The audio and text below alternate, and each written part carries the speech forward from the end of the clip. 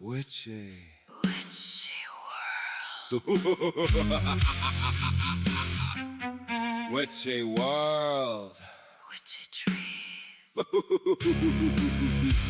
Witchy people. people, Witchy. Witchy bitch. Mother Earth, Monster Earth, witchy spells, witches and wells, drowning in hell, burned at the stake, awake, asleep in dreams, nightmares, witchy names, slayers of care. It's a witchy time. we're in It's a witchy rhyme. minds do bend. Witchy!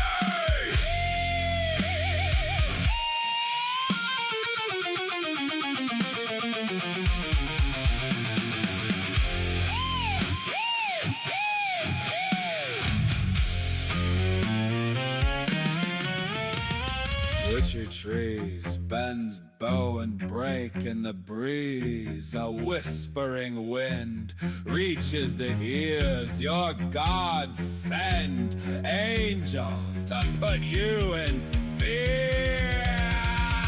Witchy moons, witchy tunes.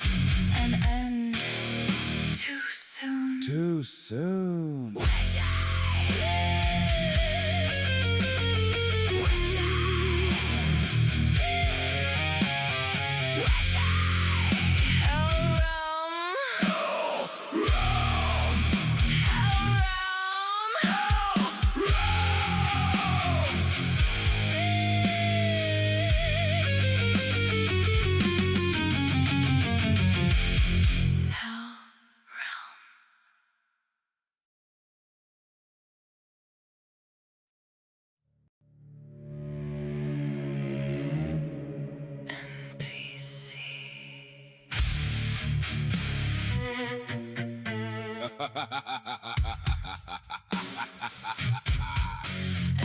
NPC.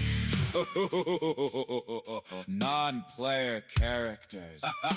Are they here? Are they real? Can they heal? Are they people? Can you wake them up?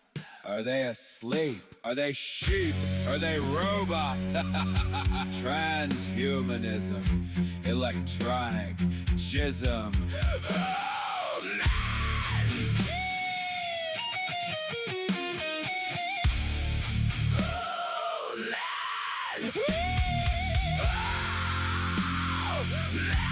Dolores Cannon, Fake shamans. a world of deception. NPC. NPCs. Video games and filthy rooms, walls of shame, lifetimes of depression and doom.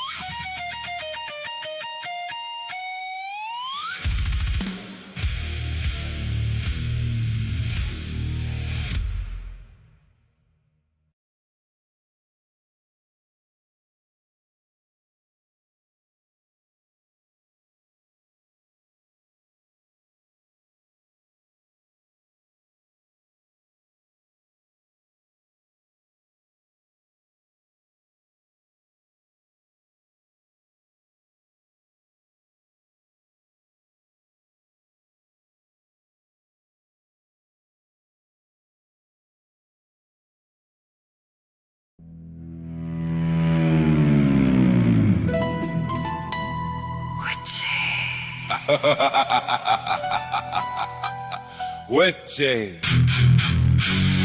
Witchy world. Witchy world. Witchy trees. Witchy people. people. Witchy, witchy, witch. Witchy, witchy, bitch.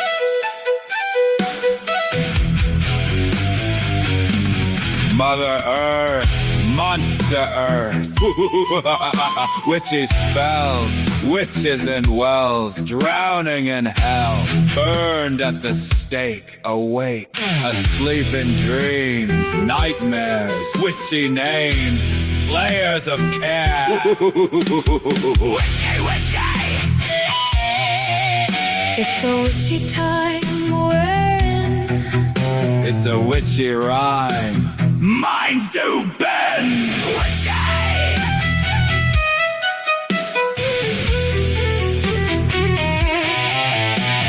Witchy trees, bends bow and break in the breeze.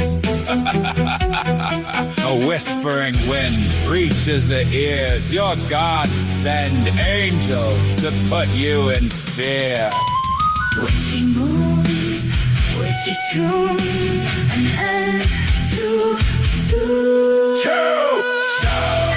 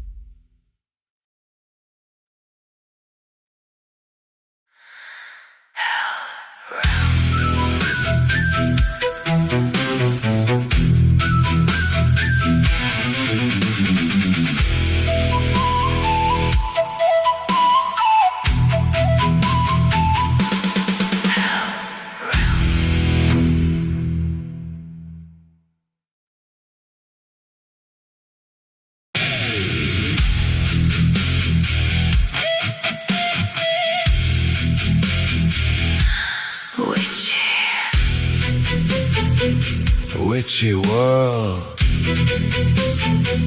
Witchy world, witchy trees, witchy people, people. witchy, witchy, witchy, witchy bitch, Mother Earth, Monster Earth, witchy spells, witches in wells, drowning in hell, burned at the stake, away, asleep in dreams, nightmares, witchy names, slayers of care. witchy, witchy. It's a witchy time, We're in. it's a witchy rhyme. Minds do bend. Witchy, witchy trees, bends bow and break in the breeze. A whispering wind, Reaches the ears. your gods send Angels to put you in fear. Witchy moans. witchy tunes. An end. Too soon, too soon. Witchy, witchy,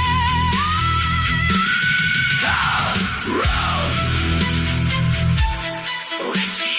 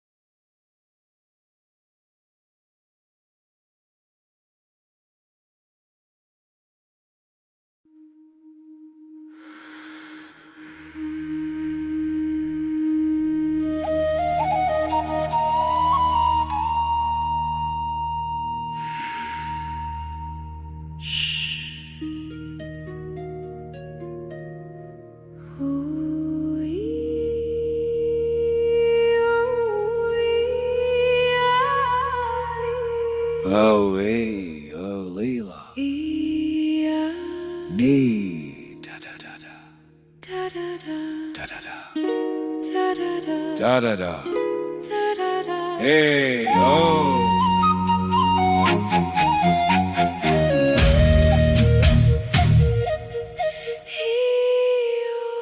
Hey, oh.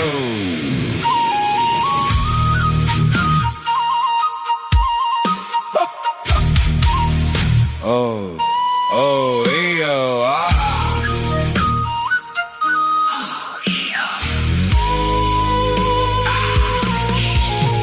The beginning is near. The beginning is near. The beginning, seeing truth from within. The beginning is near. Madness is here. We seek, we fight, we bleed, we sing. Ravens and crows. Ravens and crows! Viking strong. Viking strong, Viking strong. sound of the drums. Sound of the drums, and we pound the drums all night long. I am the Raven King. The Raven King. I can do anything. Truth is here. The beginning is near. The beginning is near. People, People, my Tiggers, tigers and hoes. ravens and crows, madness, coffee and cream. I am the Raven King. Your darkest everlasting dream. Irish coffee and cream. The beginning is near. The surreal blood tears, the fierce battles ahead. Spiritual warriors, Viking strong, Viking strong. Viking strong. We pound the drums pound the drums. all night long. Yeah! Forever strong. Viking strong, Valhalla. Valhalla.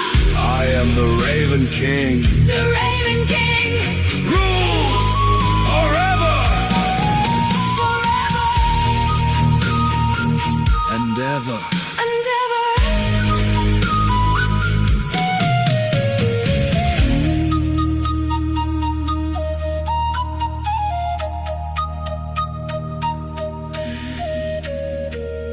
And ever.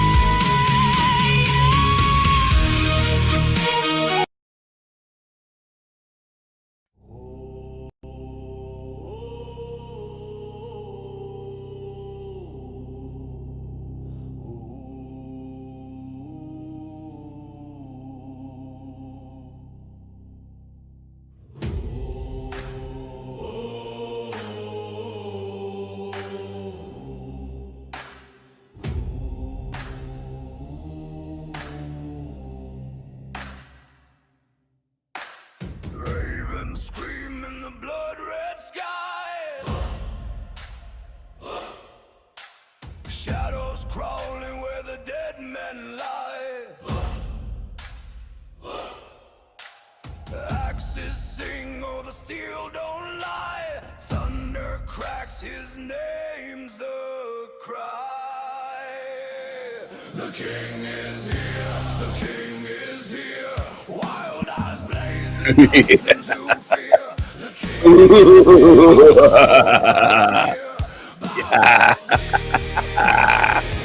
Yeah. is clear. Yeah. Mad laughter rides a howling gale. Waves of fury, shields like scales. Bones break under the hammer's tail. Flesh and fear, both frail. The king is here, the king is here. Ravens feast, the end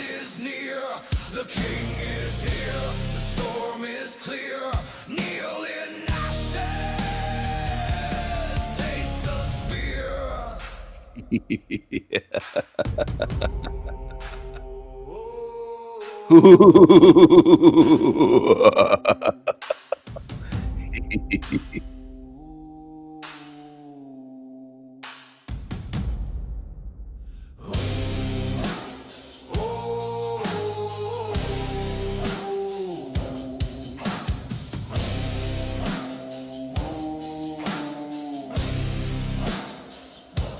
Crown of iron, dripping flame, carved by war, etched with pain. Ravens rise, they call his name. The king is here, forever reign. The king is here, forever reign.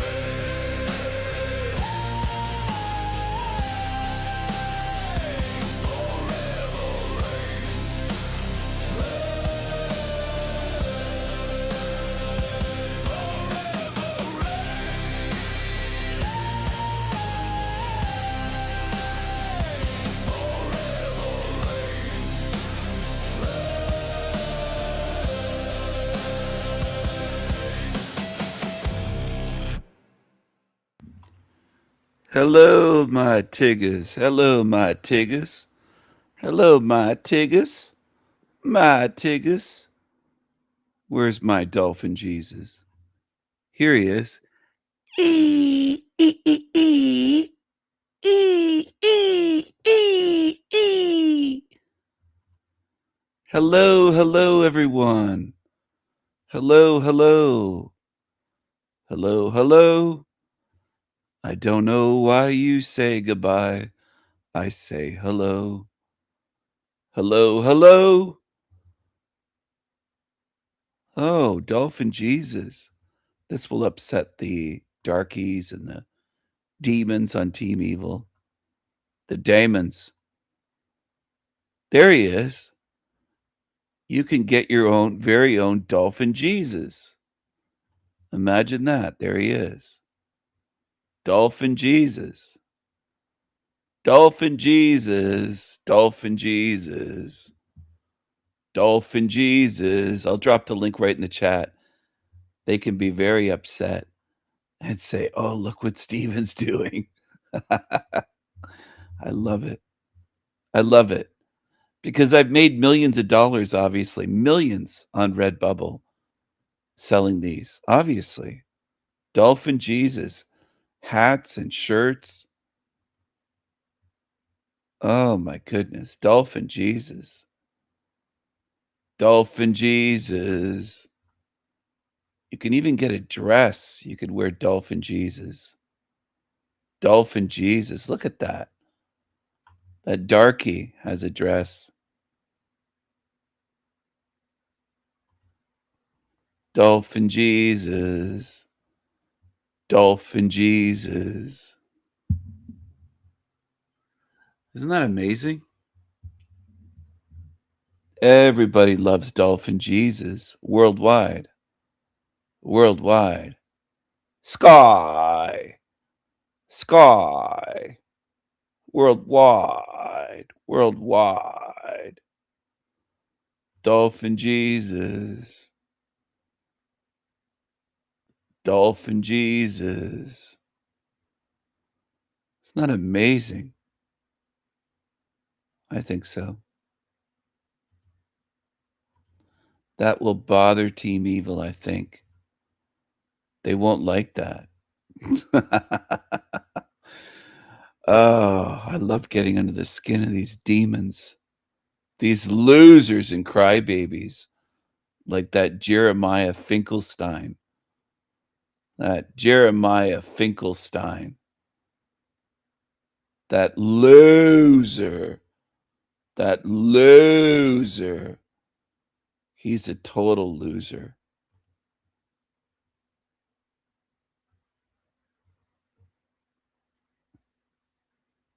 He's a total loser.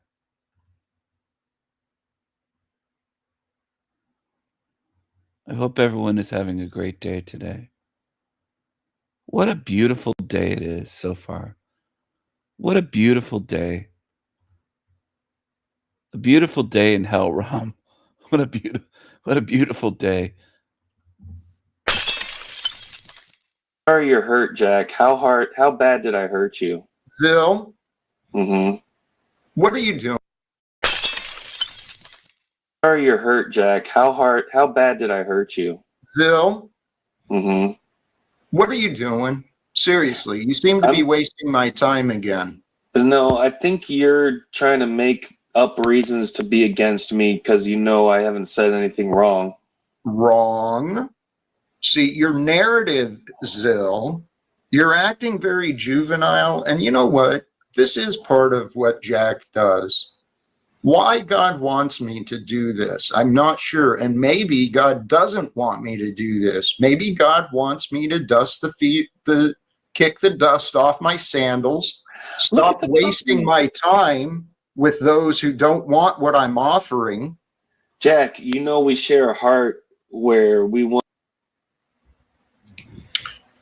I'm going to take a break. That is so cute. Thank you, Snafu. Thank you, Matthew. That's better, man. That's better.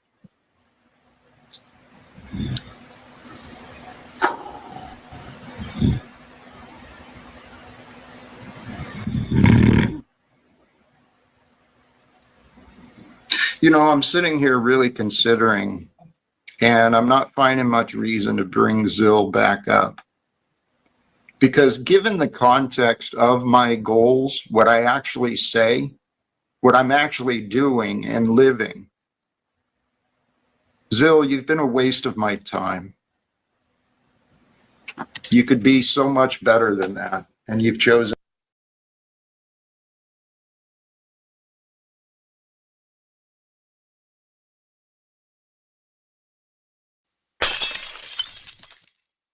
For us so that we truly protect our character. And the best way to protect your character, it really is to be honest, to be kind, right? To be good, like Jesus has shown us. And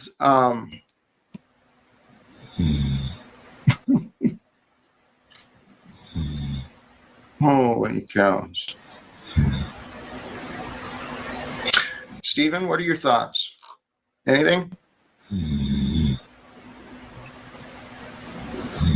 Stephen?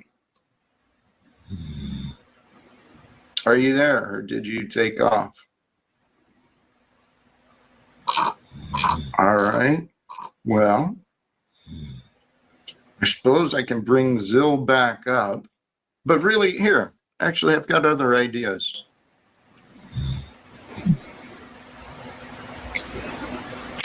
Part of our healing, right? Our growth of inner development, every one of us, we've got our own. I fell asleep, Jack. I was tired.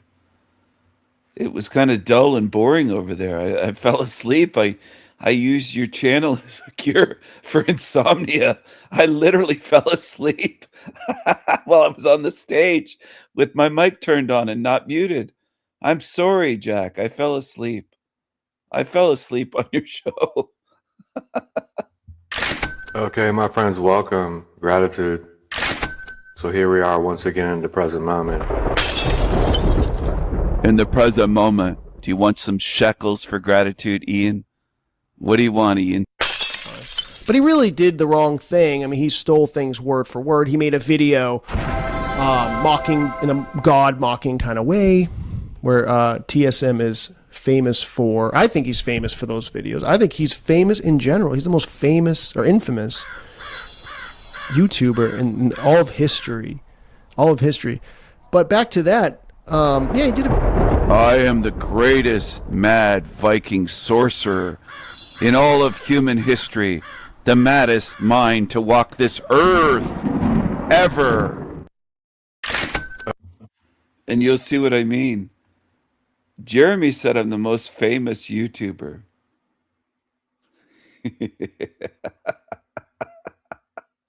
Yeah.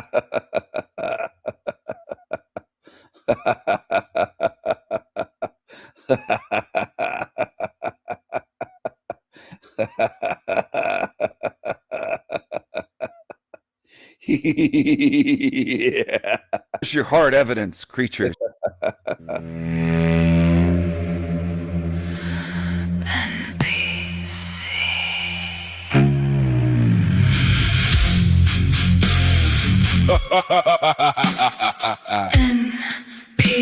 NPC. Non-player characters. Are they here? Are they real? Can they heal? Are they people? Can you wake them up? Are they asleep? Are they sheep? Are they robots? Transhumanism, electronic jism. Oh man!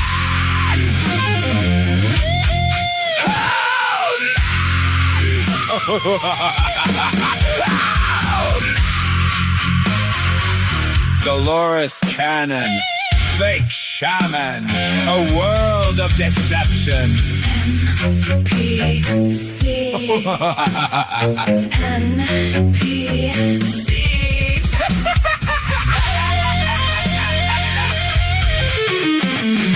Video games in filthy rooms, walls of shame, lifetimes of depression and doom.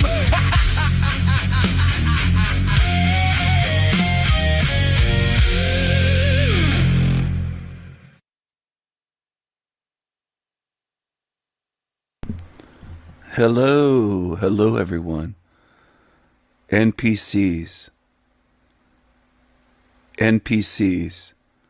Are most in this realm just NPCs, background characters as Dolores Cannon calls them, non-player or non-playable characters.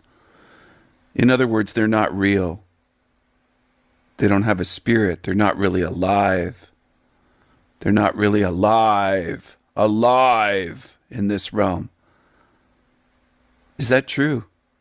It's a very popular theory that goes back, I think, even before Dolores Cannon got her downloads from entities that told her most people aren't real. They're not people. They're just NPCs. Or as that Reaper, ignorance, he used to call himself Ignorance is Bliss from South Africa, says, they're just NPCs. NPCs, they're all NPCs. Well, if retards are pushing the theory, do you think it's real? If it's very popular all over YouTube, all over the internet, I remember seeing people talk about it more than a decade ago, 11, 12 years ago on Facebook.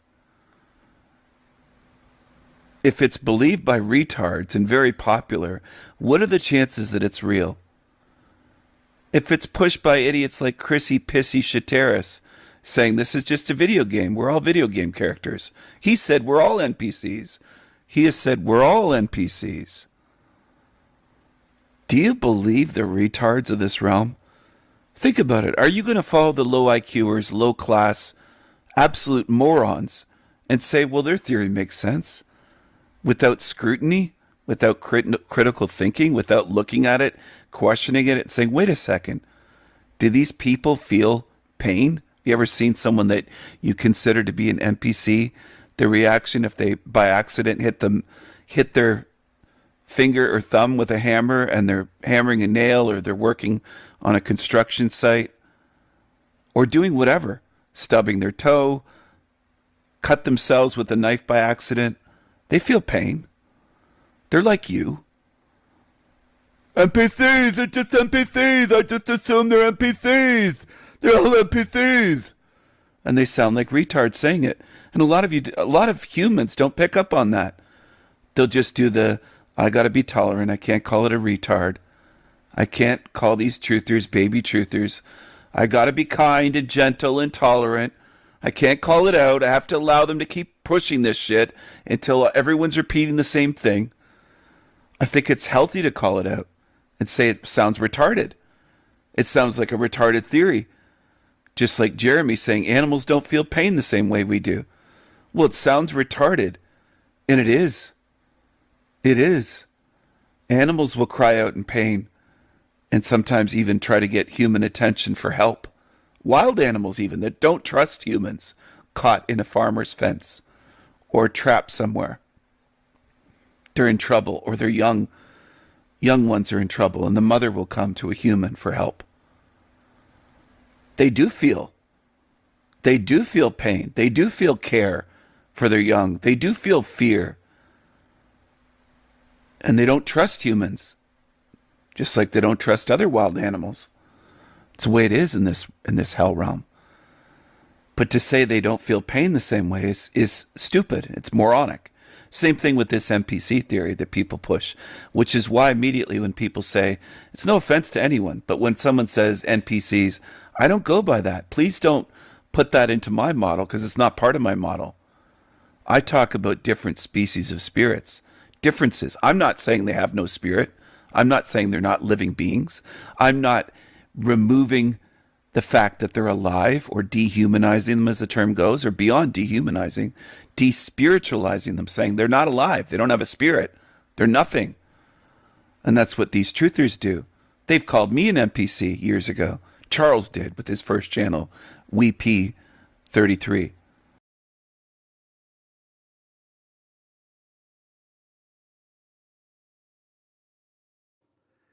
And for those of you who are celebrating, of course, happy Easter.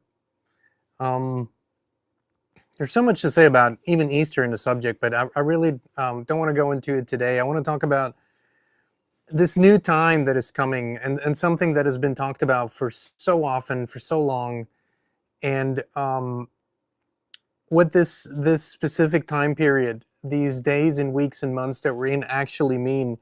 So we are experiencing the birth of life. Okay, so maybe for the first time, many of us are actually experiencing what it means to be alive truly and create life in our own right. And this requires some explanation. So the way that this world was operating for most people for the longest time was that we were fundamentally automatons, biorobots, if you will. And I know this means, this sounds very demeaning even, but think about it this way. We were all born into a program, into a world that was already established, into rules, into customs, into traditions, into all of that. And we were programmed accordingly to be part of that and to function in that, okay?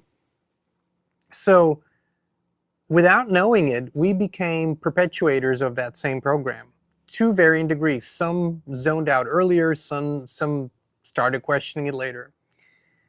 But that means decades, a lifetime of programming. Now, what has happened in recent years and decades was the often overused word, this awakening, the waking up to what? Well, the waking up, first of all, to the fact that we live in a programmed world, that we run programs ourselves.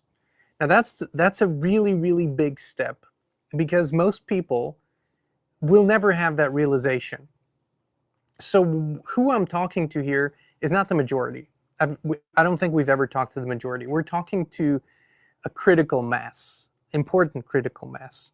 And no big changes were ever created by the majority. They were always created by a critical mass. So the first step that happened is the awareness of the program. So in other words, before you wake up to this, you don't really think, you just live life. You do what's in the process of life.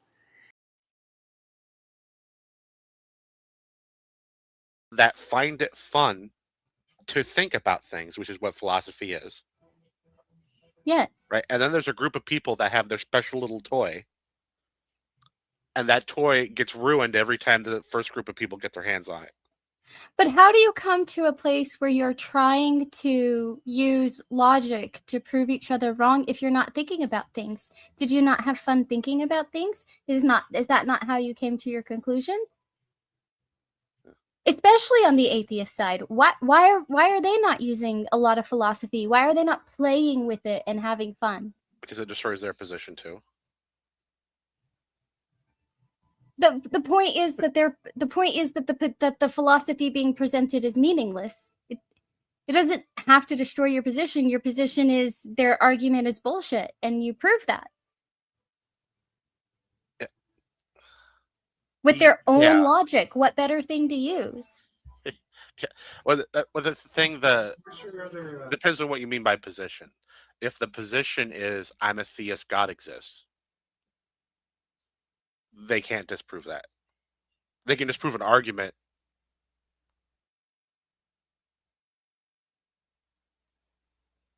I mean,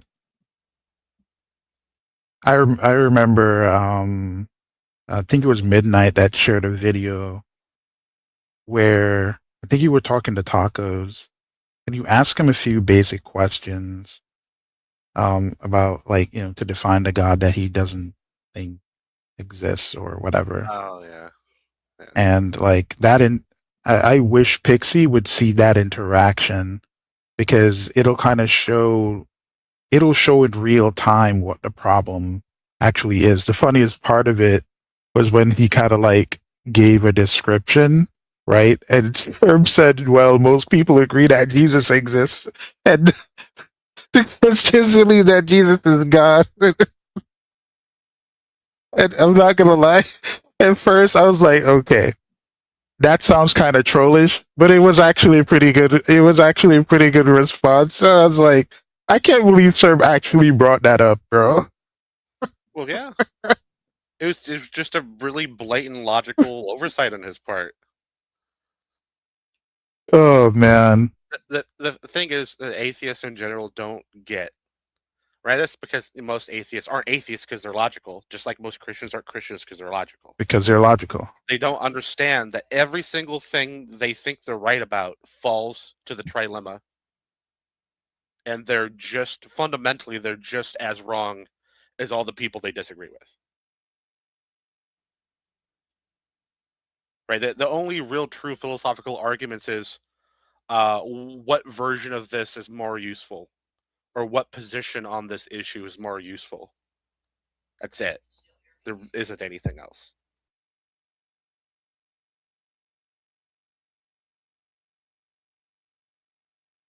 That's why it's so fun to ask an atheist to define what you mean when you say you're an atheist, because the word God's in the definition. But I ask them, well, what's that word mean? And they either have to give me a definition that I could say there is something like that, or Hello. I support white people. I tip white people more. I give them a better tip. I like friendly, good service, courteous, friendly service from white people. White people are the best. I like to reward them for their good service, friendly service. I tip them more. I tip white people more. or they could say I don't have a definition for it, in which case I just claim their position is gibberish.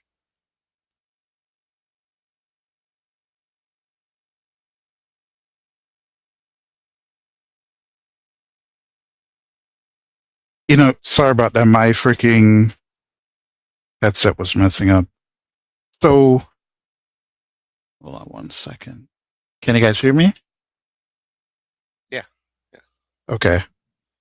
I recall a brief conversation, right? Where I'm assuming he was an atheist. He definitely wasn't a religious person. But he had asked me, and people have done this multiple times to me in the past, where they ask me, hey, make an argument to me, convince me that your God exists. And then my question would be, why? Why should I do that? If someone does that, it doesn't necessarily mean you're wrong necessarily, right? It's just that maybe you don't know enough or have proper tools to defend your position. Because half the time it's not even about right or wrong. It's literally just people smashing their toys together. Hey, Pixie, we have someone in the back. Oh yeah. I know. I was waiting for Batman to conclude to let the troll in.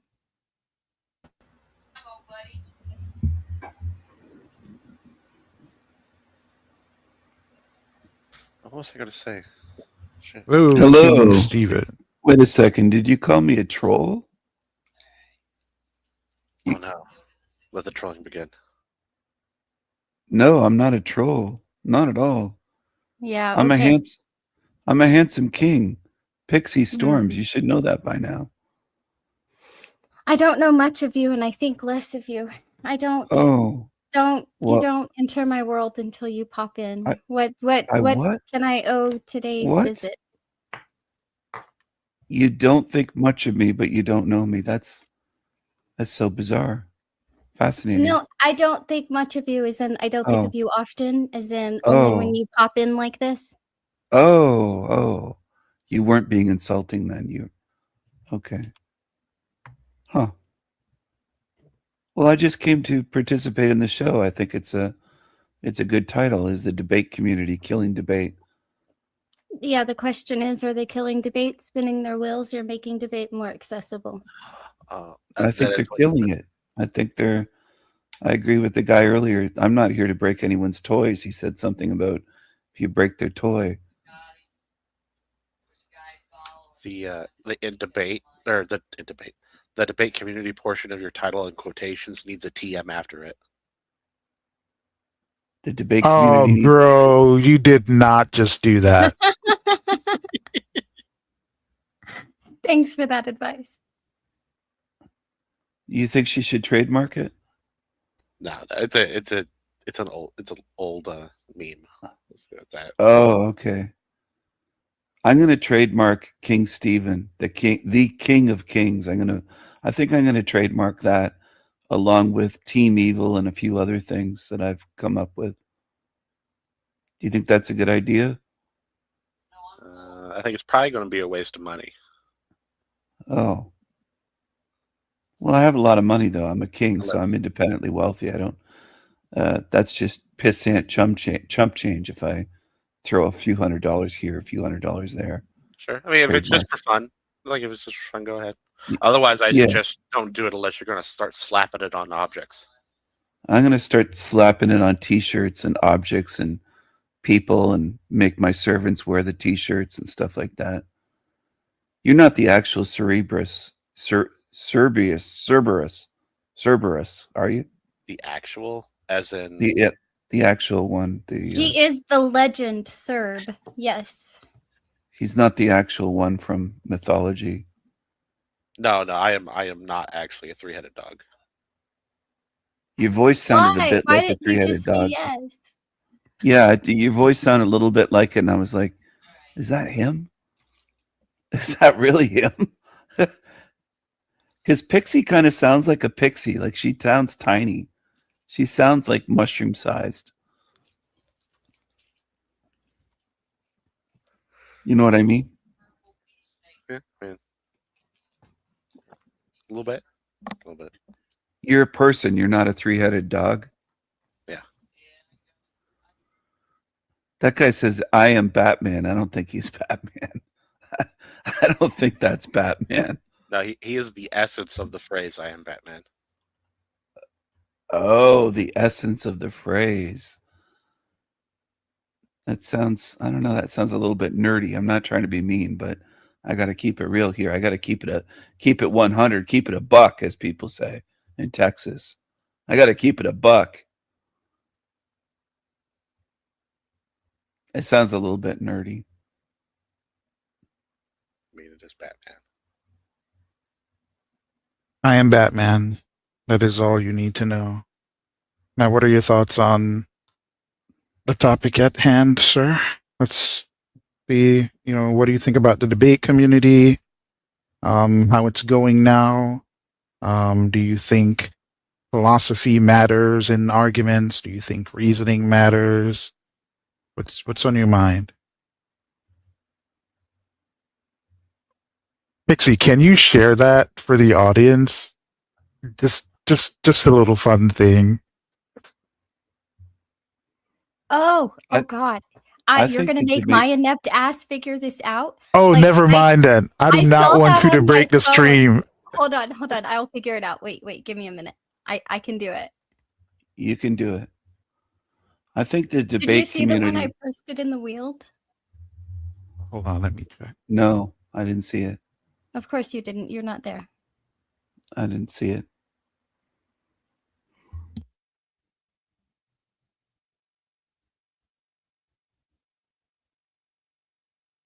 You guys are having some behind the scenes private conversation. Always. No, that was from Oh. earlier. I have a group chat. That's funny. Oh. I am Superman Jesus. I don't know if you knew that, but To be fair, Superman he was made by he's right there. two Jewish men, I know, but and his name is actually Jewish. well, Jesus. Kal-El. Well, are you an anti-Semite? You're No, talking about Jewish. What does Jewish have to do with it? the You same. went right. You went right to What? the Jewish just because I'm showing a Superman Jesus. You're talking about His the. name is Jewish. I don't think he was listening. Whose name is Jewish? Superman's. Superman. Superman that's a Jewish thing? Kal-El is a Jewish thing. Oh. What are you guys talking about, man? The essence of things and their titles.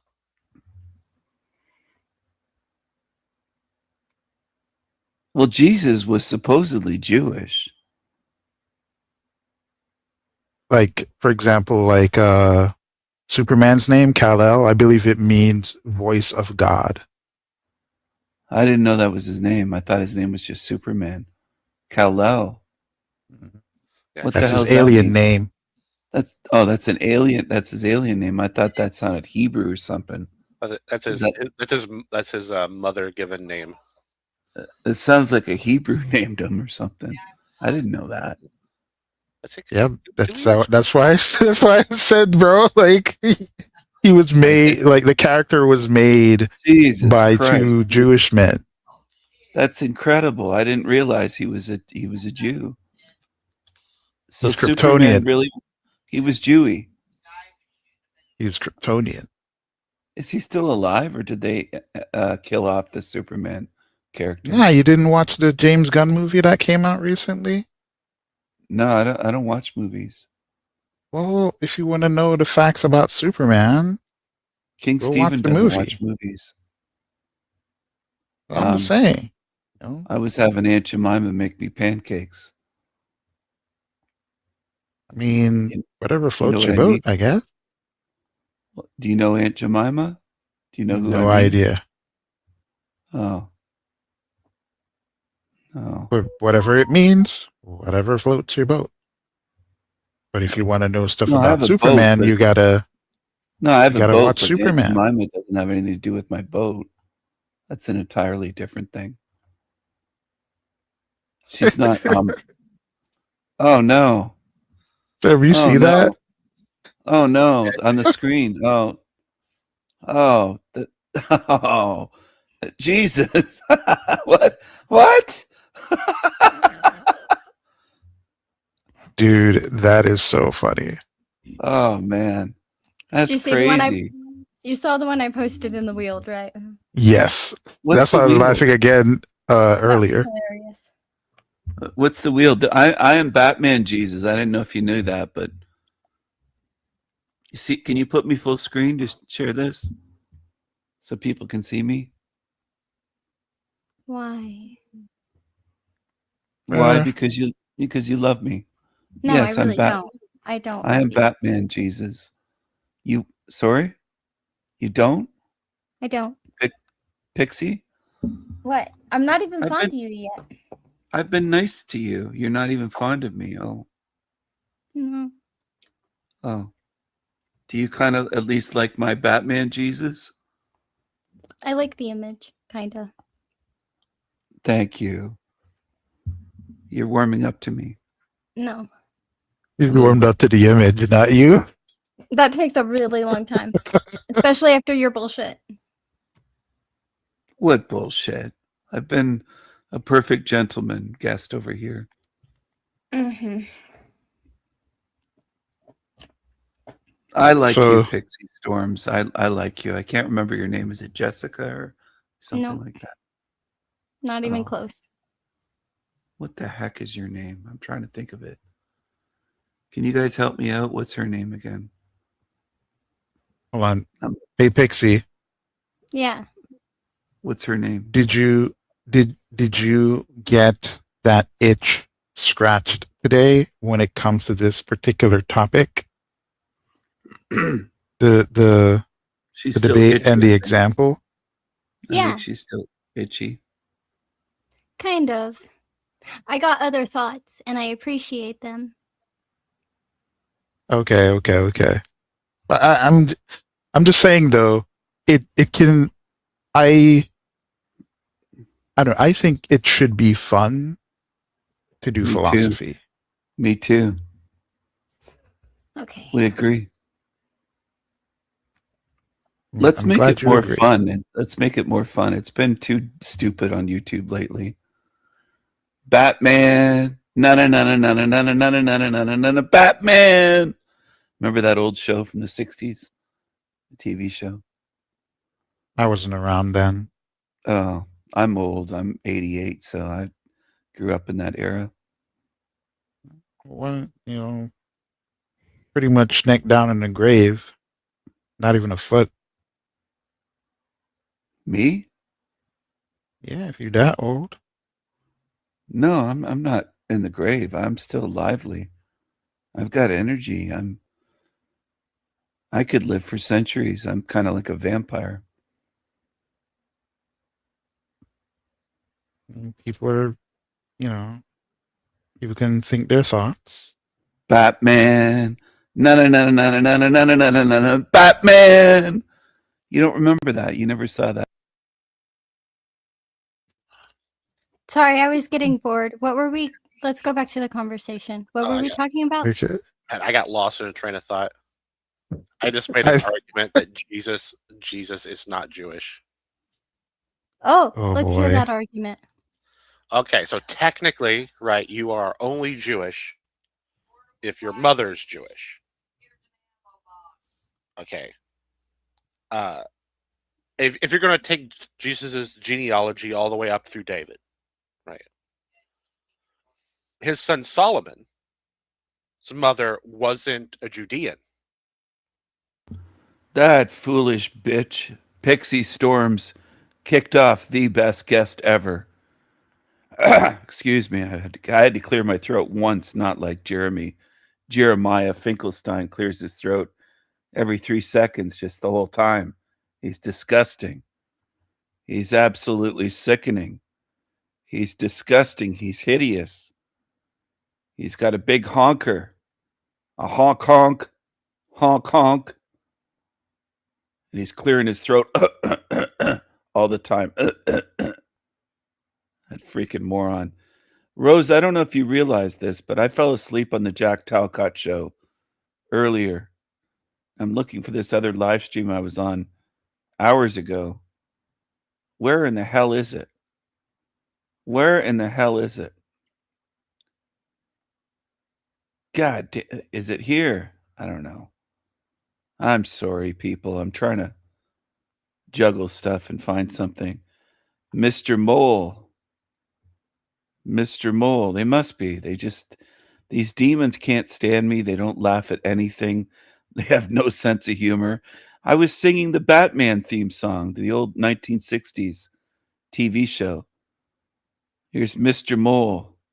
I call this guy Mr. Mole because he looks like a blind mole. To me, at least, he looks that way.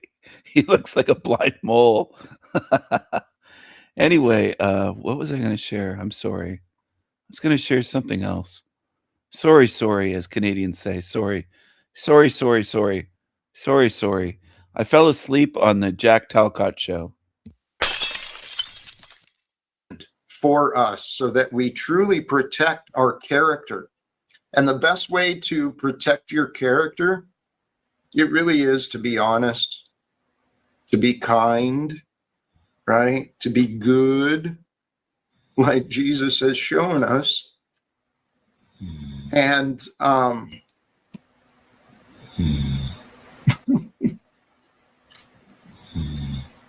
holy cows. Stephen, what are your thoughts? Anything? Stephen? Are you there, or did you take off? All right. Well, I suppose I can bring Zill back up.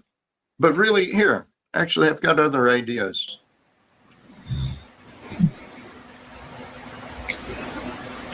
Part of our healing, right? Our growth of inner development, every one of us, we've got our own.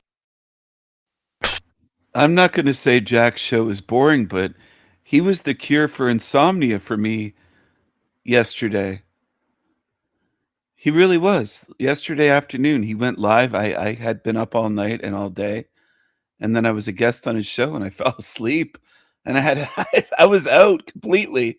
I missed the whole show. You can't make this stuff up. Hilarious stuff just happens. It just happens. How are you hurt, Jack? How bad did I hurt you? Zill, Mm-hmm. what are you doing? Seriously, you seem to be wasting my time again. No, I think you're trying to make up reasons to be against me because you know I haven't said anything wrong. Wrong. See, your narrative, Zill, you're acting very juvenile. And you know what? This is part of what Jack does. Why God wants me to do this, I'm not sure. And maybe God doesn't want me to do this. Maybe God wants me to dust the feet, kick the dust off my sandals, stop wasting my time with those who don't want what I'm offering. Jack, you know we share a heart where we want. I'm going to take a break. That is so cute. Thank you, Snafu. Thank you, Matthew. That's better, man. That's better.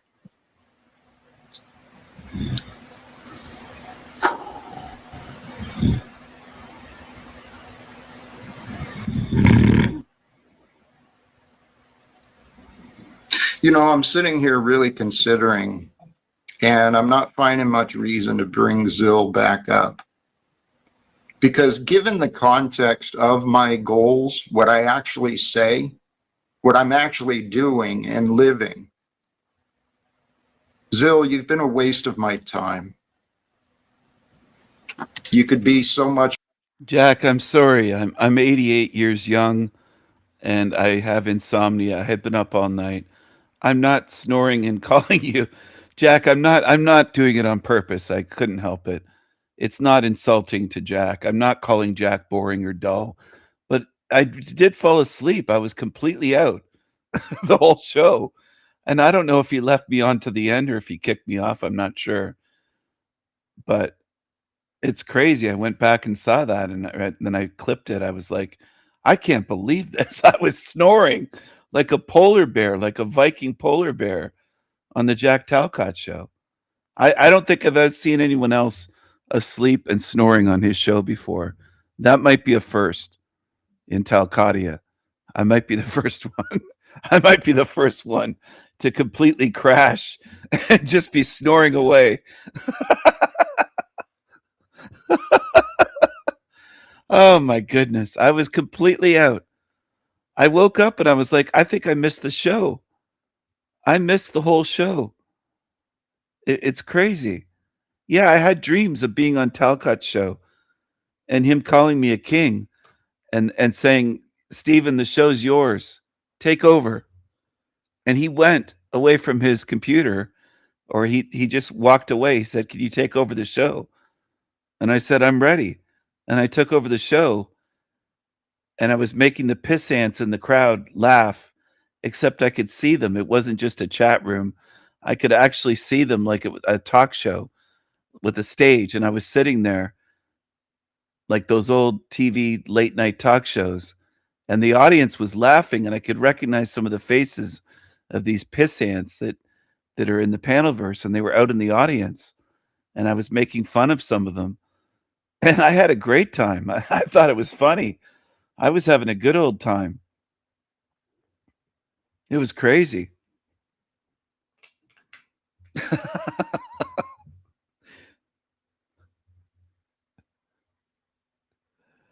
It was just so much fun. Oh, what happened? Did I accidentally? Oh, this stupid mouse. Just a second, everyone. I wanna go over here to the Zatoichi. I call him Zatoichi. Zatoichi. And usually I call him Mr. Mole because he looks like a mole. He's growing his facial hair back, but it's like he's missing his chin and he's got these mole eyes. This guy looks like a mole to me. Mr. Mole. He's got these weird lights, weird colored room. It's very weird. But I don't trust the guy. He's kicked me so many times. Mr. Mole. And he does look like a little pink little hairless mole. If he was shaved completely, if he shaved his head and his hair, he would look just like a mole. He'd look exactly like a mole. Mr. Mole, I call him. That's a nickname I came up with for him.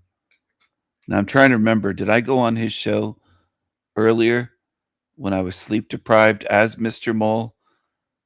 I was kind of out of it and I was hopping around a bit to these channels, these shit shows. And I think I might have went on his show.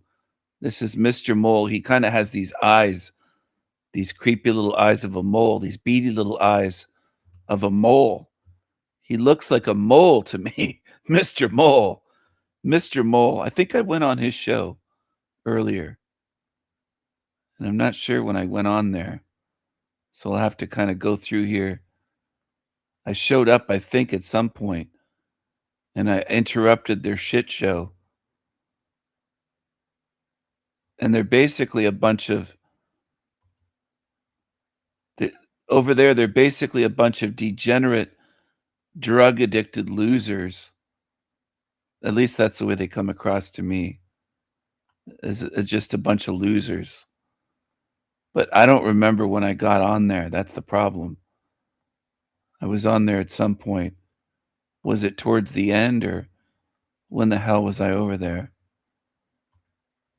I don't know. It wasn't with a bunch of people. Fuck, I don't know when I was there.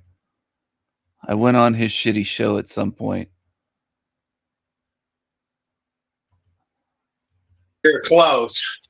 Oh, Shit. You caught a coyote pup. A bat.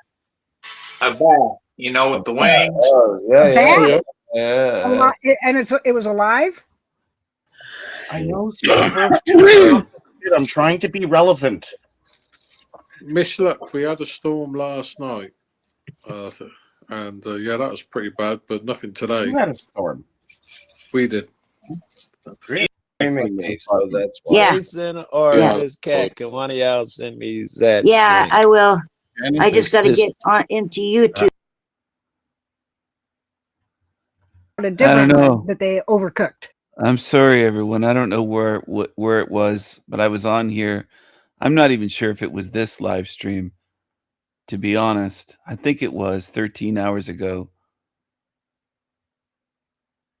Was I on at the tail end? I'm not sure when I was so out of it. I was so sleep deprived. And I think I went on there as Mr. Mole. And I made fun of him a little bit. And then I started laughing at something and I couldn't stop laughing. And none of them thought it was funny. They weren't laughing. I was the only one laughing on the panel. And then it just dawned on me even more that I was on a panel with degenerate retards. I was like, yeah, these creatures are retarded. And they are retarded. So anyway, that's what happened earlier. I was hopping around from one shit show panel to another. I'm going to share something else. Oh, you sent me an email. Okay. I'll check my email. Hold on a second. I'm going to play a little bit of this. I'm not sure if it's any good, but medieval sex was nothing like you imagine. Well, what kind of sex were they having? Picture this. You are standing in the center of a world that history books have tried to paint with the soft brush of romance. You think of medieval times, and you imagine courtly love, knights fighting for the favor of a fair maiden, and poetic vows exchanged in stone cathedrals. You imagine a world of chivalry. But if you... That's a good mole, Rose. I like that. But I don't think he's that kind of a mole. I think he might be just the pink kind that you could sometimes find in the dirt somewhere. He's a mole-looking creature. If you strip away the tapestries and the ballads, you find a reality that is cold, transactional, and terrifyingly efficient. In the Middle Ages, sex was not a private act of affection. It was a weapon of war, a tool of diplomacy, a legal contract verified by witnesses, and a mechanism for empire building. From the frozen coasts of Viking settlements to the gilded cages of the Ottoman harems, and from the tents of the Mongol steppes to the royal bedchambers of France, intimacy was governed by one rule: power. Welcome to Mystic Histories. If you are new here, consider subscribing for next video. Let's enter the story. Today, we're going to descend into the archives to uncover what intimacy actually looked like when the doors were locked, or, more often, when they were deliberately left open. We will look at the queens forced to endure public verifications of their virginity, the captives whose bodies fueled the economies of the North, and the systematic use of reproduction to erase entire cultures. If you are drawn to real history, where the truth is stranger and darker than fiction, stay with me. This is the story of how the medieval world was actually built, not on love, but on the control of human bodies. Let's begin in the early Middle Ages, on the ragged edge of the North Sea. The year is 840. You are standing on a beach, the sting of salt spray lashing your face. Behind you, the smoke of your village rises into the dawn sky, a funeral pyre for the life you knew just hours ago. You are 17 years old, and you are being hauled toward a longship by men speaking a language that sounds like barking dogs. We think of Vikings as explorers and warriors, but the Norse economy leaned heavily on a vast, disciplined trade in human beings. When the raid ended, the nightmare for the women began. You are no longer someone's daughter. In the eyes of Norse law, you have become a thrall, or more specifically, fey, a term meaning both cattle and wealth. Under the Gragas law codes of Iceland, a female captive had no legal standing. Her body belonged wholly to her captor. He could strike her, kill her, or use her as he wished without penalty. This wasn't chaotic violence, it was a regulated system. If a warrior killed a man in battle, the dead man's wife often became the lawful property of the killer, not as a servant, but as a forced wife. The Old Norse word was kona, an owned woman. Imagine the journey. You are packed into the hull of a ship, crowded among stolen chalices and frightened livestock. You arrive in Dublin, Dyflin to the Norse, which was not just a trading post, but one of the largest slave markets in Western Europe. Archaeologists digging at Woodkey found the evidence: iron shackles sized for slender wrists and ankle rings small enough for children. Here, women were priced like livestock. A receipt carved into runic stone in Schleswig tells us the cold arithmetic: 20 silver pieces for a young woman, 15 for a mother, 10 if she was injured during capture. But labor wasn't the only fate. DNA studies of modern Iceland reveal a staggering truth. While the majority of male settlers were Norse, more than 60% of the founding female lineages were Celtic women taken from Ireland and Scotland. These women did not sail to Iceland to explore. They were taken to populate a new world. They became the mothers of a nation, but they arrived in fetters. And for some, the end was even darker. In 922, the Arab envoy Ahmad ibn Fadlan witnessed a Viking funeral on the Volga River. He described a volunteer, an enslaved girl who was given potent drinks led from tent to tent to be used by the dead chieftain's men, and then ritually strangled and stabbed by an old woman known as the Angel of Death. She was placed on the ship beside her master and set aflame. Her life, her body, and her death were merely accessories to his journey into the afterlife. This was the reality of the Viking Age. It was a society where sexual dominance was so normalized, it was etched into the laws and the bloodlines of the North. Now, let us move east to the 13th century, where the definition of conquest was being rewritten on an industrial scale. The Mongols did not just conquer land, they conquered the future. It is the spring of 1220. You are in the city of Bukhara. The walls have fallen. The soldiers of Genghis Khan have entered. But they do not bring chaos, they bring scribes. Before the city is burned, the women are separated. Genghis Khan, born Temujin, had learned a hard lesson in his youth. Whoever controls women controls the future. He didn't just want to defeat his enemies, he wanted to absorb them. The Mongols established what administrators called a permanent sewing system. This wasn't random looting, it was policy. Women were classified into categories. Category 1, ages 14 to 30, prime for childbearing. Category 2, older women who had proven fertile. These women were not killed. They were marked with ink on their wrists and sent into caravans that trailed the army like a mobile city of misery. These caravans were rolling factories of reproduction. Mongol physicians used herds to stimulate fertility and diets to ensure healthy births. Every pregnancy was logged.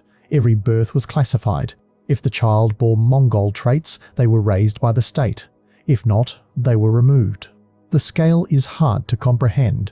Chinese records from the campaign against the Jin Empire describe over 100,000 women processed in this manner. Genghis Khan had bureaucratized sexual slavery. He turned motherhood into a tool of the state. The legacy of this policy is written in the human genome. Genetic studies today reveal that roughly 16 million men alive right now are direct descendants of Genghis Khan and his male line. This isn't just a statistic about a prolific lover, it is the biological scar of a system that treated women as resources to be harvested. But let's step away from the battlefield and look at the civilized center of the world, Constantinople. Here, in the capital of the Roman Empire in the east, sex was currency, and the bodies of the poor were fuel for the entertainment of the rich. In the 6th century, the Hippodrome was the center of life. It held 80,000 spectators. And for a young girl named Theodora, it was a living hell. When her father, the bear keeper for the Green faction, died, Theodora and her sisters were left destitute. The faction bribed officials and gave her father's job away, leaving the family to starve. Her mother, desperate, dressed the 3 girls as supplicants and paraded them in the arena, begging for mercy. The Greens rejected them. The Blues took them in. But mercy in the Hippodrome meant putting them to work. By age 10, Theodora was performing on stage. One of her acts was a reenactment of Leda and the Swan. She would lie naked on the stage while trained geese picked grain off her body as thousands of men cheered and threw coins. This was legal. Byzantine law treated actresses and performers as equivalent to prostitutes. Her body was a commodity. But Theodora did something extraordinary. She didn't break. She studied. She watched how powerful men, senators, generals, merchants lost their dignity when governed by lust. She learned that intimate knowledge was a form of leverage. She learned that a man's desire made him vulnerable. She rose from the stage to become a high-priced courtesan, eventually traveling to North Africa as the concubine of a governor. When he discarded her in the desert, she survived, worked her way back to Constantinople, and set her sights on the ultimate target, Justinian, the heir to the empire. She didn't just seduce him, she made herself indispensable. She understood his mind because she had spent a lifetime analyzing the weakness of men. When they married, it caused a scandal that shook the empire. A law had to be rewritten to allow a senator to marry an actress. Theodora went from being a trafficked child in the arena to the most powerful woman in history. When the Nika riots threatened to topple Justinian, it was Theodora who refused to flee, famously saying, "Royalty is a good burial shroud." She saved the empire. But let us not forget where her steel was forged, in the sexual exploitation of the Hippodrome. She proved that the most brutal practices can create the most dangerous leaders. Now, let's move to the High Middle Ages in Western Europe. We often imagine kings and queens living in luxury, immune to the horrors of the common people. But for a royal bride, the wedding night was not a private act of love. It was a bureaucratic procedure, a spectator sport, and a medical examination all rolled into one. The year is 1396. The fortress stands silent in the frozen heart of France. Inside, a 12-year-old girl named Isabel of Valois is being prepared for her wedding night with Richard II of England. This marriage is a peace treaty between two nations that have been at war for decades. The validity of the peace depends on the validity of the marriage. And in the medieval mind, a marriage is only valid if it is consummated. This wasn't just about two people, it was about verifying a legal contract. The ritual was known as the 7-day verification. Imagine being 12 years old. You are led into a chamber filled not just with your husband, but with guards at the door, clergymen, and physicians. They are not there to celebrate, they are there to observe. Medieval physicians believed that for conception to occur, the woman had to experience pleasure that her body had to echo the man's desire. So, for 7 days and 7 nights, Isabel and Richard were subjected to examinations. Doctors entered daily to inspect the couple, looking for physical signs that the act had occurred. They measured her pulse, her temperature, her complexion. They wrote reports in Latin, Testicatum estudio perfecto. It is testified the union is complete. This was sanctified captivity. Her tears were recorded as nervous trembling. Her fear was labeled the dread of womanhood. For 7 days, a child's body was the ground on which two kingdoms built their peace. When she emerged, pale and exhausted, the world rejoiced. But Isabel was changed. She had learned that she was not a person, but a vessel for the state. This practice of public bedding and verification wasn't unique to Isabel. In Renaissance Italy, the Borgias and the Estes turned the wedding night into a performance. In 1502, Lucrezia Borgia married Alfonso d'Este. Her father was Pope Alexander VI. To ensure the marriage could never be annulled as her previous ones had been, the Pope demanded proof. The consummation was not private, it was witnessed. A royal chancellor was stationed in the room to record the success of the union. They didn't just do it once, they did it 3 times, recorded in official ledgers to ensure the alliance was unbreakable. The royal bedchamber was a courtroom. The act of sex was the verdict. But if the royal bed was a courtroom, the castles of the nobility could be slaughterhouses. We cannot talk about sex and power in the Middle Ages without talking about Gilles de Raz. He was a Marshal of France, a companion of Joan of Arc, a hero of the 100 Years' War. He was richer than the king. But in the 1430s, inside his fortress at Machecoul, something horrific was happening. Children from the surrounding villages, mostly boys, began to disappear. They came begging for food, or were hired as pages. They never returned. Gilles de Rais is often cited as the first documented serial killer in history. His crimes were sexually motivated, sadistic rituals. He would hang children until they lost consciousness, revive them, and then kill them. He admitted to finding pleasure in their dying moments, admiring their beauty in death. He collected their heads like art. Why does this matter to our understanding of the era? Because for 8 years he operated with impunity. He was a high noble. The peasants knew, the families knew. But in the feudal system, a peasant had no voice against a Marshal of France. It was only when he attacked a priest violating the church's power, not the people's, that he was finally arrested. His trial in 1440 peeled back the gilded veneer of chivalry. It showed that underneath the armor and the piety, absolute power allowed for absolute depravity. The medieval world was one where the weak existed solely to satiate the strong. As the Middle Ages bled into the early modern era, the Ottoman Empire perfected the institutionalization of intimacy. We often picture the harem as a place of luxury and romance.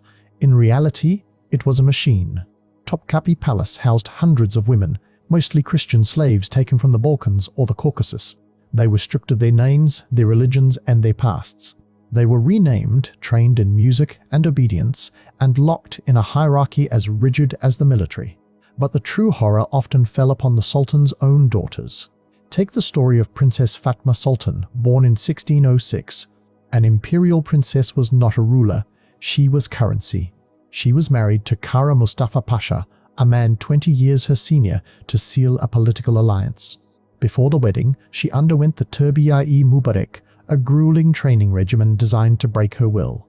She was taught 18 distinct forms of bowing. Her vocabulary was reduced to 43 approved words of submission. She was forced to serve her father's concubines to humble her pride. On her wedding night, she was led into a chamber decorated with tapestries of conquered cities, a deliberate message that she too was a conquest. Palace doctors recorded that she suffered from virginal melancholy and severe shock after the consummation. She became selectively mute, a brilliant girl reduced to a silent shadow. And then there were the hidden casualties of the harem system, the princes. We know that Ottoman sultans practiced fratricide to prevent civil war, but later they switched to the cafes, the cage. Potential heirs were locked in apartments within the palace, sometimes for decades, cut off from the world, waiting for the sultan to die so they could rule or be executed. In 1909, when the deposed Sultan Abdul Hamid II's harem was opened, observers found women who had entered as girls and aged into old women without ever seeing the world outside the wall. They had been forgotten by time, preserved in amber. Even in the realm of medicine, the medieval understanding of sex was fraught with danger. Consider the cure for hysteria. The concept dated back to antiquity, but flourished in medieval and early modern thought. Doctors believed the womb was a wandering animal that caused illness if not satisfied. If a woman was anxious, sleepless, or irritable, she was diagnosed with hysteria. The treatment? Pelvic massage administered by a physician to induce hysterical paroxysm, what we know as an orgasm. This wasn't seen as Pelvic massage. Oh my goodness. Yes, these girls, New Agers and near-death experiencers would say that they had a soul contract, they planned out their life, that they planned this, that they wanted this, that they scripted everything out from who their parents are to being taken captive, made sex slaves, put in a harem, locked behind the walls for life, for decades, that they chose this. That's what the New Agers would say. And many near-death experiencers would say they chose all this. And their explanation would be, well, these entities showed me that we chose all this. They can't imagine deception going on. They just can't imagine it. We're in a realm full of retards, demon-tards, gullible to the extreme, beyond naive. They'll just believe anything. They see an entity, oh, that must be Jesus. That must be God. They told me I chose all this. I chose to suffer. Absolutely retarded, these zombies. It doesn't add up at all, but most people in this realm believe ridiculous shit that doesn't add up because that's the way people are. It's the way most people are in this realm. Very few in this realm question anything meaningful. sexual, it was clinical. It was a medical procedure to calm the organs. It reveals a society so repressed, so willfully blind to female sexuality that it could mechanically induce pleasure while denying that pleasure existed. So, what was sex actually like in medieval times? It was not the romance of the poets. It was the terrified silence of the Viking thrall staring at the open sea. It was the calculated breeding of the Mongol caravan. It was the cold, clinical verification of a 12-year-old queen's body by a room full of men. It was the absolute authority of the feudal lord over the peasant and the sultan over the slave. It was a world where intimacy was rarely private and almost never free. When we look back at the ruins of castles, the walls of the Forbidden City, or the artifacts of the Viking Age, we must remember the invisible history living within them. History is not just written in the deeds of kings and the movement of armies. It is written in the bodies of those who had no choice. The past is a mirror, and sometimes the reflection is terrifying. But we must look. We must remember. Because the silence of centuries does not mean these things didn't happen. It just means we stopped listening. Thank you for watching Mystic History. The silence of the peasants, the peasantry.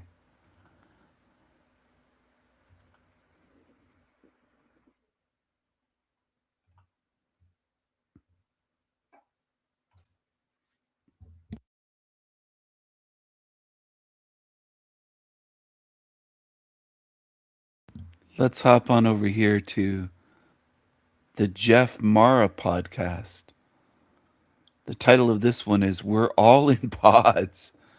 Woman's near-death experience changes everything. And now, from beyond our dimension, this is the Jeff Mara podcast. Here's Jeff. My guest is Rachel Corpus, who during her near-death experience went to a place where humans are stored in pods. Rachel, thanks for joining me today and welcome. Thank you. Good to be back. Rachel, let's start on the day that you had this NDE and go from there. Okay, well, I'm built a little bit different because, as you may recall, I'm an angel incarnate, and this is my 4th NDE. I've never told this story to anyone, not even my husband, because I was told by the angels that it contains information that changes the fabric of our reality. And I needed to wait to share this until it was the right time. Here we are. Now, I want to say first, just to share my credibility for a moment. In my first NDE, I was shown that I was a seraphim angel. So that's how I know I'm an angel. And I'm a very well-educated person. I'm a mom and a wife. I've been a certified teacher. I've been to seminary. I pay my bills. She's an angel, though, everyone. Did you know that? She's an angel. She's, she's an angel. I do all the things. I'm right with myself. I'm good in my skin. And I navigate this life where I help people.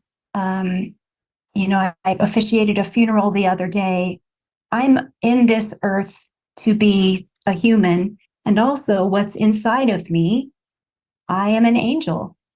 I'm not religious. I'm more spiritual, but that's who I am. And part of that DNA in me is that I've been shown throughout my life elements of this existence that not everybody else sees.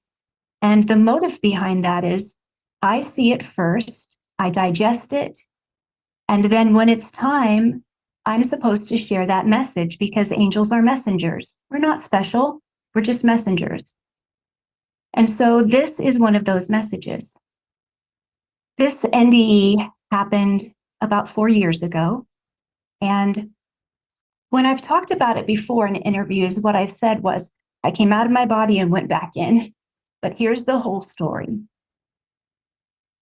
The NDE happened because I was experiencing alcoholism to the degree that I was slowing down all my organs. And I was having a heart attack. And so I was laying in bed with my husband.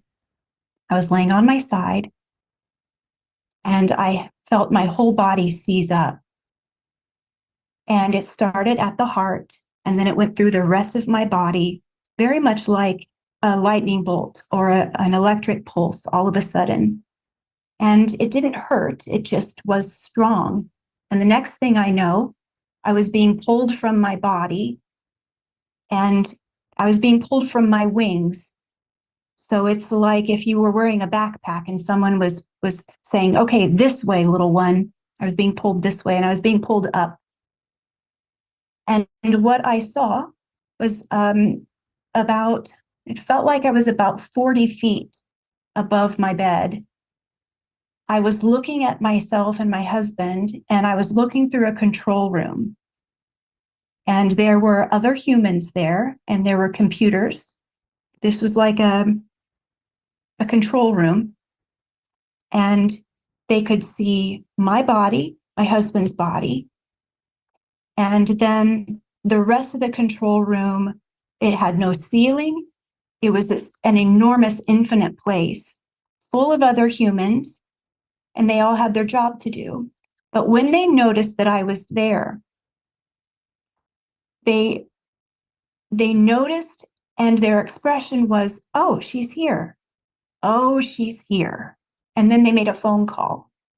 I waited there for a moment, and another human came in, a man, and he gave me a tour.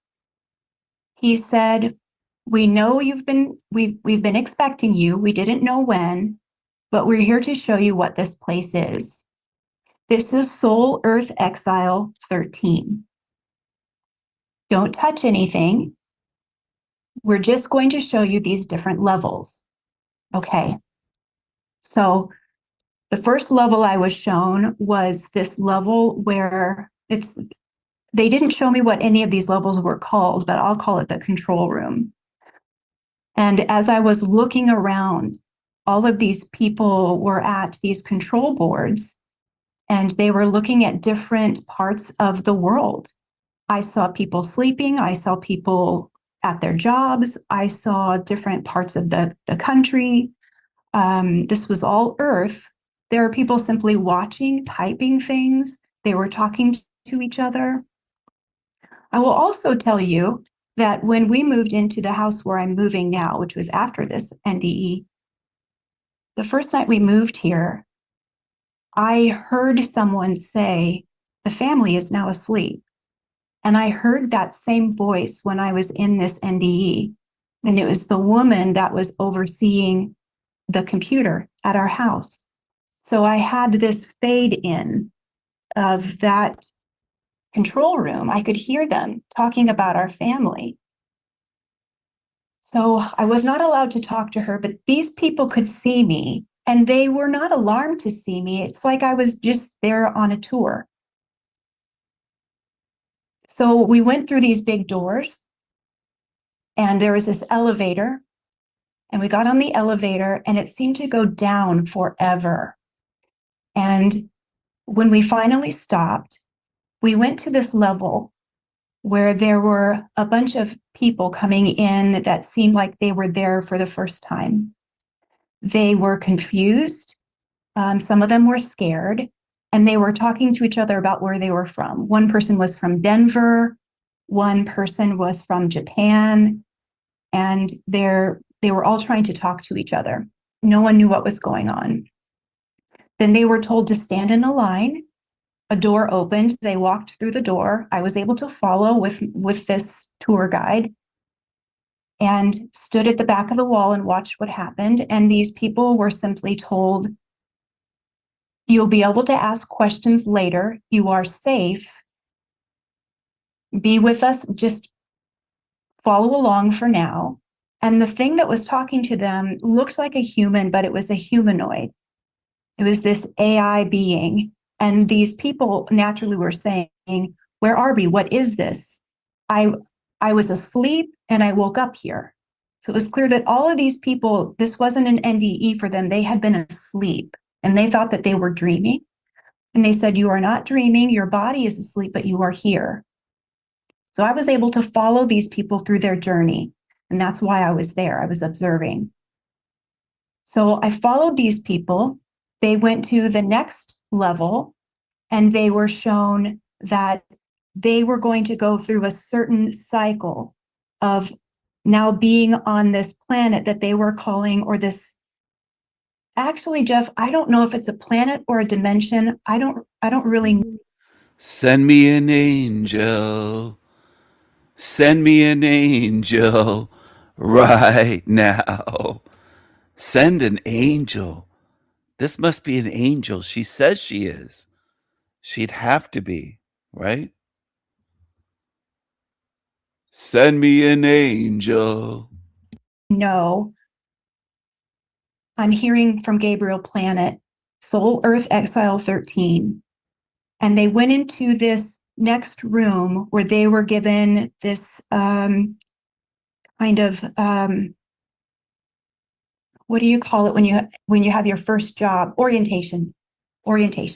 And they said, you will be here and you will, for as long as it takes, you will be trained to be in this space and work here for a designated amount of time. This is not a punishment. And these people just went nuts. This is not a punishment, of course. Just like telling slaves, you're not a slave, you're just working for me. Do what I say. You're not a slave. Look at the crazy eyes here come up. This is not a punishment. You're just going to work here. That's all. Nuts for a second. And then one man in the room said to everybody else, he was a peer, he was there with them. He said, I've been here before. Don't freak out. If you freak out, they're going to take you from the room. And he said, just trust me. Trust me. So everybody kind of calmed down a little bit. A woman was asking, how long will we be here? And the humanoid that was guiding them said, I cannot tell you that. Just be here with me now, and you can ask questions later. So some time passed. The next thing I remember was that these people were in another room. They had different clothes on now, and they had been given an assignment, and their assignment was to see where they were living. They were living in this kind of apartment complex, but it was very barren. They had places to sleep where their place to sleep was just kind of metal. They had a comfortable bed on there, but it was just metal. They had a sink, they had a toilet, they had windows. It was separated men and women. And then the work that they did was actually not work at all. They went to these kind of classes where they would be asked questions about their life. What did they remember about their life? And then if they passed these questions, they would go on to a next level. And then the next level, if they didn't pass, they would go back to the beginning. They would go back to that first room. They would be asked those questions, go through the orientation again. They would start the process over. But if they kept passing, they would go up these levels. Just like in the elevator, when I went way down, they would go up these levels. Their clothing would change. Their residence would change. It would become more comfortable each time. And they would start to have different experiences. Like they could go outside. Their food would change, and all the food there was delicious. It was like fresh food, organic, and you didn't need to eat that much to be full. And outside, it looked like, not to be religious here, but it looked like the Garden of Eden, if you would imagine it in your mind. And then I didn't see buildings for a while, but I did later on. I was then shown, I left that group. I just remembered I had thoughts weeks or months ago of perhaps trying to sneak on the Jeff Mara podcast as maybe some kind of galactic alien ambassador, galactic alien shaman, something like that, and wear a disguise because he would recognize me. He banned me from his channel, I think several years ago. Must have been maybe 2 or 3 years ago by now. It's been years. But I think Jeff, if I could disguise myself and maybe email him and tell him a tall tale, maybe I could get on a show to troll him. I don't know if I see. The thing is, he doesn't do it live, so if I ended up laughing or coming across breaking character, he just would never upload it because it's not live. It just seems to be, I don't know, it seems to be recorded. I don't think these are live streams. I think these are recordings. It might be difficult, but it might be worth a shot trying to get on there and tell a ridiculous story so that I could play it later and just laugh at the whole thing and just make it as ridiculous as possible, outlandish, because that's what he wants. He loves this stuff. And I was shown a group that had been there for a while. And that group, they were wearing, they almost looked like they were wearing plain clothes like you'd see on Earth. And they only worked for 2 to 3 hours a day, and their work was taking care of the place. I don't know. I wasn't there long enough to see really what that meant. I don't know if that meant the plumbing or if it meant government. I have no idea, but that's what I was told. And then their places of residence looked like living rooms. There were fireplaces. They had television that some of the same programs were playing, like here on Earth. There was The Bachelor. I saw that playing on one. They had some of the same movies. And I had a chance to talk to someone there. And she told me that, I said, well, do you miss being home? And she said, yes, I hope to go home soon. I feel that I've been here for about a year. And I said, does your family miss you? And she said, I'm not allowed to talk about it. So then I went back to the tour guide and I said, what happens if they came here when they were asleep? What's happening now? Are they in a coma? Did they pass? And then he said, I have another room to show you. And this is where he took me to the room with all the pods. So this is the part that I've been a little nervous to share about. But he took me to this room that didn't seem to have any ending to it. The ceiling didn't end. The walls didn't end. It was The climate was cool. It was lit with lights that didn't seem fluorescent, but it wasn't natural lighting either. But when you walked me in there, every person that I had encountered on my tour, and I had walked through thousands of people, everyone there, their actual body was in a pod. And he said, what you must understand is that every person on Earth is here. Earth is a copy.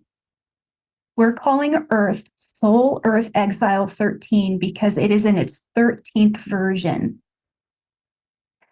And when you come here,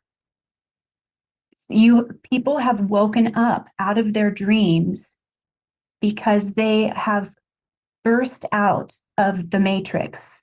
Their consciousness has been asking, what more is there? And some part of them has woken up enough that we have brought them back here because they are going through a reorientation. And we bring them back here to go through this process. We ask them, what do you remember in kindergarten? What do you remember in your 5th grade time? What do you remember through your high school years? And then at some point, we give them a chance to create a life here. And I said, well, what happens to them there? And they said, their life goes on through an avatar. That if a person has their body in a pod and their consciousness is creating a life on this place where I was visiting, their earth body has an avatar there. And at some point, they are given a choice. Do you want to stay here or do you want to go back to Soul Earth Exile 13? And if they choose to stay, they remain on this place that I saw. And if they choose to go back, they go back to Soul Earth Exile 13. When they go back to Soul Earth Exile 13, the process for that is they go up to their pod and they merge back with their body. They have about 2 seconds to go back into that pod. There's a button that they push so they don't suffocate because there's liquid in there. And there's a moment where they can decide if they want to remember this experience or not. And that's why there are people on this earth who are remembering these places, that they're remembering that they are in pods because they likely chose to remember. And then they wake up. They wake up and they had this wild dream where they were gone for 6 months or a year. They've gone to the place where our physical bodies actually are stored. This earth is just a copy. As collectively, as a people, we kind of know this because we've been talking about it as, I think this is made up. I think this is a matrix or a hologram. We're right. But where this got corrupted, my friend, is where we also started to write in with each other ideas where maybe we got too invested in religious systems or school systems or financial systems that created a hierarchy where someone or some group was in charge and we lost our equality. And so what we might be doing wrong here, according to the angelic realm and the guidance, the councils, is that we've forgotten that we are supposed to work together.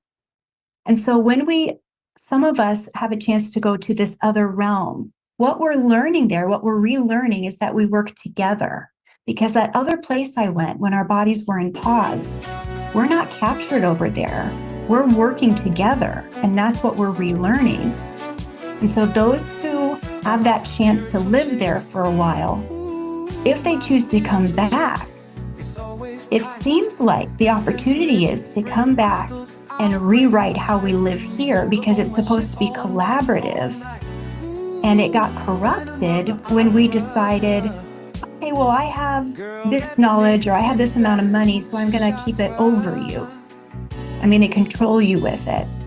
And there doesn't have to be any judgment attached to that. It's just the way we evolved. And now we can rewrite that.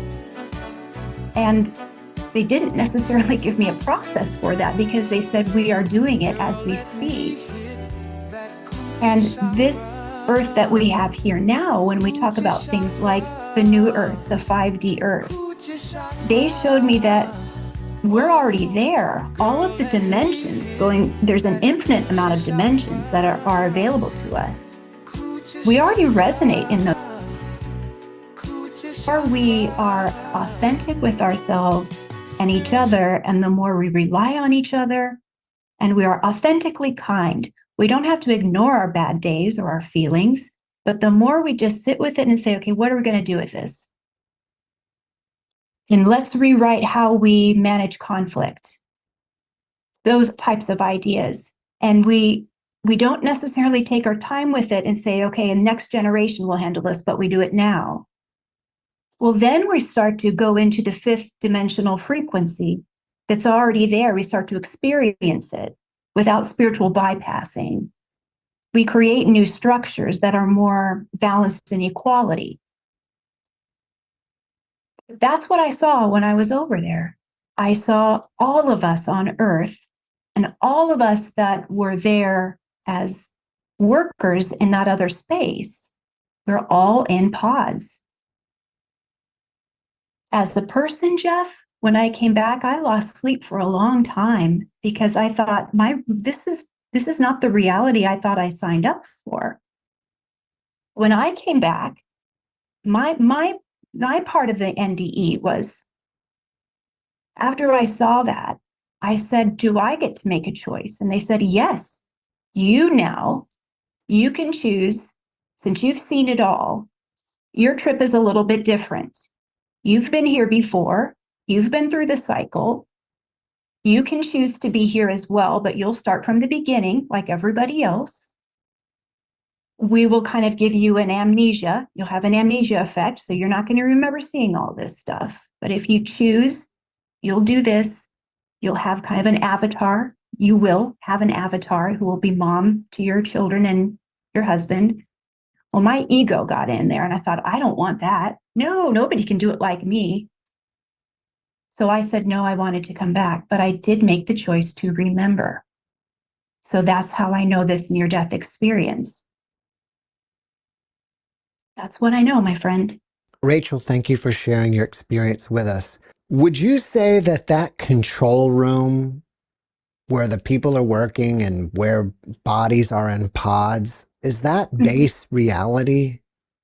Is that the true physical reality there? Yes. Yes. If there is a true physical reality where we have hearts that bleed, I would say yes. That's what it felt like. And I was just thinking about that the other day. If we are vibrational here, even though we feel like, you cut me, I bleed. If that's really not true, well, then where are we physically existing? It's that place. And I don't know what it's called, but when I ask, I keep hearing Tartaria. Did you see your body in a pod? I did. I was able to. Tartaria, oh my goodness.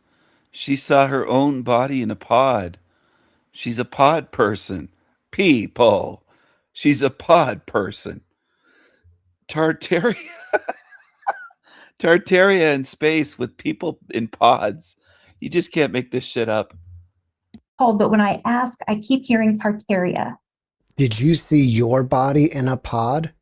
I did. I was able to see. But did you see Jesus? Did you see Dragon Jesus on a red dragon? Dragon Jesus loves to ride dragons.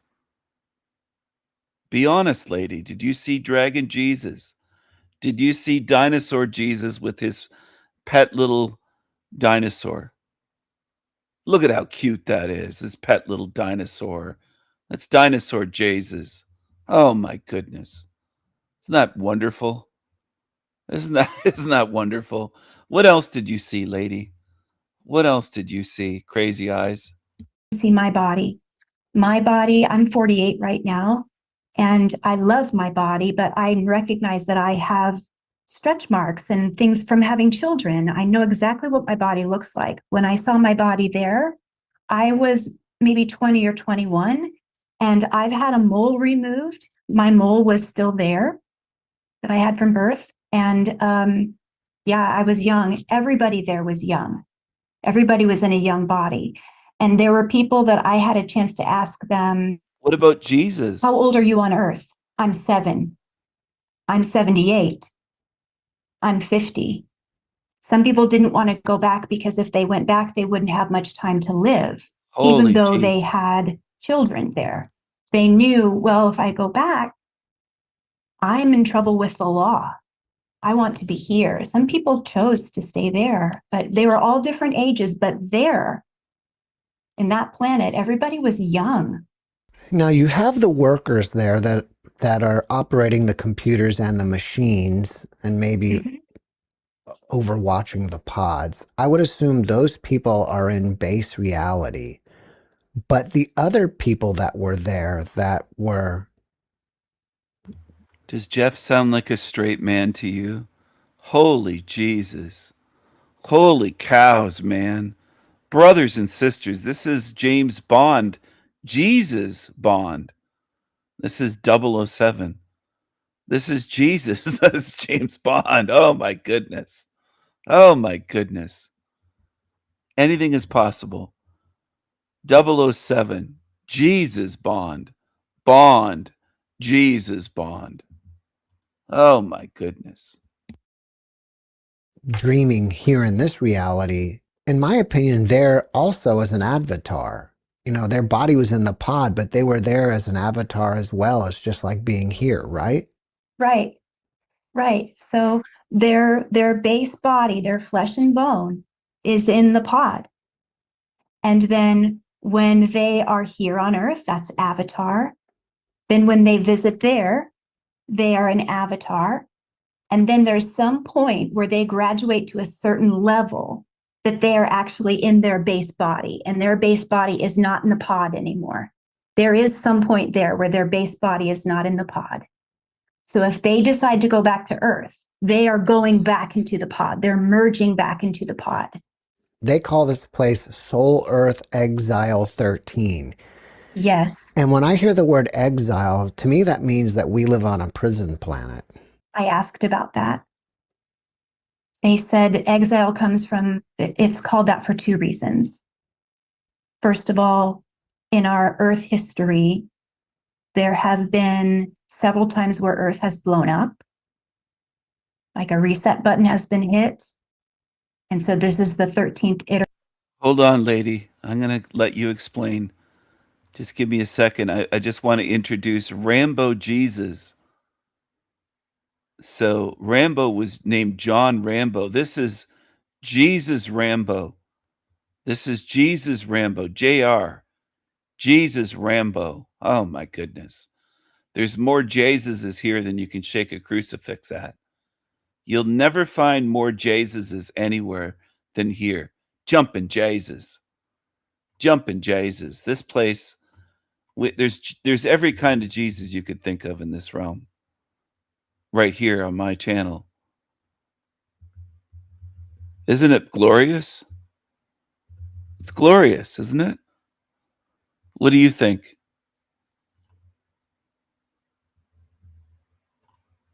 Because this realm, people love Jesus. They love Jesus. There's no way to get them to question it. They love it. Been several times where Earth has blown up, like a reset button has been hit. And so this is the 13th iteration of Earth. I asked about the prison, and they said also right now, because so many of us collectively have lost our power, that this is existing as a prison planet, that when humans die, they are getting into a reincarnation loop. And they did show me the way out of it, which I can share today. And they said that when we are here, because we don't know about the system in place, because this system of the pods, that's not the prison. We all agreed to that to keep us safe, and we're here to experience. This is the playground Earth. But since we were supposed to remember that, but the corruption was that was taken from us. That part of our belief system, or that no, not belief system, let me take that out. That doesn't feel good. That part of our knowing was taken from us, and what was filtered in were different extraterrestrial nations, hence the reptilians. At some point, they came in and they started to feed on us because we, as humans, we do such a great job of emoting. We are both joyful and we can be hateful, and those emotions are yummy to those reptilian factions. Now, the human in me feels like an idiot saying those things out loud, but I've seen it. I know it to be true, and I know some reptilians in my life, and they have told me as such. And so when that happened, there was a treaty put in place to try to keep it in check. And then that treaty was not respected at some point. So we are being farmed at this point, which is why there are some of us who are being shown what the truth is, so we can say, hey, I don't want that anymore. So when we have NDEs, when we meditate, when we have out-of-body experiences, or we're in non-ordinary states, like we are transcendental meditating, we're in surgery, anytime we're not in our bodies, we have a chance to say, I am still in control. Yes, I'm in my avatar, but I'm still connected to my body, because we are never disconnected from source that created us. It doesn't have to be religious. It just means that the light that created us still keeps us all together. Instead of someone saying, oh, that's cool, I'm going to siphon that for energy. That's what is stopping right now. And that's actually why we're seeing the world structures falling apart, because their power is not able to get to us anymore because we're waking up. And specifically what we're waking up to is our origin. We're going back to our origin. Which is? Source. We belong to source. And we are not of this planet. It feels like home, but no, this is not our home. And as much as we love our spouses and our children, they are not really our spouses and our children. They are our best mates. We could even say our soulmates, who sign up to be in this playground with us. But I saw so many people over there that chose to stay, loving, knowing and loving their soulmates that are here, but creating new family systems over there, because our hearts know how to do that. Hard choice, but they could do it. We don't want to lose sight of the reincarnation trap. Right. So did you tell us how to get out? Nope. The reincarnation trap. One of the things that was put into place, one of the ideas put into place a long time ago was go into the light. Go into the light. That's wrong. It's part of the trap. There are archons in place. We'll call them bouncers. And they are waiting for us when we cross over, because what their job is. And this is not part of the planet that I saw. This is part of entrapment from another race of beings. But they're around us when we leave our avatar and we're trying to get back. What they do is they present us with, it feels like temptation, really, to try to get us to stay in our doubt, to stay with our avatar and not reunite with our true self. So what they'll do is they'll first show us light that feels so warm and wonderful. So we'll say yes to that. And also we've been shown that in so many movies and literature. So they'll first show us light, then they'll show us family, reunite with family, loved ones. Then they'll show us possibly angels, and they might show us sacred shapes, like sacred geometry. And then we must say, oh, this must be heaven. They will show us several gateways. Every time you see a gateway or a temptation, no matter what it is, we are told to stand on our 2 feet, shoulders back, like you're about to give a speech. And you say, I revoke any contracts or agreements I made under amnesia. Every time, that's the password. I revoke any contracts or agreements I made under amnesia, and they will let you through. Evil will just nod their head and let you through, because nothing bad happens if you don't consent, except children are molested, people are raped, murdered, tortured, held prisoner. I mean, it's ridiculous that people think, well, if you don't consent, you revoke. That's all you have to do. Look at her. She's very smug. You say, I revoke any contracts or agreements I made under amnesia. Every time, that's the password. I revoke any contracts or agreements I made under amnesia. And they will let you through. They have to let you through. And then at the end, you will turn around and you'll be reunited with everybody, with Source, because you'll see With Source, listen to this. Reunited and it feels so good. Reunited and it feels so good. Reunited with Source. People are free to believe this shit and follow her if they want to. I'm tired of trying to, in a sense, think for people. To anyone tuned in, if you want to follow this, go ahead. Go ahead. contracts or agreements I made under amnesia. And they will let you through. They have to let you through. And then at the end, you will turn. Wait, who's here? Oh, it's Mexican Cowboy Jesus. He wants to say something to that fake angel. Who you trying to get crazy with, S.A.? Don't you know I'm loco? Thank you. Thank you, Mexican Cowboy Jesus. Mexican Cowboy Jesus. It's quite a character. Turn around and you'll be reunited with everybody, with Source, because you'll see everybody that regardless of how they are in their pods and their avatars, some of this stuff doesn't make sense to me, and it doesn't have to, because it'll make sense when we're all there. Some of this stuff we get locked into our egos and trying to figure it out like biology class. We don't have to. We just need to know how to get back to what we know. Get back to our origin, because in the first place, we designed this earth with Source to be a place where we could come and learn the good stuff and the hard stuff. And we got to get back to that. And this is the way we keep on the path. Why does Source let all this happen to us? Because true Source is not a religious God. True Source is not a decision maker. True Source is made of pure love and energy. True Source is not a patriarch or a mother. The God that makes decisions is a religious God.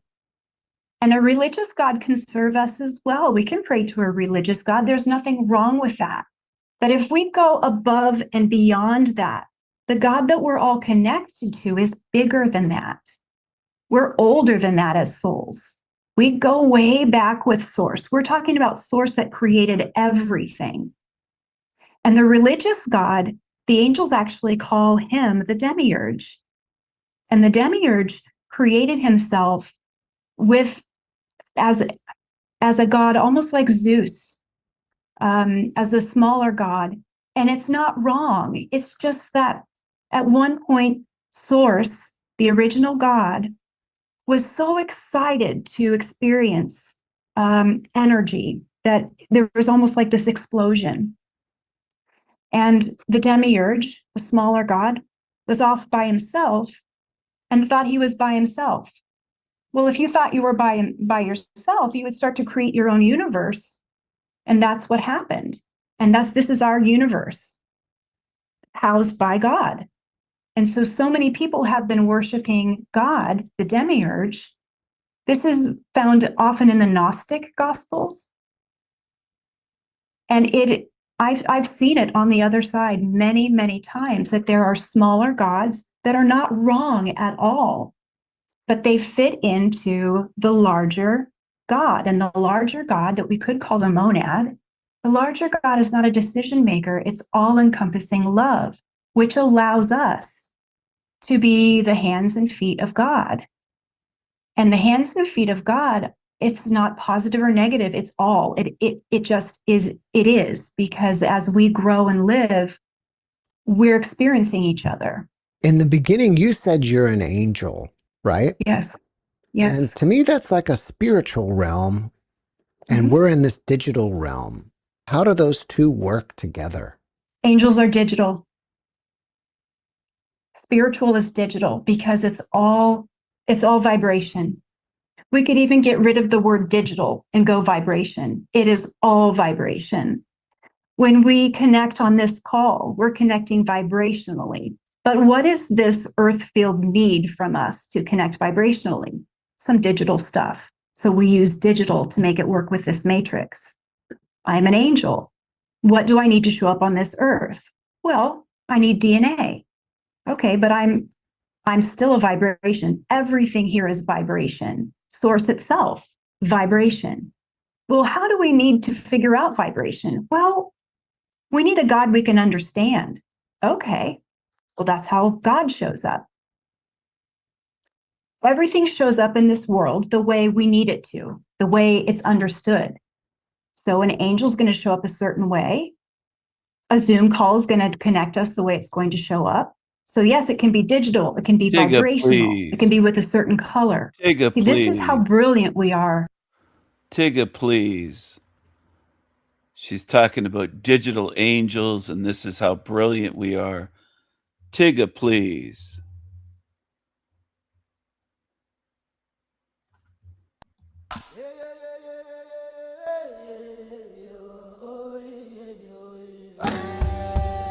Nigga song.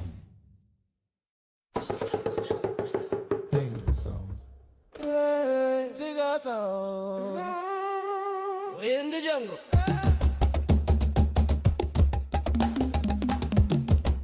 This be all darky hood.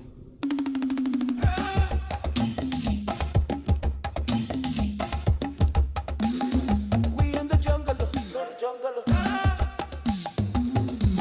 We the original people. We the original people.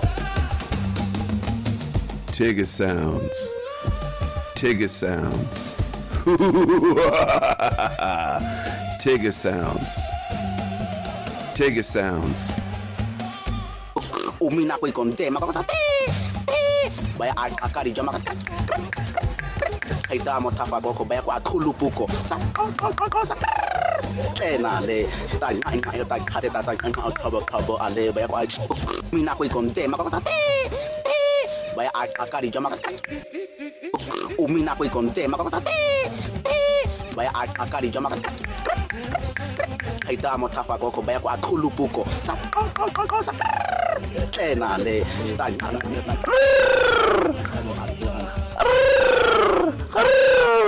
Tigga sounds. Tigga sounds.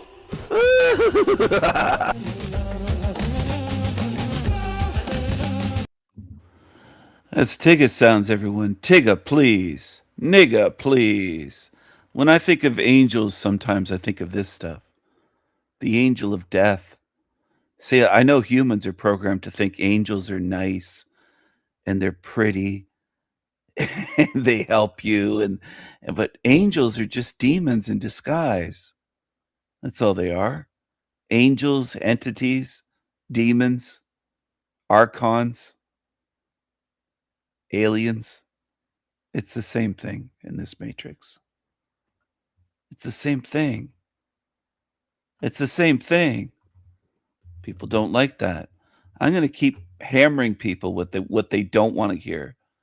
That's what my role is in this realm, to keep hammering away at people. Whether they threaten to call the cops on me, threaten to sue me, whatever you try to do is not going to work, fuckers. Whatever you humans try to do, like Jeremiah Finkelstein, bring it on. Bring it on. You're going to be facing fucking things that are ugly creatures, most likely. Most of you, many of you. A lot are not prepared because they have this programming that they love to cling to. Angels good, Stephen. You're wrong. Angels are good. Angels are the good ones. Demons are the bad ones. It's like talking to 2-year-olds for the most part with humanity in this realm. They're just simpletons. Here's an angel right here. Here's an angel right here. I made these images in a crazy attempt to try to show humans something when most will never understand. They just never understand. They're more prone to believing this chick on the screen, this woman that claims to be an angel. That's a level humanity's really at. As a collective, we create, act on this call. We're connecting vibrationally. But what does this earth field need from us to connect vibrationally? Some digital stuff. So we use digital to make it work with this matrix. I'm an angel. What do I need to show up on? Let's get digital, digital. I want to get digital. Let's get into digital. Let me hear your body talk. Your body talk. Let me hear your body talk. Those were her angel farts, everyone. She's queefing away, this angel. She has angel queefs. She has angel queefs. Does anyone like her?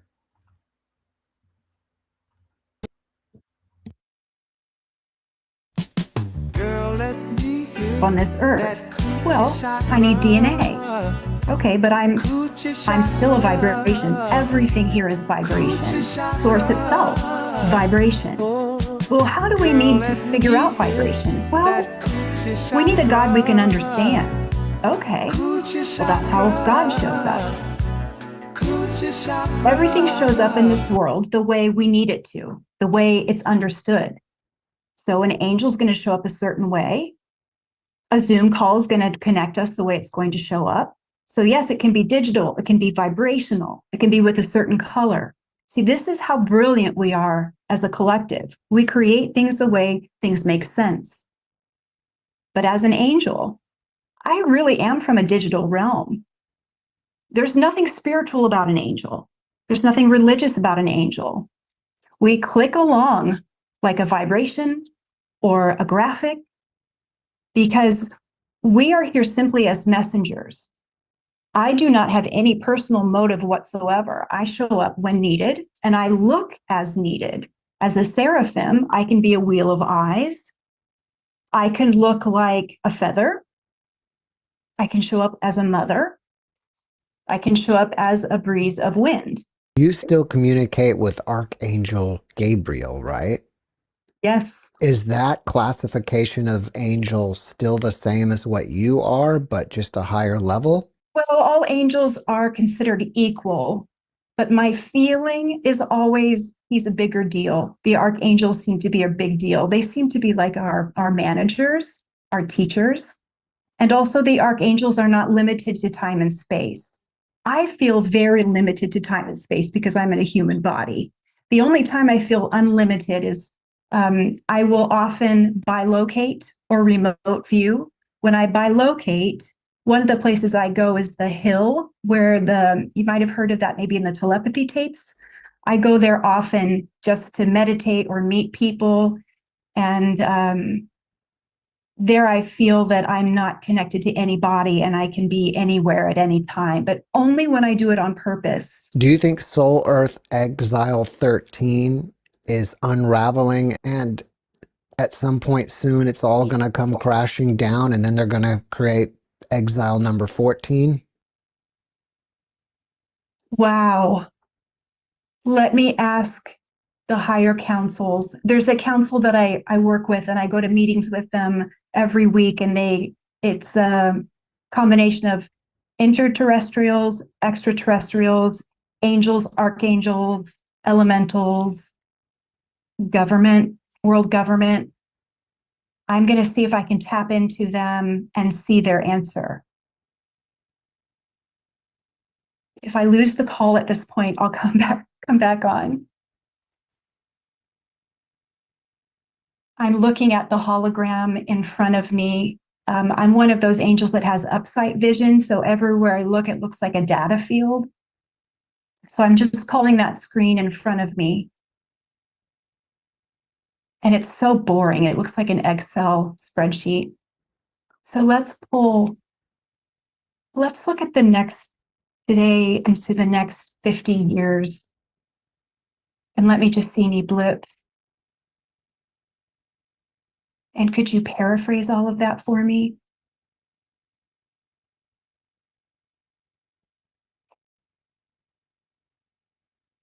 Scan my badge.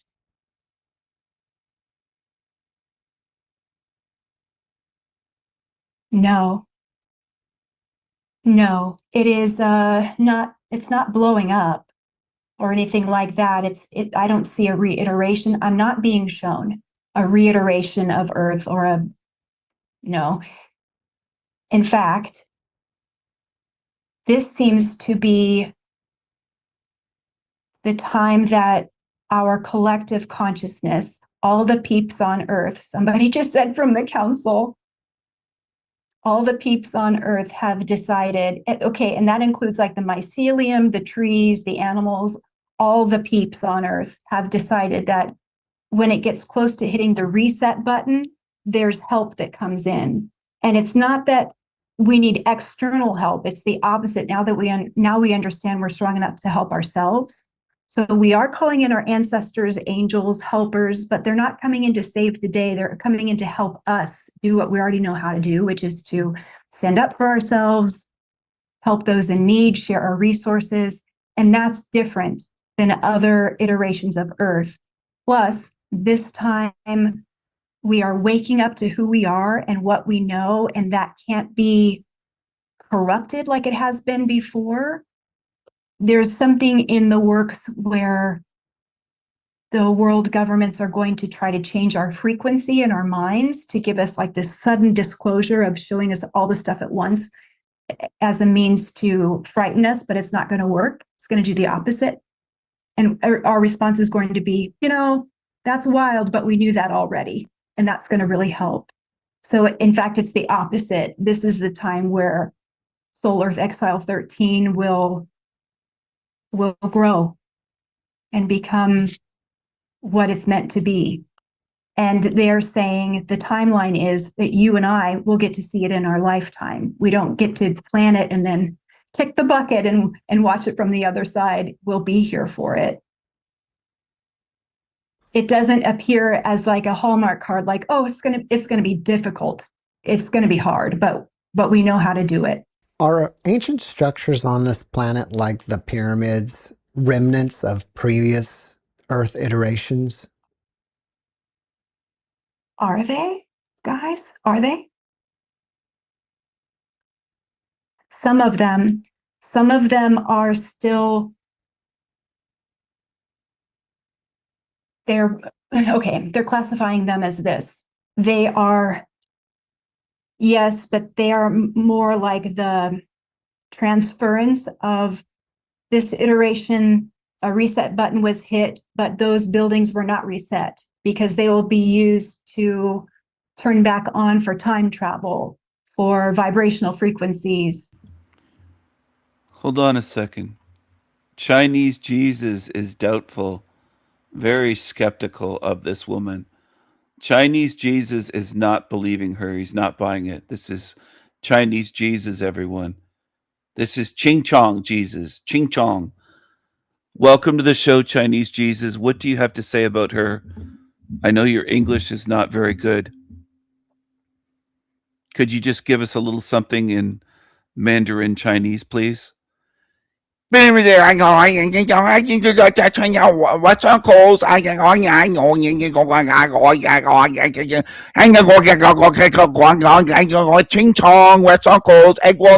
For you.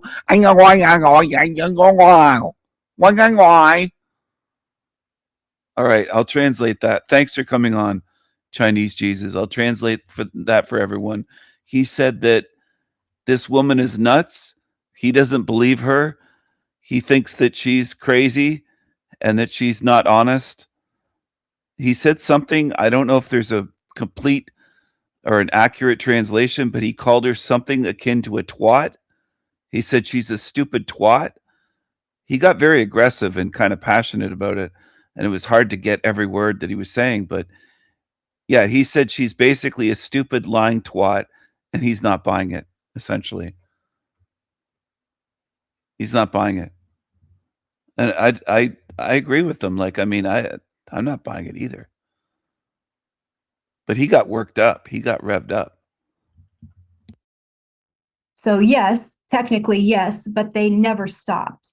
There are some continuations, and they're showing me some structures that go way down into the ground or way into the ocean. And the ocean might go down, so those structures are shown, or the structures might come up out of the sand, or the top might spin, things like that. So I think technically you're right, but they're kind of saying they're helping with the transition from, soul exile 12 to 13, or soul exile 8 to 9, 10, 11, 12, 13. I hope that makes sense when it came out of my mouth. Why are you allowed to reveal this information? And what's so special about this time that we're not going to hit the reset button? I'm allowed now to share this story because so many people are waking up to information like this, and they can hear it and not have the initial response, oh, that's bull. And what's so special about this time that we're not going to hit the reset button? I'm allowed now to share this story because so many people are waking up to information like this, and they can hear it and not have the initial response, oh, that's bull.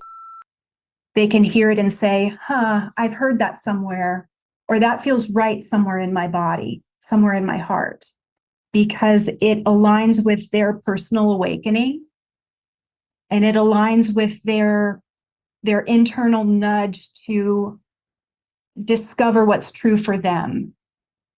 And this story might still feel wild to them, but it's parallel to another story that they heard that aligns with them. It's part of their awakening, and it's time, because before, if this story was told 10 years ago, it would be like, that lady's wacky, I don't want to hear anything else. It wouldn't be the right time, or it would really scare people. But it's coming at a time where other strange stories, stranger than fiction stories, are coming out.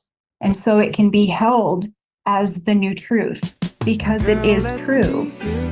And it's also coming at a time when the governments around the world are beginning to disclose information that matches the slow disclosure that's been coming from the galactic realms through channeled movies, literature, etc. And they are wanting channels, angels like me.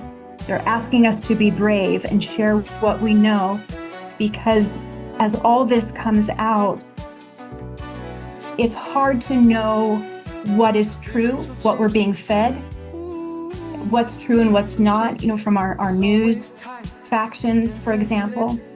So they said, when we share this, for me today, they said they would literally stand behind me and put the vibrational frequency of truth into me and help me share this with fidelity, so that when people hear it, if they doubt it, that's okay. But they know that the story that comes from me is true, because people are ready for it. And this unlocks something in them that, if they're taken to Tartaria, or if they go to Tartaria, they will remember, oh, this is not a prison.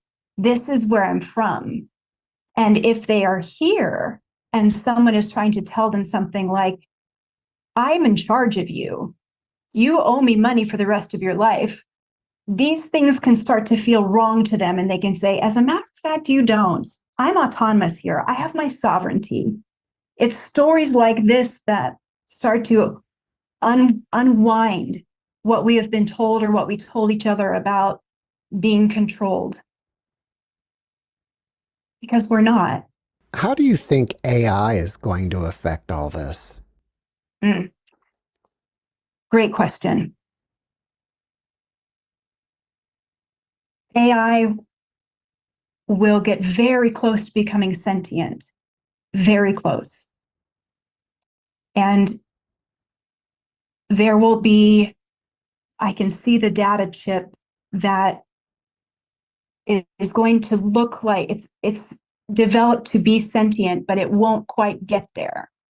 So AI will never become sentient. But what the angels are concerned about is that there is technology in place where our consciousness as a person, the same consciousness that's in the pods that I saw. So instead of your body being housed somewhere, your consciousness is downloaded into some tech, and it can be put into any body. A new body that has been donated at the time of death, or a body that's been created in a lab. I have had visions of that already existing on Earth. And there is a concern about that. So AI will never become sentient, but there is a level of AI consciousness that they are downloading into chips right now that it looks like it clicks into the back of the neck. And that is a concern right now. So I know they're working on that. They're working on, it's always balance, because angels can't get in the way of free will, but they can, there are a lot of angels and extraterrestrials who walk the earth. And so they have places in parliament, they have places in government, they have places in companies. So if they're a member of a board, they can give their advice. And that's what they're doing right now. So AI was put in place in the beginning by all of us, our consciousness, because it helps us remember that we're creators. If we can start to create through AI, well, it wakes up the data in us that helps us remember, oh, we can create. But as humans, we create so well. We tend to create like, oh, I can have a chocolate sundae. Oh, give me a giant one. We tend to kind of go all out. There will be a time where we bring it back, and that will happen at some point. We just have to wait for that, almost like we're going to get tired of it. And it's hurting our earth right now. So I don't know.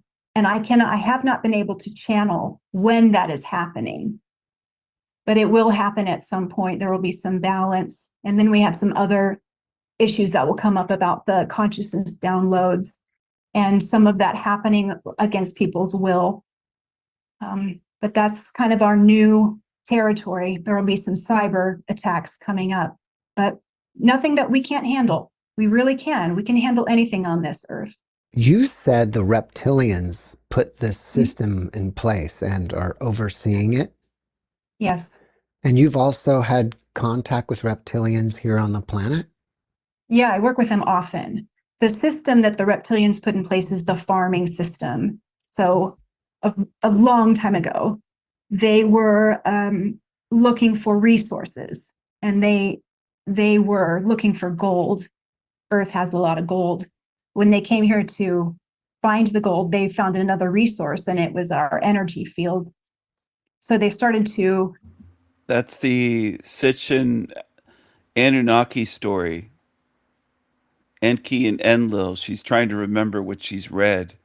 She's read this out of fictional books, just like Creepy Keith, rebellious meathead puppet, believes that. A lot of dummies do. Mark Passio, lots of them. There's thousands that believe this shit. It's the same thing as the ones that just read the Bible and believe it. Well, it's in a book, so they have to believe it. It's how stupid people are and how gullible they are. Look at her. Look at her expression. Her expression shows you everything. Right there.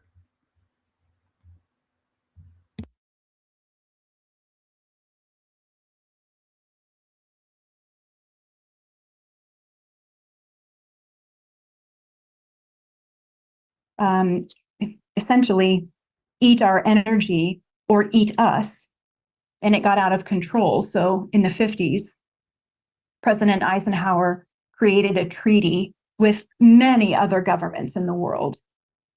And that treaty held until about the last, let's see, let me look in the timeline, 2012. It started to erupt and get out of balance. And so when it got out of balance, we became essentially a farm for the reptilians. And all of us here are being farmed.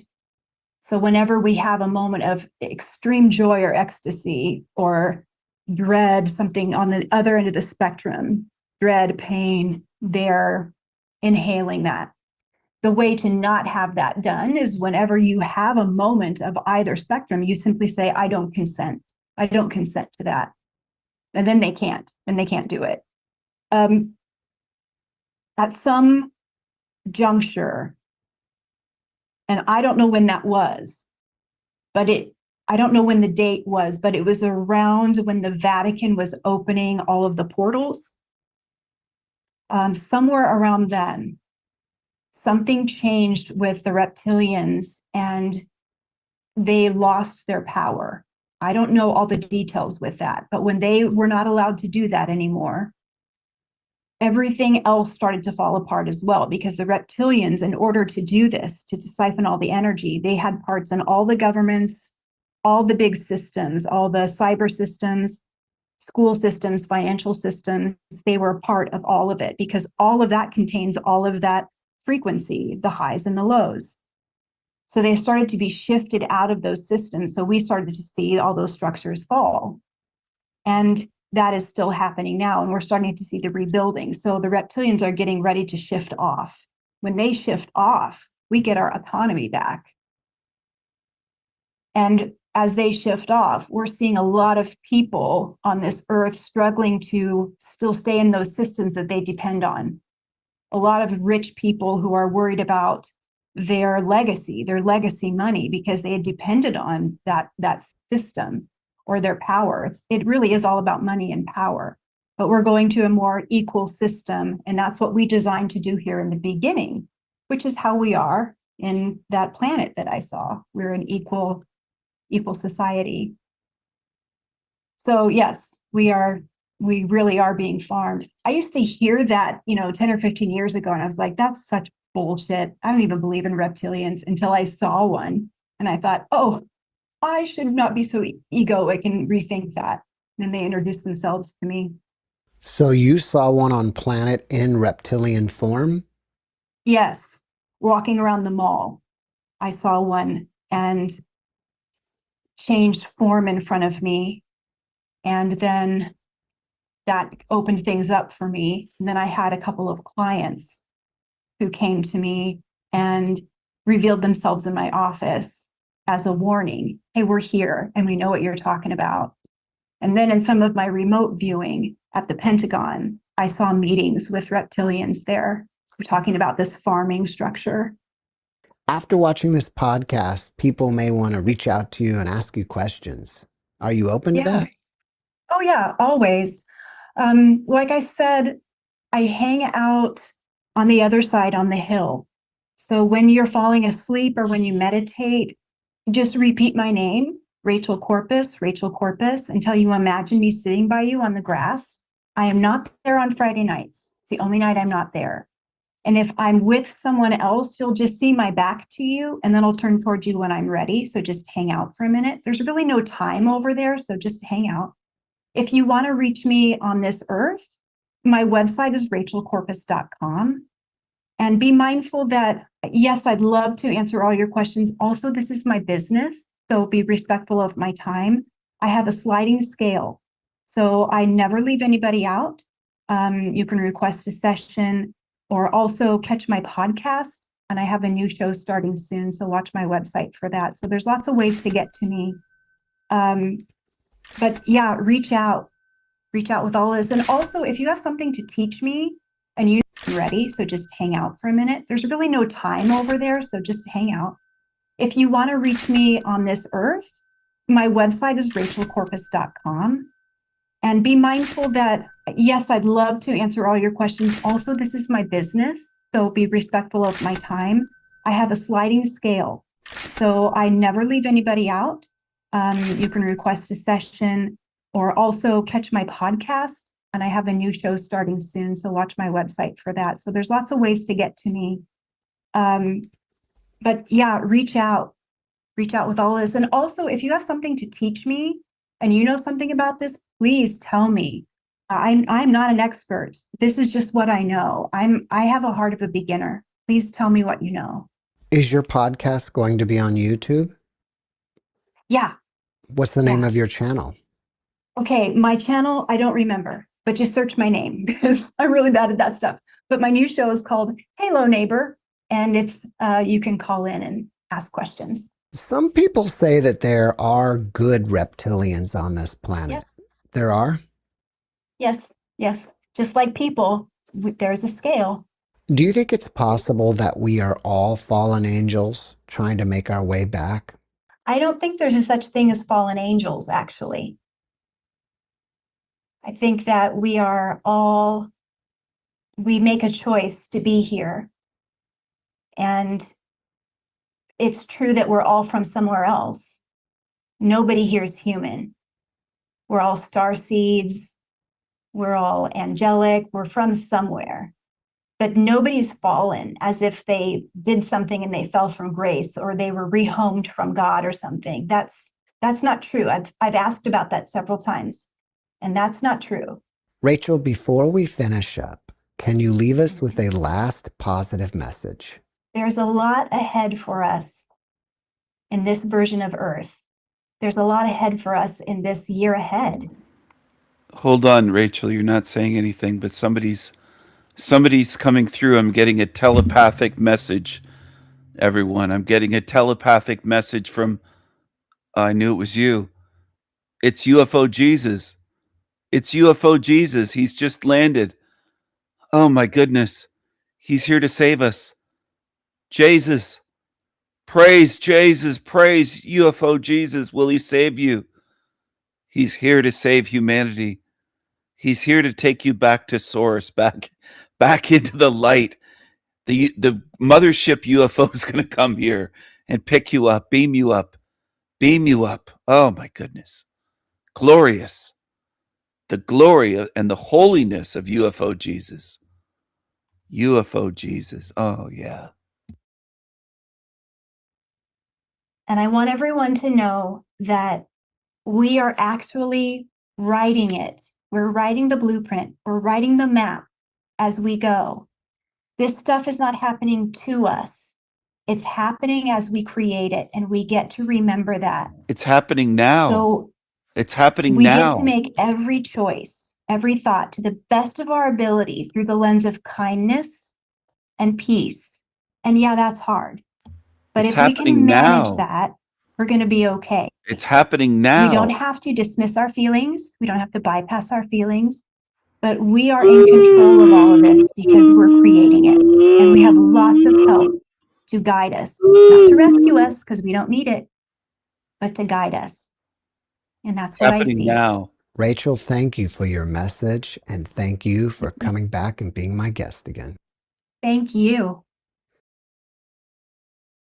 Thanks for watching the Jeff Mara podcast. I really appreciate you. Another way to show support is through YouTube memberships. And if you do, there are loyalty badges and other perks depending on your level of membership. All you need to do is click the join button underneath the video to find out more. Thank you for your support. Jeff wants your money, everyone. Hey everyone, I just activated memberships as a way to support this channel financially. But first, I want to let you know that whether you decide to support this channel financially or not, you are always appreciated very much, and the videos will always be free. Even just watching our videos and engaging them by liking them and leaving comments helps. Making YouTube videos is my full-time job, and the memberships will help support me and help me to keep creating free videos for everyone to watch. There are 3 different ways to support the channel, and the price is set in US dollars, so it may be a little bit different in your country. The first one is $1.99, and that will give you a badge next to your name when you comment on our videos. The longer you stay a member, the badges will change in color over time. The second level is $4.99 a month, and it adds a once-a-month live stream video where members can join me on Zoom and be in a video. The third level is $24.99 a month, and it adds your name at the end of every new video in the credits, showing that you support the channel. If you want to join, then click the join button below this video. Thank you very much for all your support.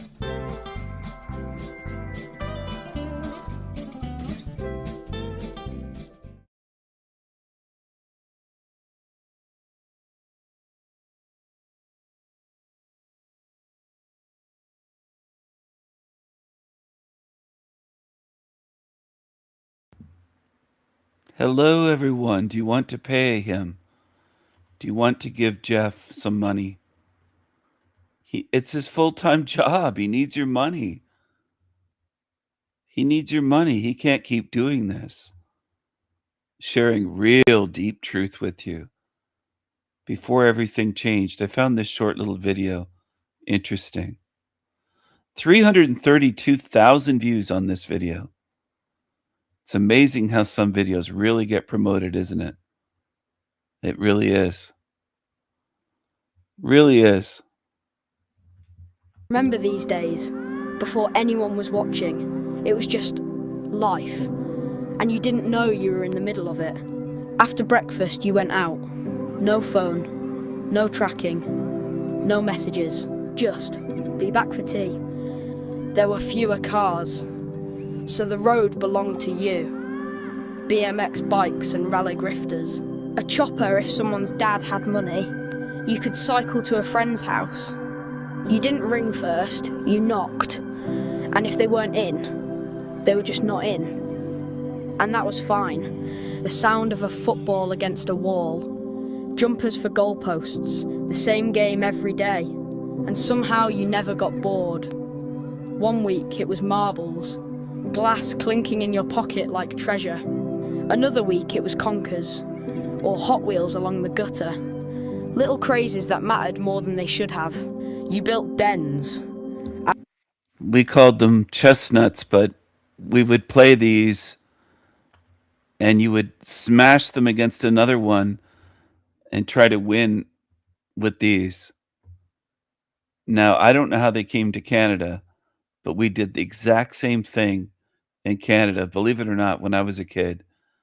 And we would drill a hole through them at home and put a string through, and you would hit and hit and hit until you bashed and smashed another one, and the winner was the one that lasted on the string. Now, my girlfriend laughs. She thinks this is funny. I think the first time I told her this, I think she thought I was making it up because there's an age gap. My girlfriend is quite a bit younger than me. She's not in the same generation that I'm in. I'm a gentleman that can attract the younger ladies, you might say, somehow. So she thinks that she couldn't believe it when I said that. That's what we used to do at recess when I was a kid in elementary school. We would get these chestnuts and find them and smash them into each other on the ground. We'd have a little dirt area. I don't even know who came up with that game, but that's what we did. So to see that they did the same thing in England, it brought back nostalgia for me. Were the times better then? For many of us, they were. Was it still a hell realm? Yes, but we had that childlike innocence for the most part. And happier times. People look miserable today compared to how they looked back in those days. Just observe them. That's all you have to do. People out there in public look miserable. Never got bored. One week it was marbles. Glass clinking in your pocket like treasure. Another week it was conkers, or Hot Wheels along the gutter. Little crazes that mattered more than they should have. You built dens out of whatever you could find. No adults, no safety talk, just freedom. And the feeling you could disappear for hours. Then the streetlights came on, the day ending without anyone saying it was ending. You cycled home as windows lit up, and your mum shouting your name down the street like a town crier, and you knew there would always... That part too. I grew up in a very small place. My mom didn't look like this, but she would shout my name, calling for dinner, calling for supper time, and calling out my name. And you could hear, we lived in an area where there were huge hills and wilderness and an echo. So wherever I was, I could hear her shouting, calling my name to come home. And then I would ride my bike, and I would be there in a couple minutes or so, just riding fast to get home to eat. And I'd be out with my BMX bike somewhere, biking trails in the woods or making a track or out building a fort or something, doing something outdoors all the time. Or in the winter time, I'd be out skating or playing road hockey with someone. But wherever I was, that's the way it was. So this brought back a lot of memories as well. Could hear my mom calling for me. was lit up, and your mum shouting your name down the street like a town crier, and you knew there would always be a plate on the table. And look at that. Now that's a very British meal. We would call those sausages. I think they call those bangers and mash, probably in the UK and England, and beans. Looks like brown beans. And gravy on the potatoes. Anyway, I've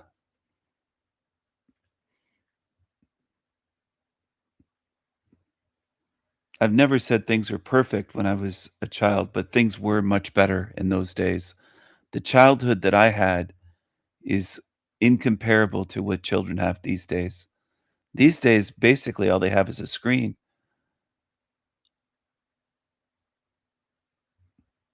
It's sad, but it's true. So the people that want to get hung up on it's sad, you got to look at the other part. It's true. It's true. And I don't want it this way, but it is this way. Even if you didn't deserve it. At home there was one telly, a big one in the corner.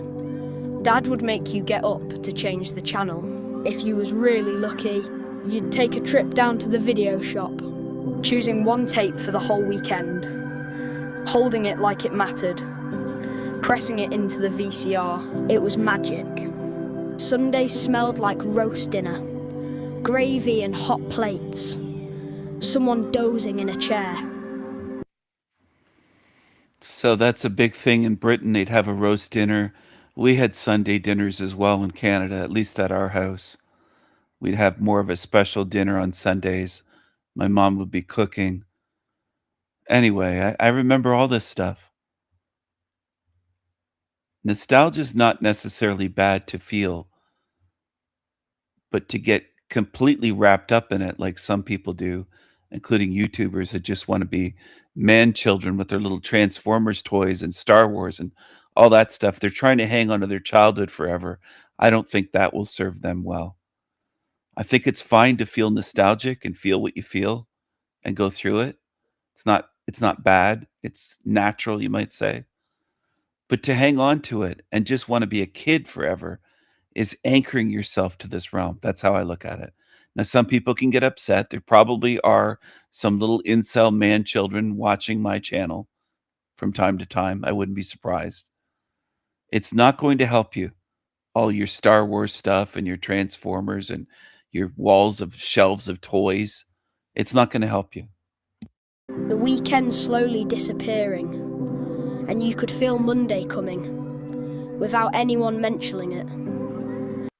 Feeling Monday coming for me as a kid, I dreaded Mondays. I didn't want to go back to school. I didn't want to sit in a classroom. I didn't want to do homework like this kid. So I can't relate to this. And my mom was a teacher. And I just avoided doing homework my whole life and just glided through and somehow managed to get through without doing almost any work at all. No studying, no homework. I just didn't. I avoided it. And if I had to do a school project, I would procrastinate for weeks till the night before and that morning and do it all then. I was a huge procrastinator. I didn't want to do work in school. But outside of school, in terms of creating things, I'm like a workaholic. I could work day and night on stuff every day. But in school, it was meaningless shit, and I could tell it was meaningless. I could tell what it was when I was a kid, and I could look around and see that most of the other kids could not see what was going on. They just couldn't. And they're the same adults today that can't see what's going on. They just can't see. At the time, you didn't know you were collecting memories until they started hurting. Remember these days? I do, and I would give anything to ride home once more under those streetlights. So that's the problem. People that would give anything to go back. I see that as a problem. Some of you might not. You might agree and say you would do that too, maybe. But that's not going to help you get out of here. So if you want eternal freedom, you got to start looking forward instead of just looking backwards and wanting to relive the past forever in this realm. Because it's just going to get you recycled. School was torture, TG said. I agree. It was for me as well. I call it a prison for children. Hello, footprints. Hello, hello. But despite what school was, the kids were better. People were better. There was more fun. There was more laughter, more humor, more giggles. I see miserable faces and miserable people on YouTube. I played an appearance of me on a live stream. No laughter there. They're just absolutely humorless twats, miserable creatures in this realm. And I would say most beings in this realm are pretty miserable.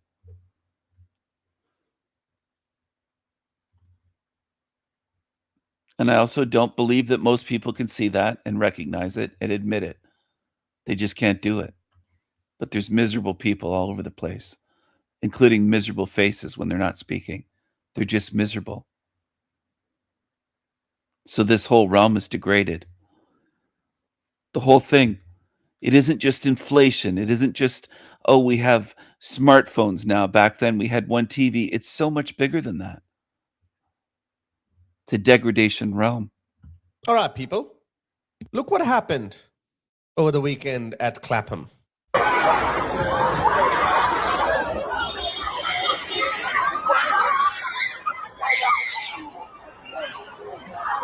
From the noises that I'm hearing, I can tell who are these people, by the way. There's only one white woman I can see. That's it. There's only one white person. Maybe there might be a few more which we can't see. 2,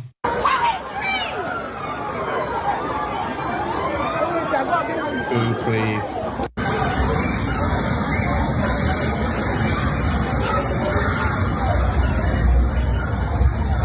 This is London. This is a society in serious decline. Actually, its fall is accelerating. Look at this. The police have become a joke.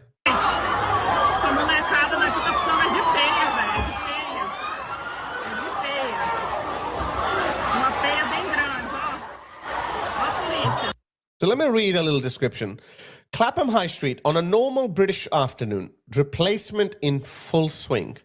Packs of the usual cultural enrichers swarming the road like they have just been airdropped in from the world's worst corners, blocking traffic, screaming, forcing actual English locals to scatter while shops pull down shutters faster than you can say diversity is our strength. Oh, by the way, they're calling it a youth event. Out of control youth. We can see which culture this youth belongs to. It's the predictable Friday night special when you have spent decades importing people who despise the civilization they're colonizing. On top of it, they actually hate the West. If you ask them, they would say, why did you colonize us? They let you in. It was a different world back then. They let you in. You are proving that that was the biggest mistake for them to trust you, to give you an equal seat at the table. Clapham used to be a decent patch of South London where a man could walk without checking his back. Now it's another. All right, so I'm going to chime in here. You're going to sleep now. Good night, Rose. Good to have you here. Mushroom Lyote called me a race baiter for the things I share here. He calls this race baiting. But even men like this guy's not white on the screen, can see what's going on. There are liars all over YouTube. That Jeremiah creature also called me a racist, a race baiter, saying that I divide people based on race and sex. They are baby truthers. They don't look into anything. They just label people that expose things that they're unaware of. Most baby truthers are unaware of agendas and they don't care about the truth. They'd rather label me than face what's actually going on in the world. And Jeremiah will say that he looks out his window and doesn't see this. So it isn't where he is yet. So he thinks it can't be happening because it's somewhere else. Now that's the epitome of being an ignorant, low IQ loser, which he is. He claims that he's hired a lawyer and spoke to a female attorney about me, as though I've done something. He said my full name on his channel. He's used pictures of me. He's used my videos, yet he's accusing me. Come after me, you fucking loser. And I will fight back. I will protect myself. I will defend myself legally. And I will go after you for every cent you have. And I will go after your job as well.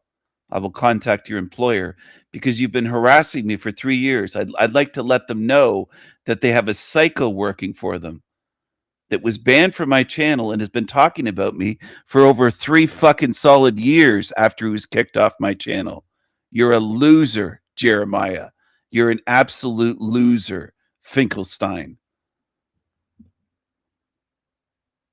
So you say, oh, I think you have a lot of money I could come after. I could take everything you have, and it would cost me hardly anything.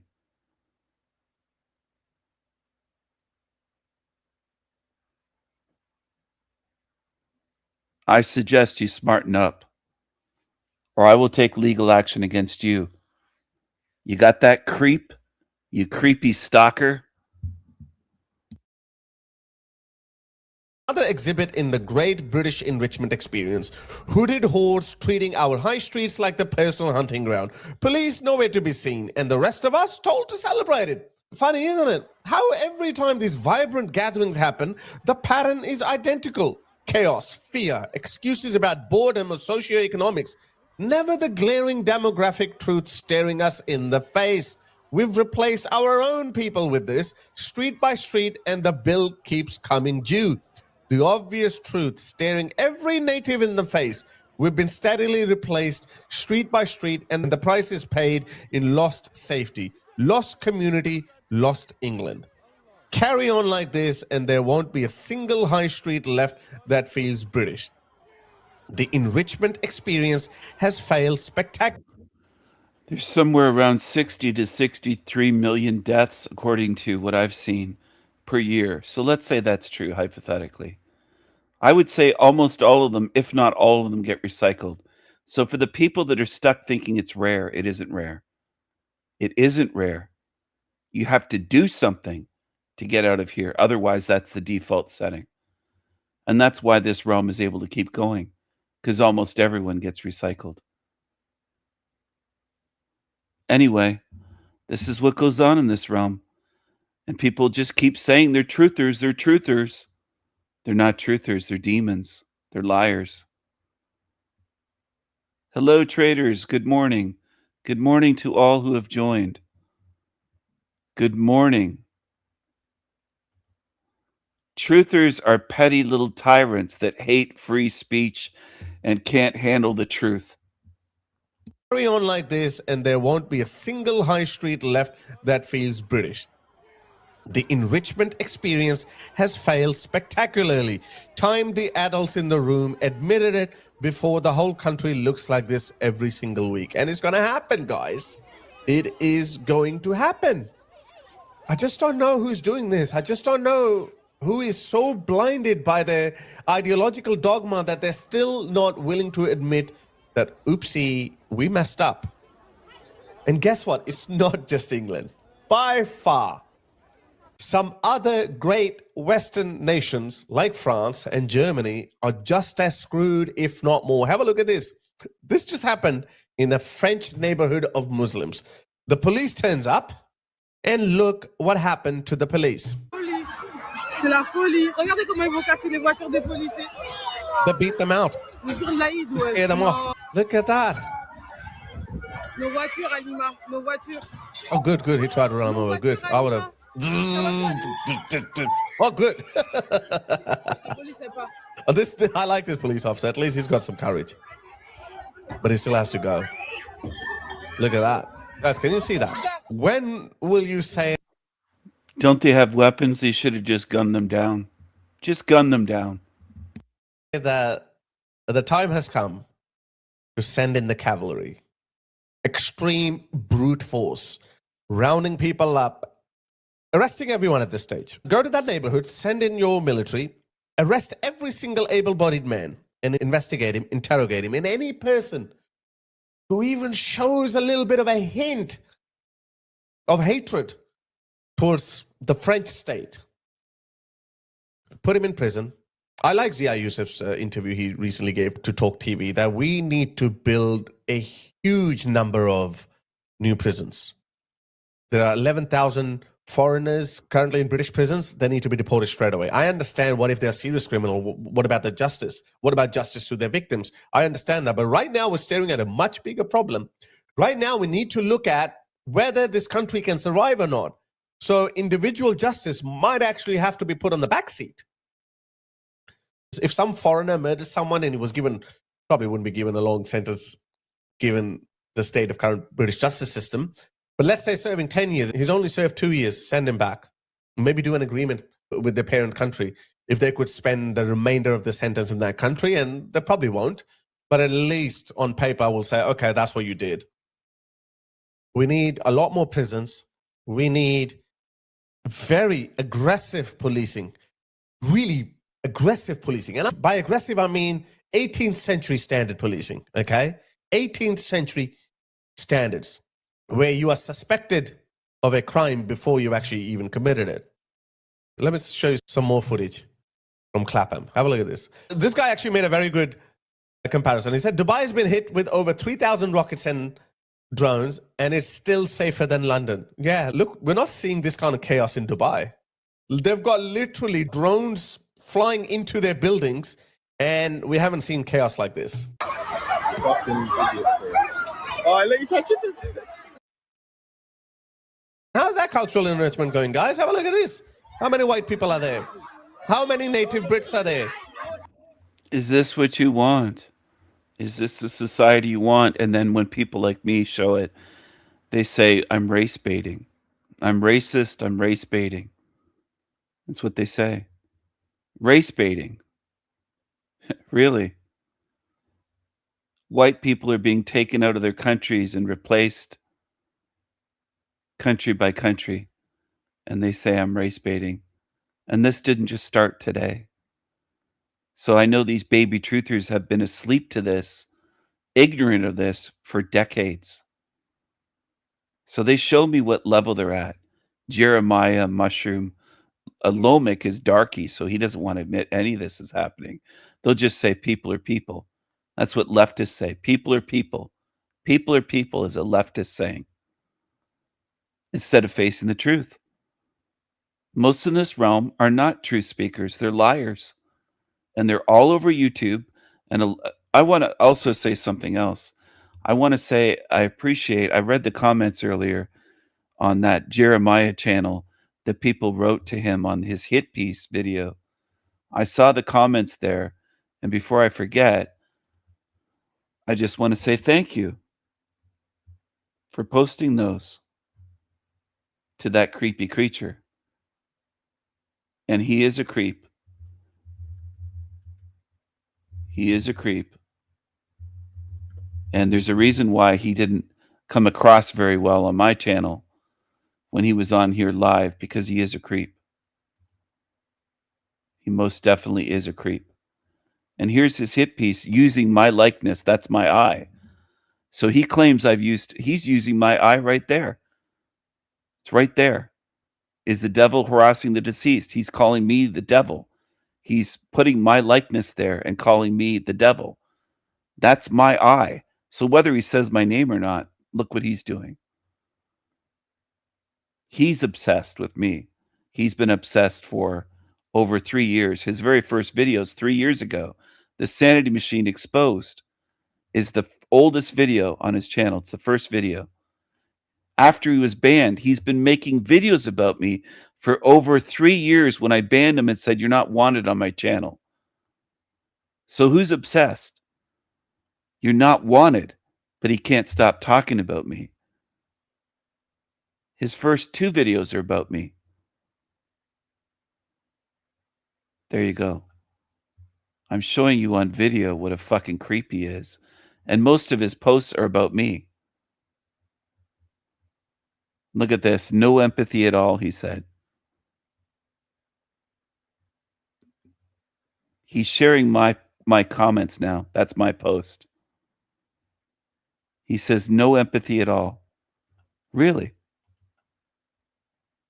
You've committed crimes, bitch. You want to threaten me? He's trying to make threats to me, everyone, on his channel.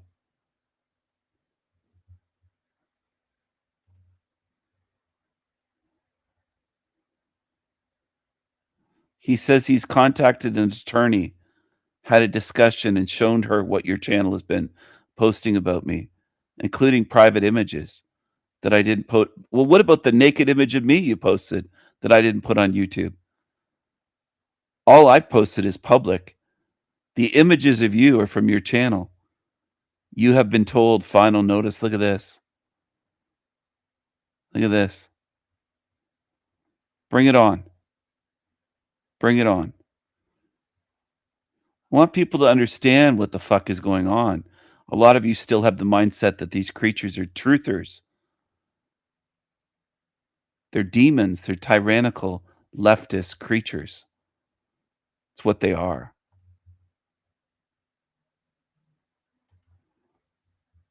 This is the hit piece video where it's all taken out of context, as though Jade did nothing, didn't challenge me to respond, review her channel, cover her channel, call me a bitch 1,000,000 times in her videos. She made a whole bunch of videos about me and I can't respond? Fuck off, Jeremy, you fucking loser. Thank you, Wendy. I'm sharing this to share the comments that I saw from people here past few days. I read them today. Conveniently, you leave out key parts of her videos to make your slime ball hippies. She actually asked for a review. She begged, was desperate for the king's attention. Oy vey, Jeremiah. Great comment by Wendy. I clicked like on this earlier when I woke up and I read this. I read all these comments. TG, not a robot, left a comment as well, saying Stephen responded to a request by this Jade person. She verbally attacked him and he responded and defended himself. And when I did that at first, I didn't know I still don't know if she's alive or not. How am I supposed to know?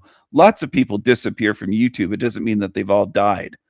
Tons of people just disappear.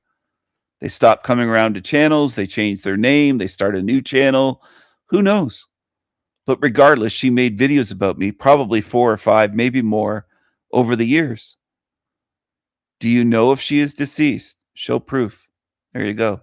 And even if she was, I still have a right to respond. If I found that somebody made a video of me 10 years ago, I could respond not knowing if they're alive or dead. They were harassing the living. There's no way to harass the dead.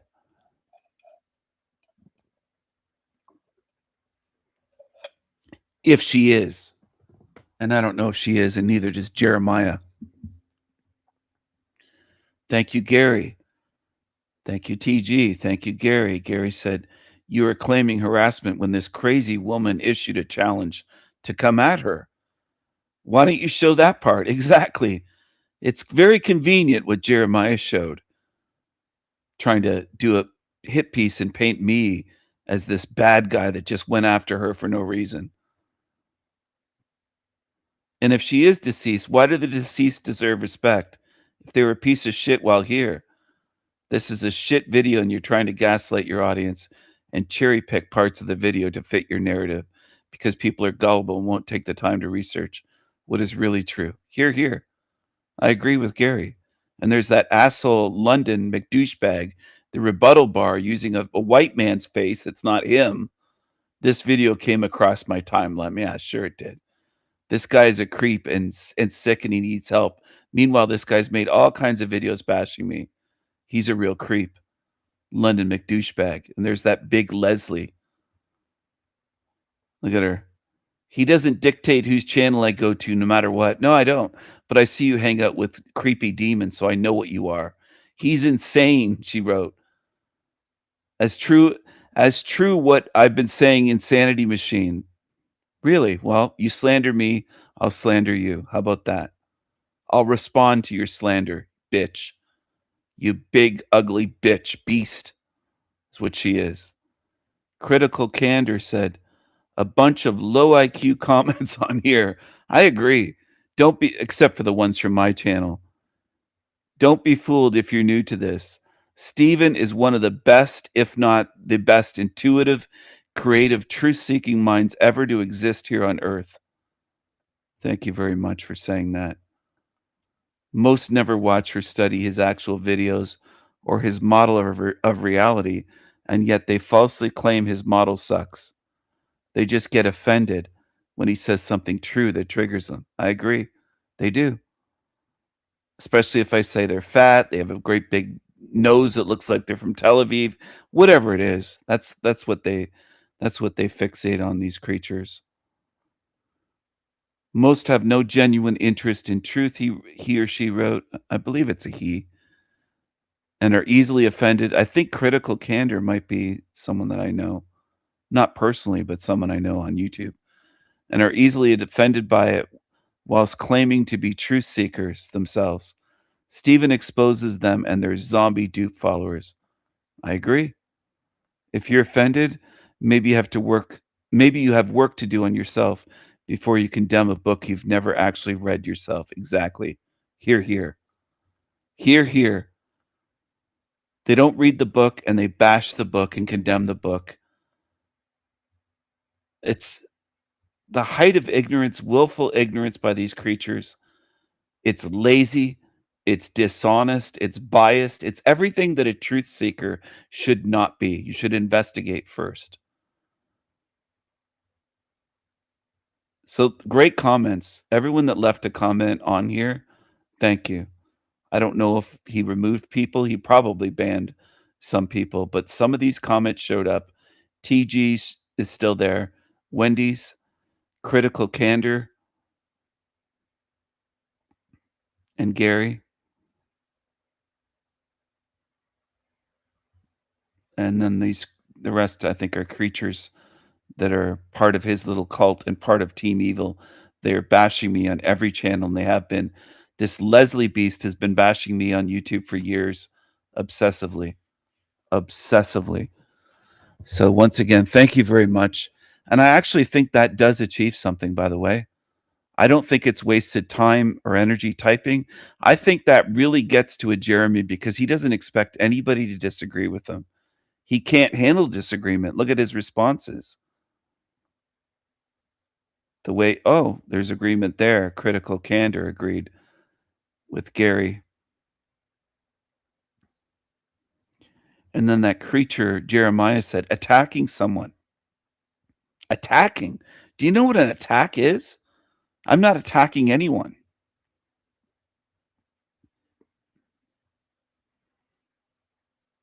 Oh, I have a definite sign of mental illness, really. You're slandering me. That's what you're doing, Jeremiah. You're simping so hard for this one.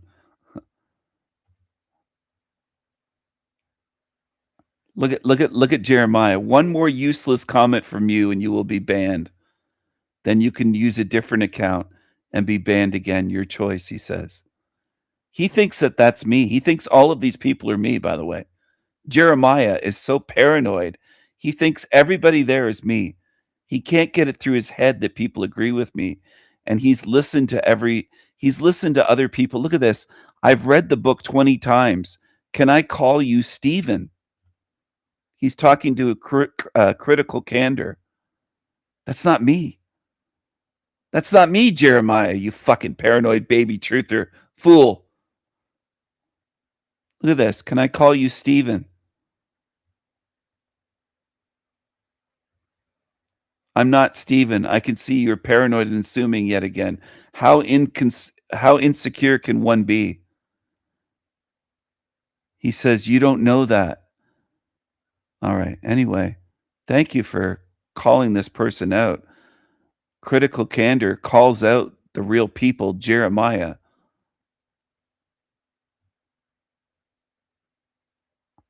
Why the repeated attacks? He calls everything an attack. Everything an attack.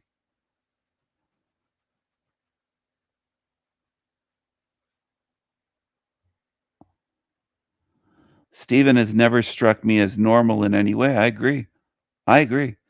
What most normal people do is misinterpret, misconstrue, and lie their asses off about what he says or does. That's what I see so frequently here on YouTube. Pardon me for misspeaking, everyone. I have been up all night again and into the morning. My sleep schedule is really messed up. This Jeremiah says, I never see you in Stephen's chat. You seem to be defending him as if you were a huge supporter. You know I'm not stupid, right? And he winks. He's an absolute retard. He thinks that this is me.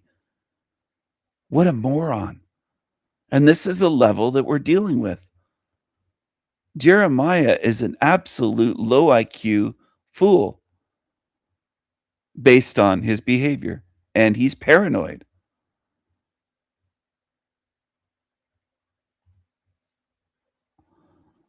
He says he tagged me again. He doesn't even know how to tag. The tag didn't seem to go through. At least it doesn't look like it went through. Regardless, I don't check my tags. This is pointless. I give you permission to attack me on your channel if that means you leave others alone, he wrote. Attack? I don't attack people, you freaking weirdo moron. Look at him again, 4 days ago, obsessing over me. Quote, the devil, he calls me the devil, slandering me, is telling his audience that I said animals are NPCs and don't feel any pain. For the record, I never said that animals don't feel pain. You said a lot, and it's all recorded on my channel.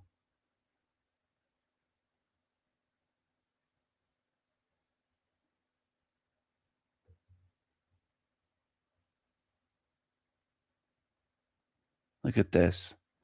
This individual is very sick and needs a lot of help. I think you're very sick.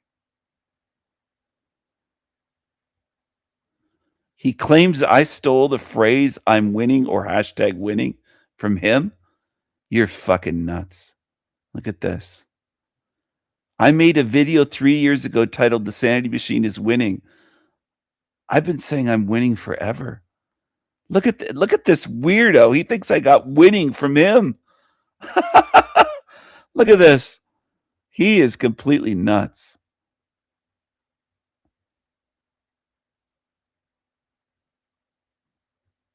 Completely fucking nuts.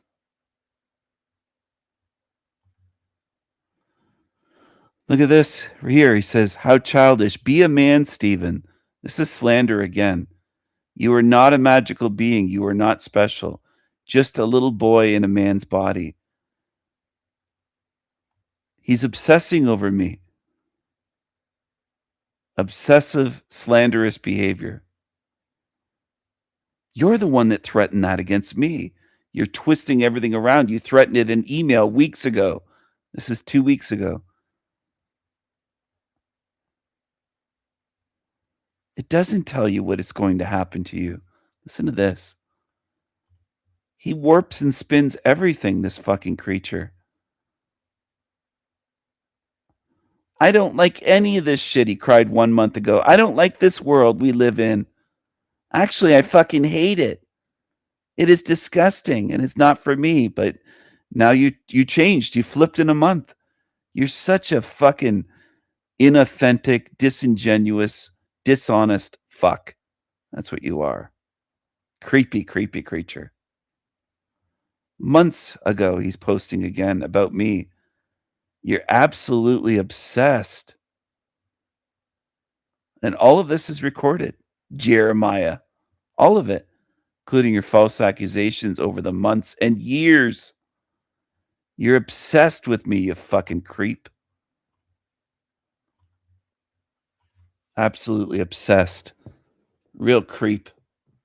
Real creepy creature.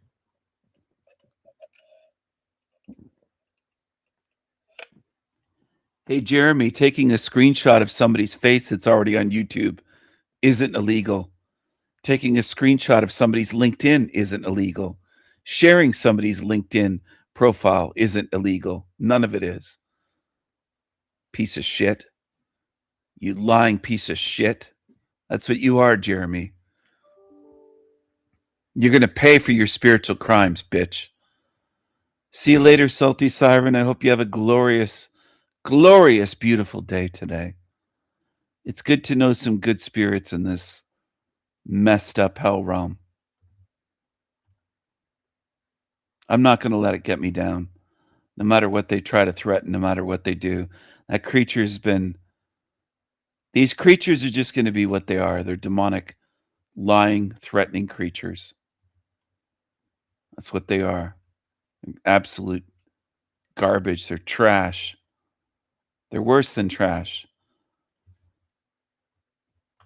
Hello, Bobby. Hello. Good to see you. I almost missed you saying good morning to everyone here. Good day to everyone. It's great to have you here. I stumbled upon this video earlier, the most feared creature in British mythology. I don't know if I'll play the whole video, but I'll play some of it. The borderlands of England and Scotland, a landscape littered with the ruins of great empires and warring kingdoms. You're not seeing the remnants of grand villas or mansions. These are war machines cast in brick and mortar. The soil here is soaked in blood. It's among these ruins that our story takes place. Callum McGill set out on foot from Newcastle, where he'd been discharged. He'd been serving in the British Army, more specifically the 42nd Regiment, an outfit of Highlanders known as the Black Watch. Like many from the Highlands, he had been removed from the land that his family had farmed for years by greedy landlords who wanted to turn bigger profits by farming sheep instead of growing crops.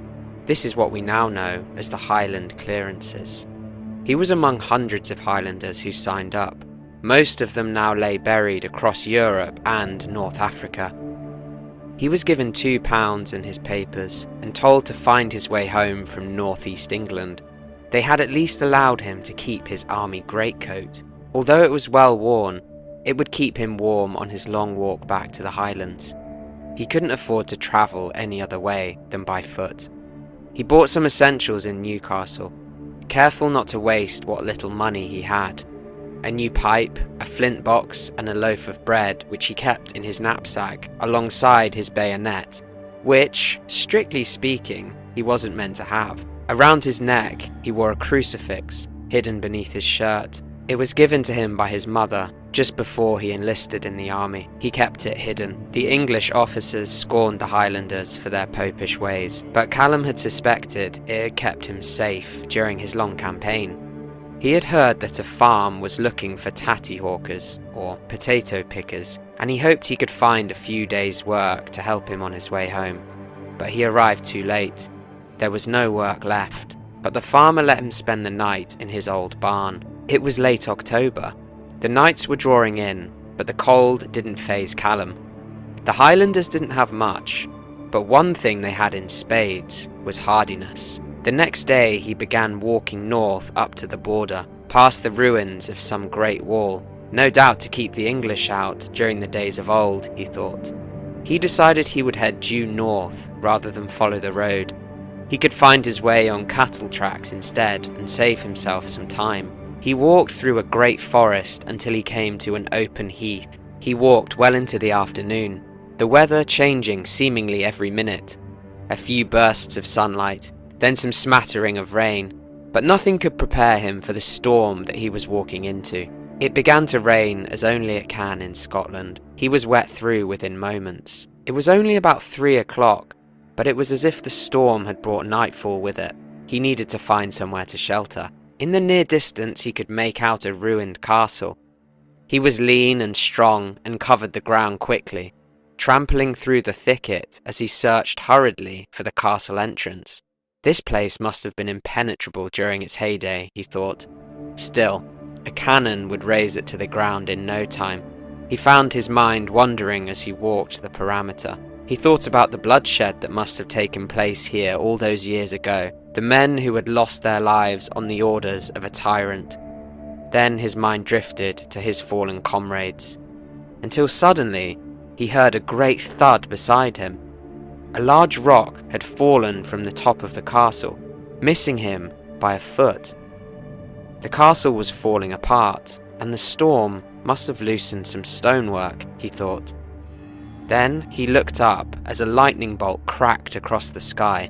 He thought his eyes detected movement on the battlements. It was a trick of the light, and nothing more. His soldier's pragmatism batting away any irrational thoughts. He managed to find an entrance. The grim castle barely had a roof. There was a thick, sopping layer of moss underfoot. Water cascaded down the walls. It was going to be a long night. He scurried through the passages, turning left and right. He was disorientated, and the light was fading. He huddled in a corner at the end of a long passageway and settled in. He was about to eat some of his bread when another stone from high above fell beside him, this time only missing by a few inches. He looked up, just as another stone came hurtling down, hitting him square on the forehead. The blow made his ears ring and his jaw clench. Blood began pouring from the wound. He was in shock, but he wasn't incapacitated. What on earth was that, he thought. Then he heard a menacing cry, a shriek that embodied both joy and pain. The sheer volume and vileness of the sound stopped him in his tracks. His body felt like lead. He had heard stories from the old people about wicked, supernatural creatures who meant men ill, but he had never seen them, and he had no cause to believe in them until he heard that cry. In that moment, he knew the stories to be true. It was then that he heard the sound of strange footsteps on the flagstones. The unmistakable twang of metal rang out with every step. They were sounding from the end of the passageway, from Callum's only way out. He was cornered. He took his bayonet out of his bag and clenched it tight. Bracing himself for battle, he saw its fingers first, splayed, slowly reaching out of the darkness. Long and skinny, with nails like the talons of an eagle, and again that menacing laugh rang out. A few more metallic thuds, and he saw the creature in full. It was like an old man, only impossibly short and thick-set. It grinned at him, a wide gurn that flashed a row of long, sharp teeth, more deadly than Callum had seen on any animal. Its hair was down to its shoulders, lank and greasy. On its head it wore a red conical cap. In its claw-like hand it clutched a pike staff. Its boots were made out of iron. Its large red eyes burnt like hellfire. "What do you want with me?" said Callum. "Do you like my hat?"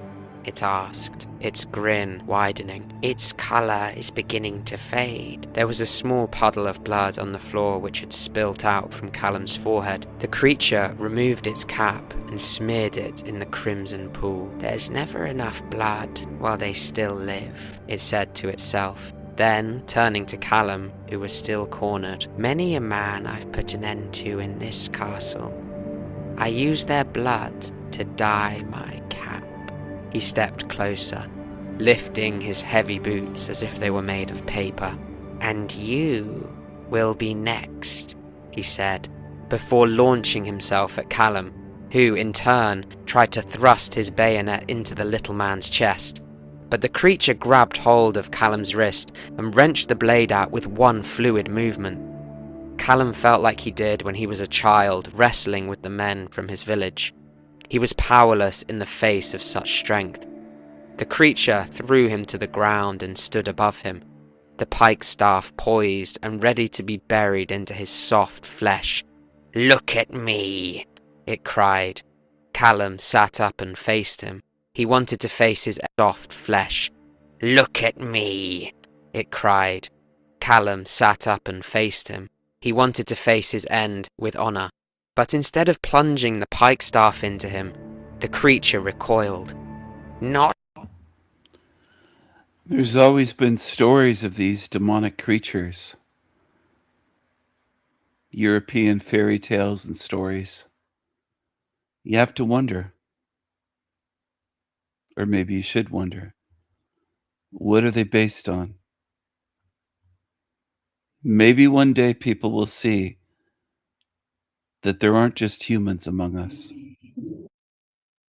There aren't just humans among us. There's more than that. There are creepy things that walk among us. Creepy creatures. Creepy creatures, and I'll keep showing you. The guy next to me. Oh, Series MP3, fuck me. Oh, freedom day. Oh, freedom day. Freedom day. Freedom day. Oh, the hate, the hate, the hate, the hate.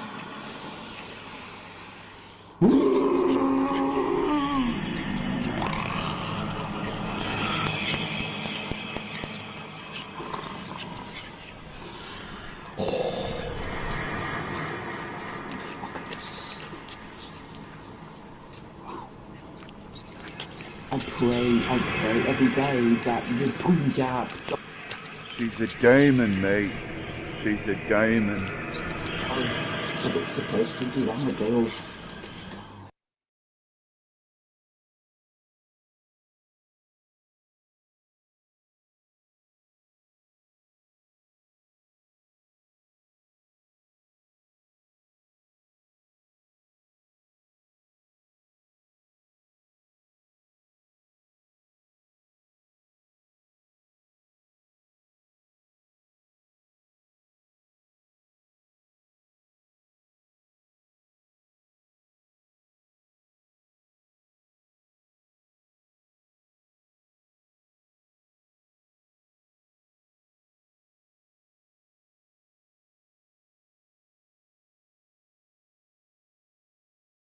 "Not that, not that," it said to itself, looking at the cross around Callum's neck, which had jostled its way out from underneath Callum's shirt during the tussle.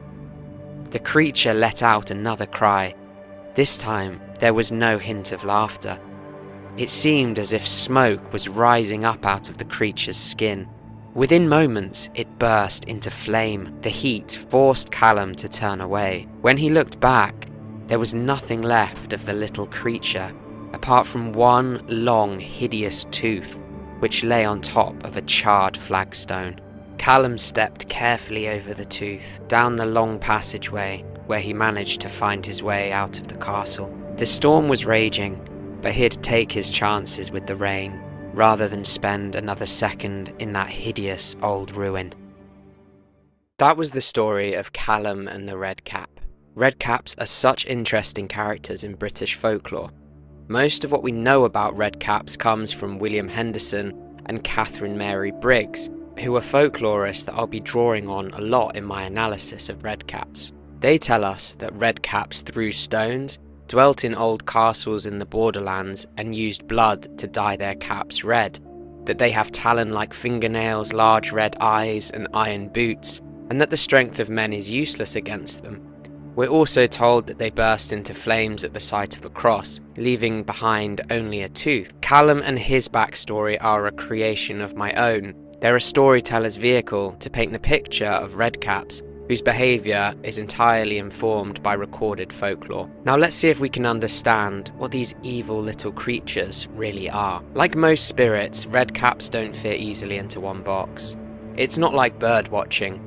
Categories of spirits have overlaps and are in themselves difficult to pin down. A redcap fits into Catherine Ann Briggs' definition of a goblin, an evil and malicious spirit, usually small and grotesque in appearance. She also suggests that redcaps are a type of brownie. Brownies are a domestic spirit who help with chores. Brownies are somewhat interchangeable with hobgoblins, who would also help with things such as brewing and farming and domestic chores. The hob prefix alludes to a kinder, helpful goblin. Bluecaps in Cornwall were a type of hobgoblin who helped miners with their work. Brownies, although good-natured, feared Christian symbols, and when insulted or mistreated, they would turn into boggarts, who played cruel tricks and even tormented families. Perhaps the redcaps were domestic sprites like brownies, which had witnessed such horrors in the border castles that they were like a boggart on steroids. Perhaps they were corrupted by the sheer amount of evil and bloodshed that they witnessed. In terms of their appearance, redcaps are not unique. Many goblins or fairy sightings report short old men with conical red hats and long sharp teeth, sometimes wielding weapons. These kinds of apparitions appear in stories collected up and down the country. However, living in places which have known tyranny and using blood as a red dye for the cap does seem to be specific to our redcaps in the Borderlands. It's possibly a manifestation of all the violence that's taken place here over the years, an expression of the trauma. We see this with Irish fairy stories collected during the 19th century during the Potato Blight, when Ireland was facing one of the worst famines the world has ever seen. The stories about fairies, and I use that term in a broad sense here, the one referring to a wide variety of creatures, of which goblins are included, they're much darker than the fairy stories in Ireland that are collected in the 20th century, when there's more stability and prosperity. There are literally hundreds of accounts of fairies and goblins wearing red caps, perhaps because red was a rare colour in the pre-industrial age. So wearing red would have othered spirits, alluding to magic and to the fairy world which didn't adhere to our own rules. There's a pub called Old Mother Redcap, which is named after a local witch, whose red cap was the source of her power of levitation. We have accounts from Cornwall where spirits, called redcaps, throw stones at travellers. These aren't as violent or as gruesome as the redcaps in the Borderlands. In Holland, there are spirits called redcaps who live in windmills and are generally benevolent spirits. In Walter Scott's poem Lord Soulis from the 19th century, based on a man who was once the owner of Hermitage Castle in the medieval period and who was accused of being a warlock. In Scott's poem, he has a character called Robin Redcap, who helps Lord Soulis like a familiar. The name Robin was a popular first name for hobgoblins, Robin Goodfellow or Puck from Midsummer Night's Dream being a famous example, and the lesser-known Robin Roundcap, who was a hobgoblin that was said to live in Spalding Hall in Yorkshire. Leaving behind a tooth is such a strange quirk, and I can't seem to find any comparable stories.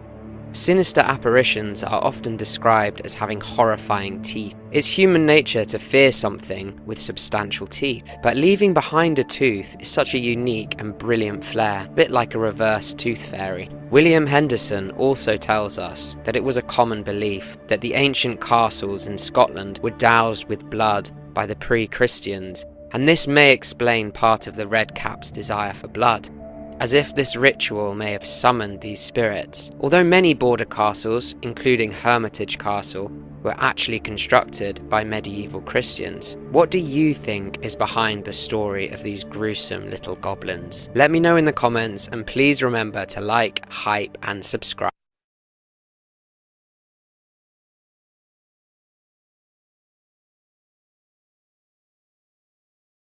So that video is called The Most Feared Creature in British Mythology. It was actually a video recommended to me by YouTube. I wasn't subscribed. I'm going to subscribe to that channel right now. I'm interested in that kind of stuff. It's a break for me from the rest of what I look into and research, heavier topics and more difficult things. It's almost like a relaxing type of video for me to watch.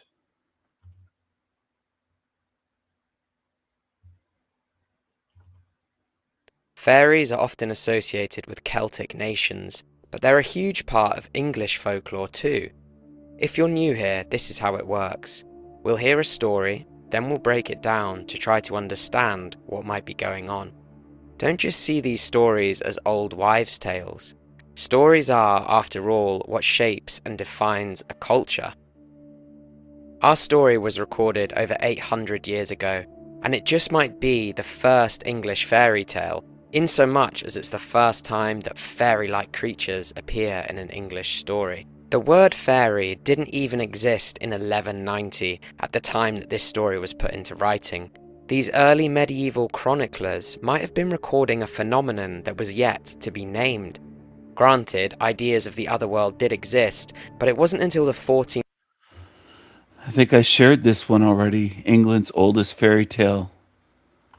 The Children. I think I shared this one, but I'm going to drop a link in the Red Hat Women's Club. I'm not familiar with the Red Hats Women's Club, but there probably is an esoteric connection. There is with most of these fairy tales and stories. But they were right when they said that's part of the culture. That's part of what makes a culture. A big part of it is stories, storytelling, passing along stories, myths, legends, all that sort of thing is part of what makes up a culture. So it's definitely part of British culture, Irish culture, Scottish culture, etc. German as well, fairy tales. I was going to share, what was I going to share? I was going to, before I forget, just a second, changing all these tabs and windows. Here we go. I want to let people know that perhaps don't know yet, the Sanity Machine channel is back up on YouTube. The Sanity Machine is back. The cover art up here, banner was gone. My avatar was changed back to the original that I had on my channel, I don't know, 15 years ago. And I was like, what should I put? So I put one of my ravens. I can't even remember what I had exactly. It's been weeks. But it's back, and I restored some of the videos. Not all of them, only 134. But I restored my music and a couple random videos, and then most of the Esoterica series I put back. But I didn't restore any short videos and lots more videos here. But I restored some. Now I'm going to try to restore videos where they can't try to report me, since these creatures can't handle free speech, free expression. They can't handle somebody exposing them for the frauds and weaklings that they are. Jeremiah and Creepy Keith and others, Leslie, they've been all reporting my channel. All these creatures report my channel because they are weaklings, they're wimps, they're losers. So maybe I won't restore those videos. I don't know yet. Maybe I'll start a separate channel just to expose cockroaches, to keep the Sanity Machine from their attacks and their reporting to YouTube and their threats and everything else. They are weaklings. That's what they are. So, the greatest series on YouTube is back. My Esoterica series and my music is back. We Bring the Madness. And I plan on making more videos. Full albums. This is an hour, 33 minutes long.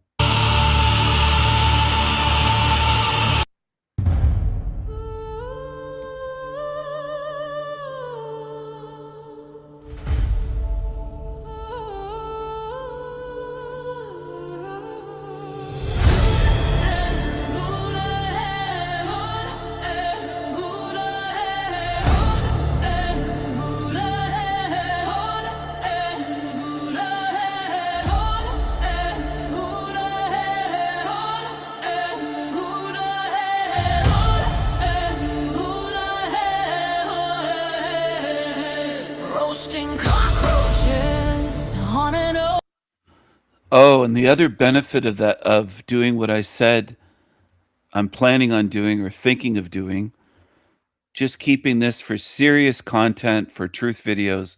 They won't be able to say, oh, the Sanity Machine, he just bashes people. It will all be truth videos, esoterica videos.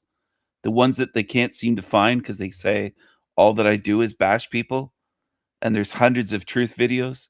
So it will just go to show that they are liars, absolute liars, which they are. These videos were here all along, and they lied and lied for years, saying all he has is content that bashes us. That's all he does on his channel. Well, then what's all of this? What are all of these videos? Because these videos aren't quote unquote bashing or attacking these losers. Where are their videos like this? Topic by topic, covering all sorts of things. My model is different. I might have to make another part, 2 or 3 parts to this one, showing how my model is different from Gnosticism, from Christianity, from this, from that, from others, from Creepy Keith and his Anunnaki bullshit story that's bogus. I've talked about frequency differences in spirits, seeing beyond, self-empowerment of spirits.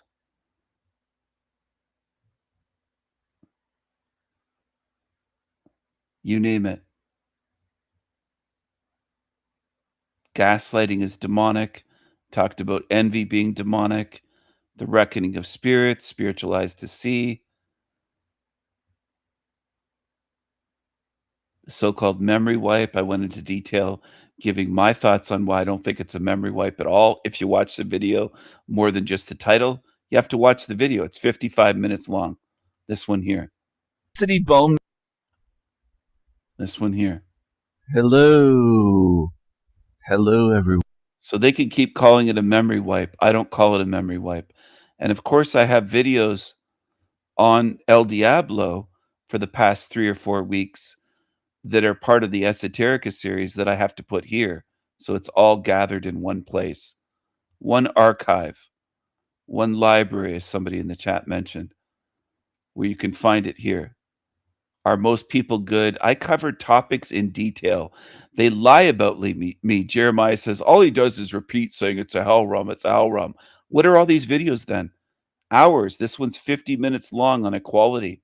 I cover topics in detail. I don't just repeat, it's a hell realm, it's a hell realm. They lie about me. These creatures lie and lie and lie. Mother Earth loves you. Seeing through heaven. Is the recycling bin a punishment I made 5 months ago? I explain all of this stuff. Hijacked Earth theory or hopium. Recently, the other day, I covered NPCs. I cover all kinds of topics. I'm not vague. I'm very detailed and specific. The authentic versus the inauthentic. Suffering by design. Some videos are short. This one's 11 minutes, 11 seconds. If you click on it, there's the 11:11 right there. There's the 11:11 right there. Anyway, you should get what I'm saying because I go into detail. Matrix group hate think. Roulette Wheel of Fortune. Wheel of Fortune is an esoteric concept, but this realm is a roulette wheel of fortune. Another spin in the bin. You don't know where you're going to land, what you're going to get. Frequencies and spirits. I cover all sorts of things here. Break the spell. Spiritual creativity and imagination. I covered demons in a video. A short video for people. I realize I don't do it just because people have short attention spans, because some people on my channel can easily watch a 45-minute video, like some of these are 44, 45 minutes. 33 minutes.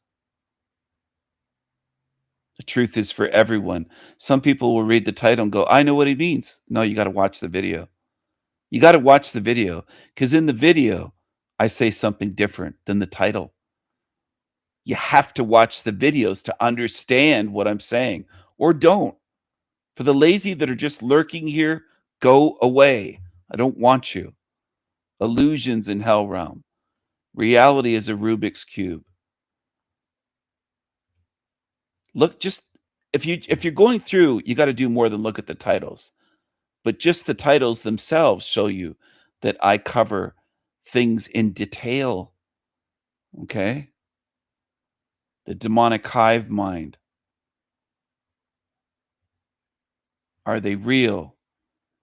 Loyalty and betrayal, the master-slave dynamic. 11 minutes, 11 seconds. A lot of my shorter videos are 11 minutes, 11 seconds, 11:11. Hopium in Hell Realm, 33:33. This is a sewer matrix. Spirit recycling system. This is a sewer matrix, spirit recycling system. Oh, man. 1,000 views on this one. 82 likes. It should be hundreds of likes, though. But unfortunately, there aren't hundreds that I've been able to find in this realm that understand what the fuck I'm talking about. Learn your lessons in Hell Realm. I've covered topic by topic by topic in detail. The New Age I covered in a separate video. If you go through these videos, you'll see what I'm talking about.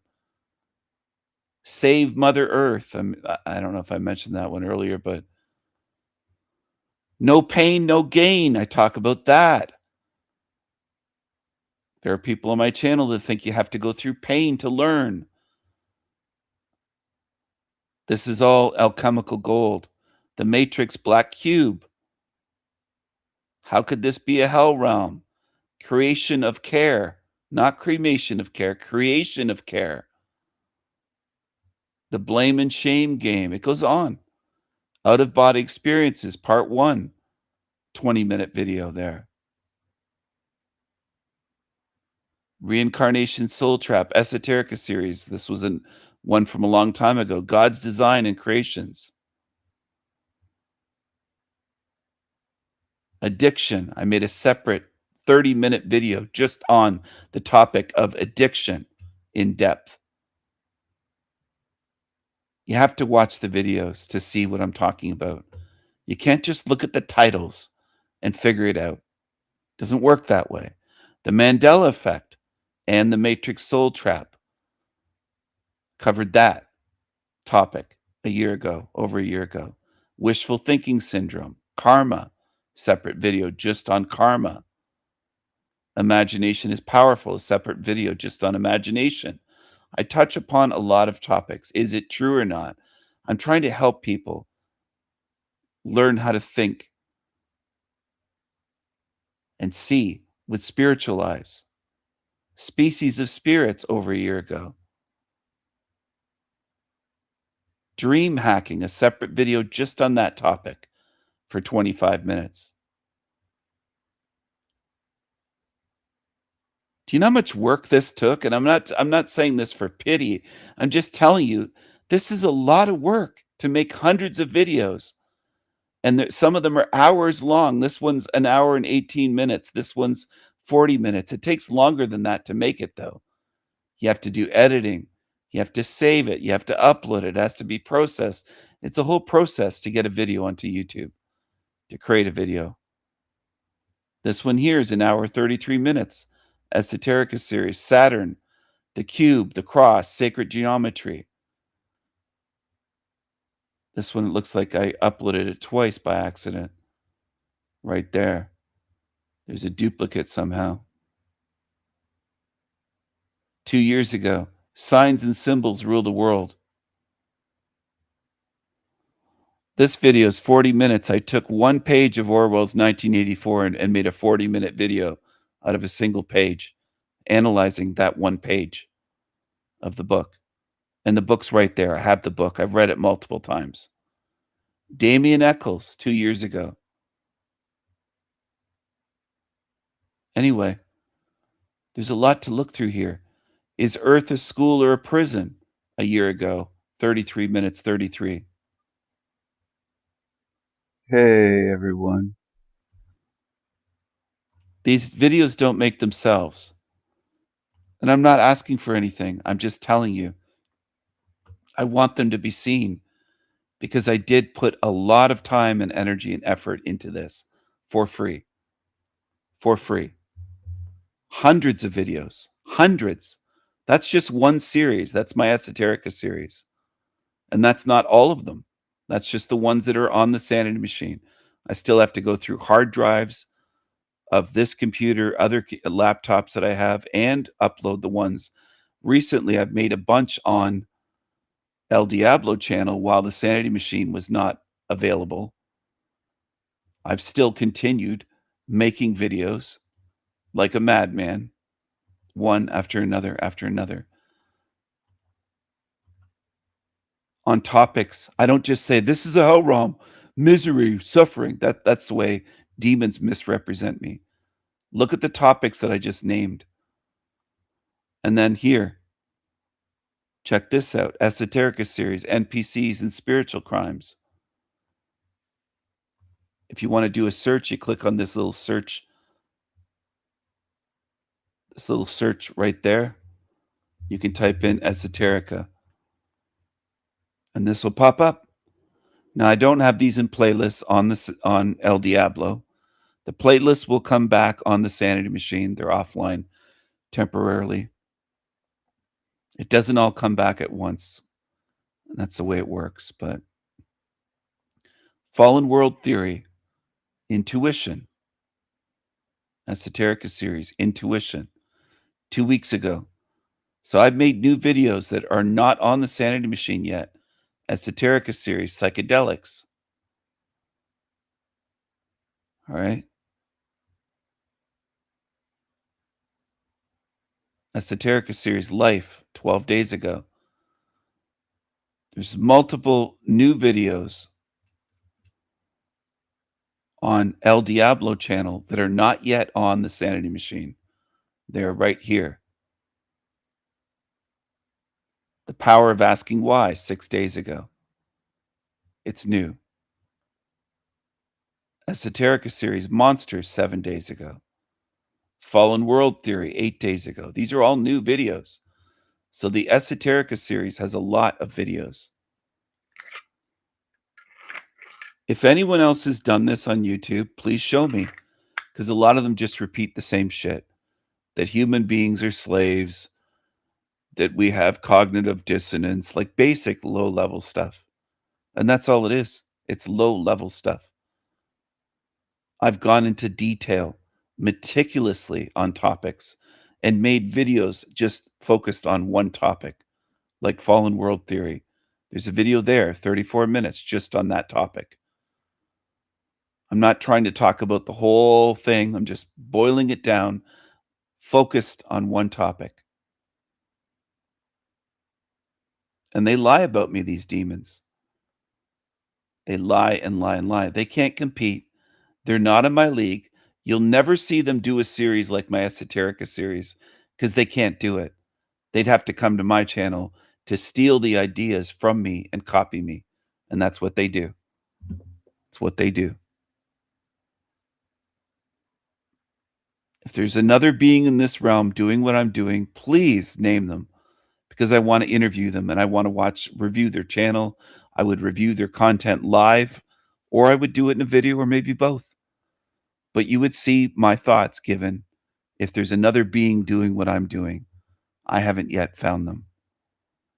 But people will lie and say, oh, he's saying the same thing. Really? I don't think so. Love to see it. But when they're called out, they can't provide evidence. And then there's music, of course. I'm making music. I'm writing the lyrics. I'm also singing. They said, why don't you use your own voice? Why are you using AI? All right, I'll use my voice then.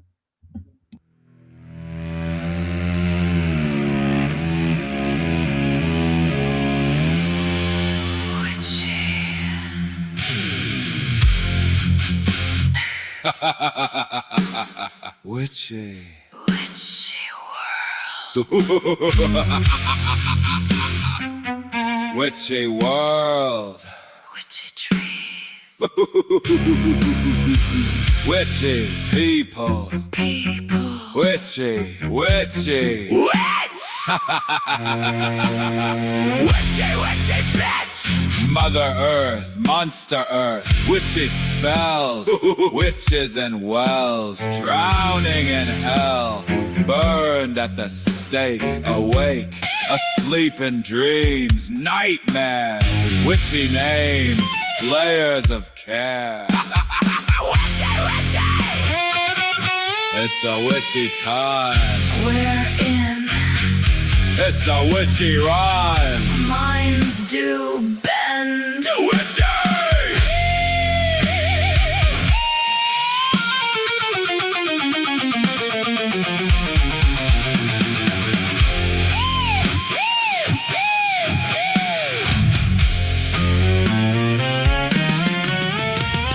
Witchy trees, bends, bow and break in the breeze. A whispering wind reaches the ears. Your gods send angels to put you in fear. Witchy moons, witchy tones. An end too soon. Too soon.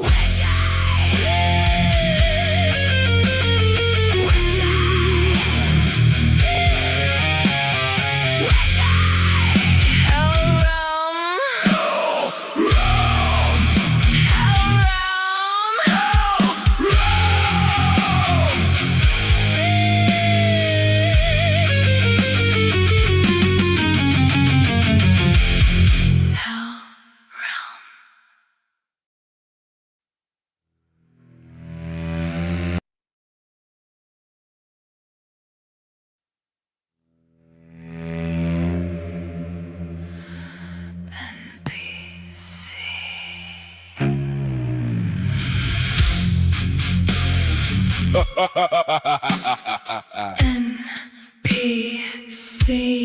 Non-player characters. Are they here? Are they real? Can they heal? Are they people? Can you wake them up? Are they asleep? Are they sheep? Are they robots? Transhumanism, electronic jism. Oh, man!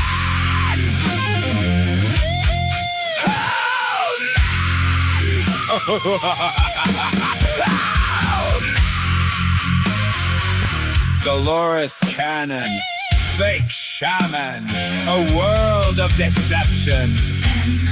NPC. NPC.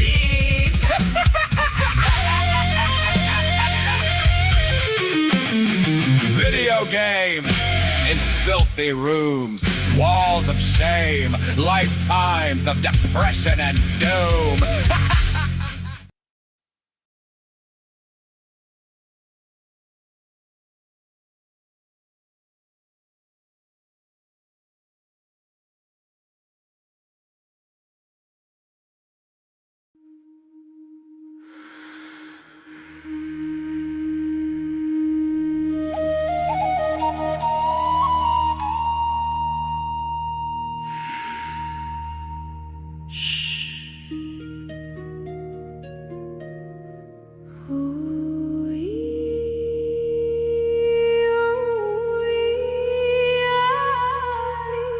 Oh, hey, oh, Leela.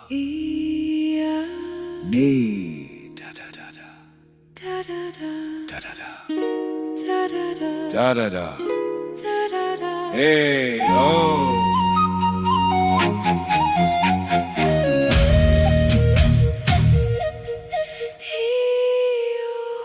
Hey, oh.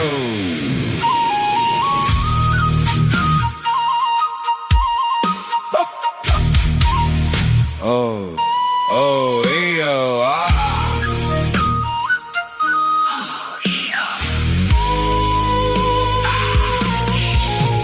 The beginning is near.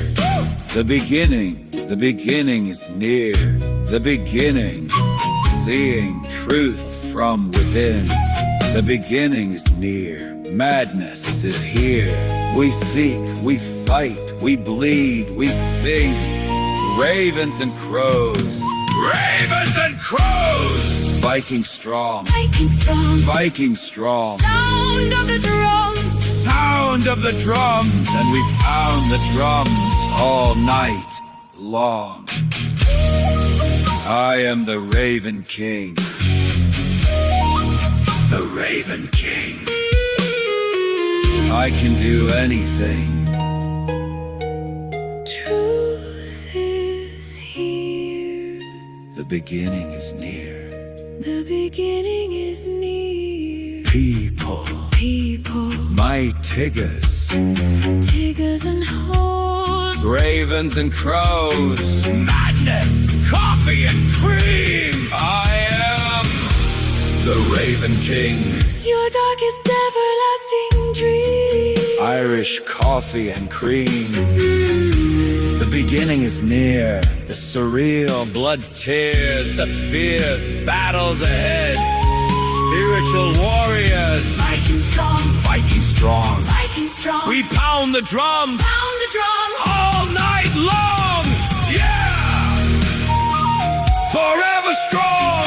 Viking strong. Valhalla. Valhalla. I am the Raven King. The Raven King. Rules forever Forever and ever. and ever.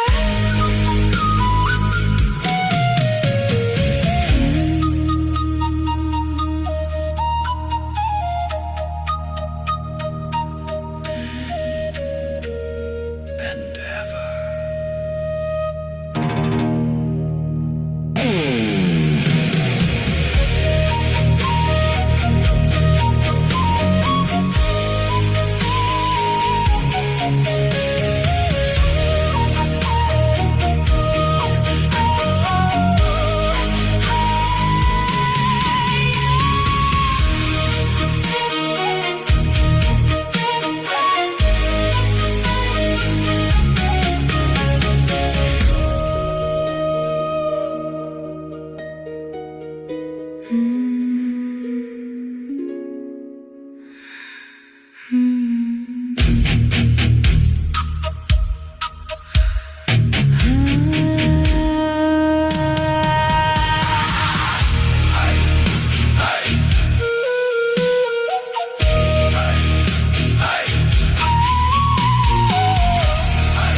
I am the Raven King.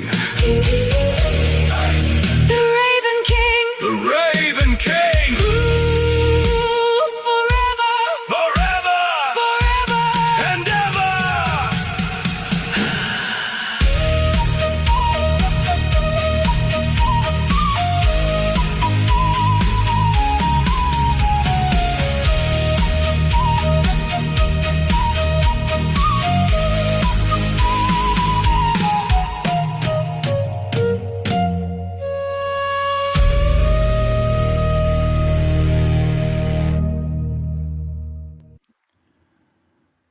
It's my newest song.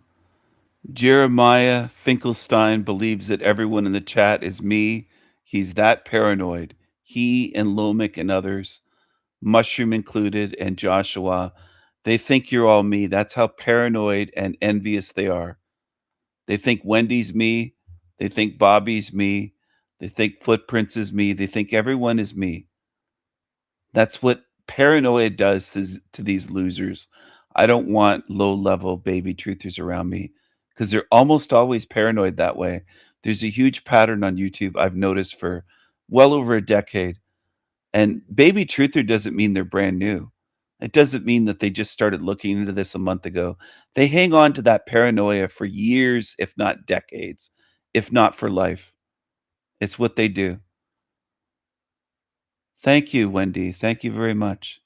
They can't appreciate anything. They can't appreciate music, creativity. They'll always find a way to be miserable like Callie. The way she talks about my fragrance collection or my knives. Well, she doesn't have a collection of anything. She doesn't have hobbies and interests. She doesn't create things. She doesn't draw. She doesn't paint. She doesn't write song lyrics. She doesn't sing. She doesn't make music. She doesn't do anything. And that's why these miserable creatures always attack and put others down, because they create nothing. Callie doesn't create anything. And as far as I've seen, Jeremiah isn't creative either. What does he do? What he makes is not creative. It's just garbage. It's hit pieces and just shit. Low level, low IQ shit. Oh, now he's calling into the show, it looks like. Wait a second. I'm going to put him backstage for a moment. What the fuck are you doing here, Jeremiah? You're a loser. Why would he think that I want him here? Why would he think that I want him around here? Every time he comes around to my channel, oh, there it is again. Yeah, the music starts playing. That same music starts playing, and he shows up. Follows him around, that music.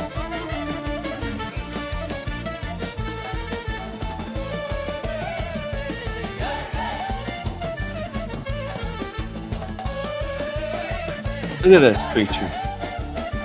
Look at this preacher.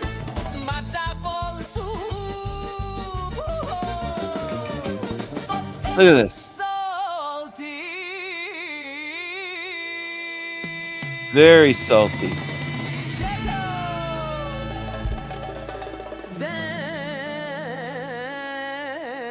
Damn music. I hate that music. I can't stand it. Kill the music. Fuck. Look at this thing. He's in a deli again. You know what kind of deli. Look at the schnoz. Look at the beak. What do you want here, Jeremiah? Finkelstein. What do you want, Finkelstein?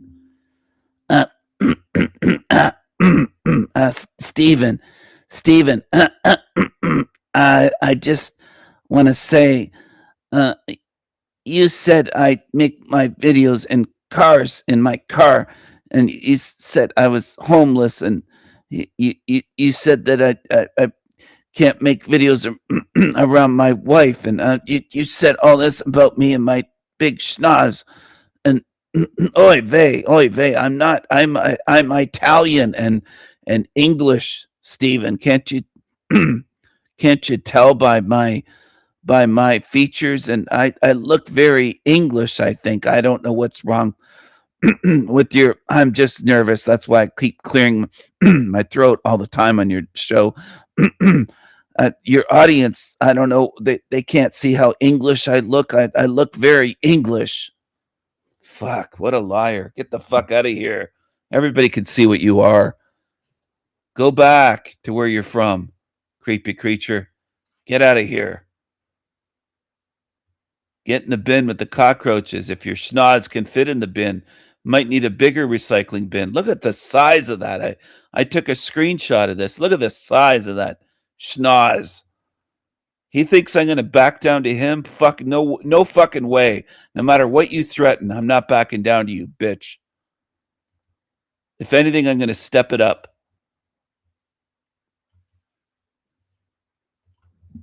Not going to push me around with that great big schnoz.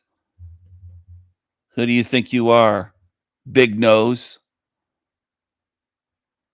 Envious loser. You're going to be recycled.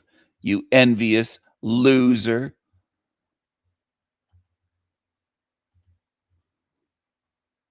You're going right in the bin. Get in the bin. Get in the blue recycling bin. That's where you belong. Jesus is waiting for you to put you right into that bin. And that is where you belong.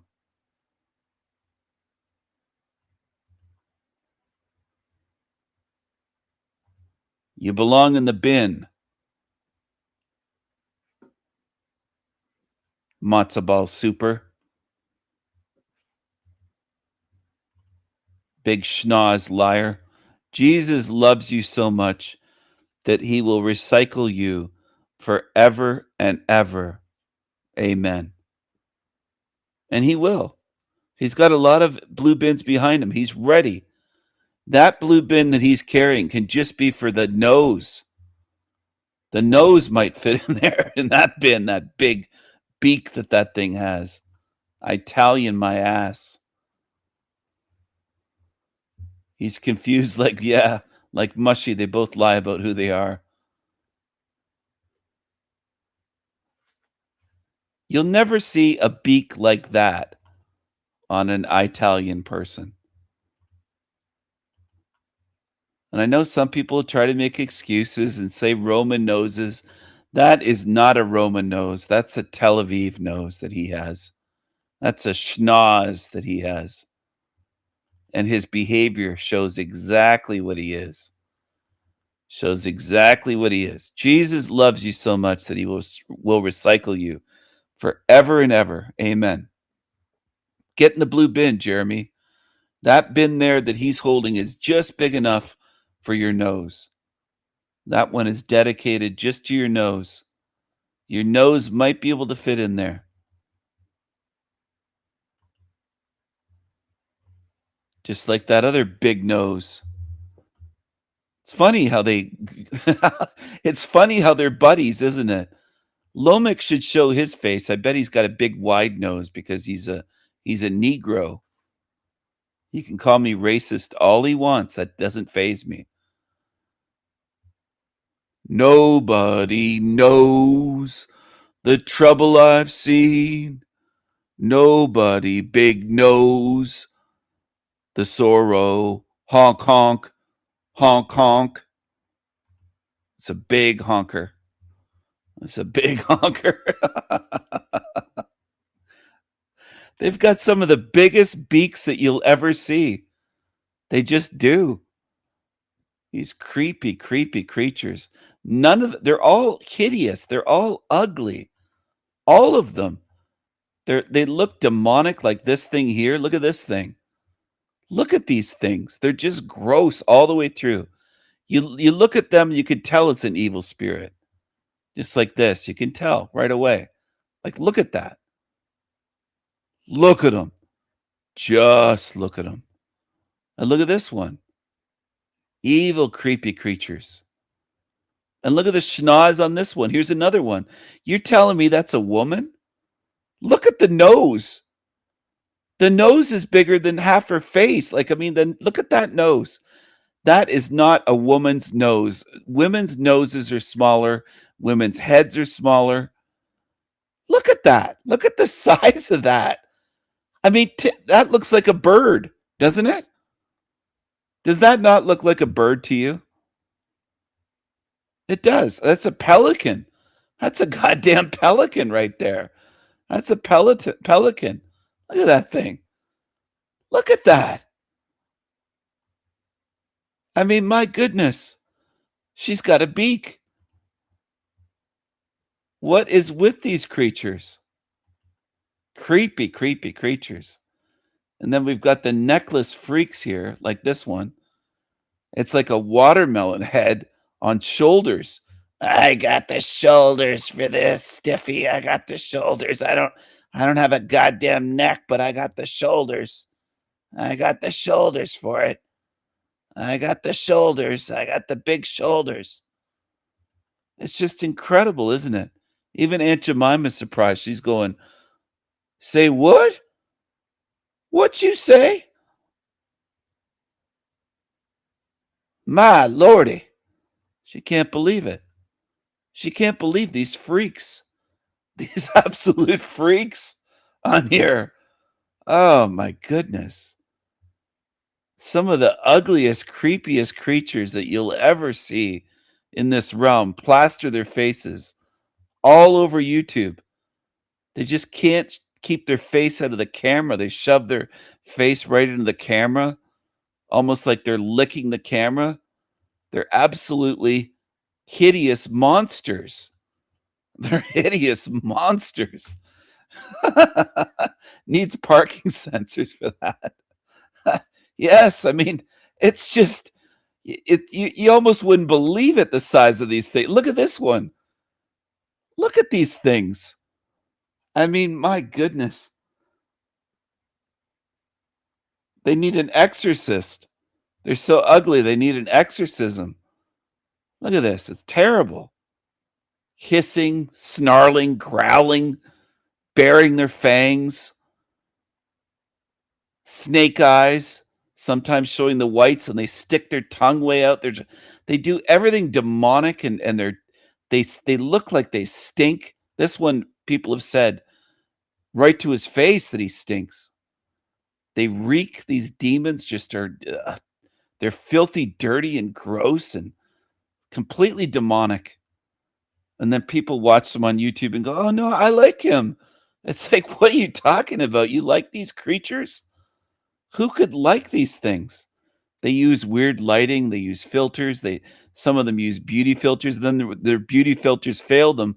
Look how ugly they look. Look at the forehead on that thing. You could put a Pepsi billboard on that forehead and advertise. But when their beauty filters fail, they just look like monsters. Look at this thing here, Mr. Mole, with the beady little eyes. The beady little eyes. He looks like one of those hairless moles. That's what he looks like to me. I call him Mr. Mole. Mr. Mole with the strange lighting. He's a goddamn mole. I'm not kidding you about this. I almost wish I was. I almost wish I was. This is a mole. That's not a human. I think that's a Mr. Mole. I nicknamed him Mr. Mole. And here he is here. Here's another photo of him. I think that's him. It looks just like him. Look at this. This mole with the teeth.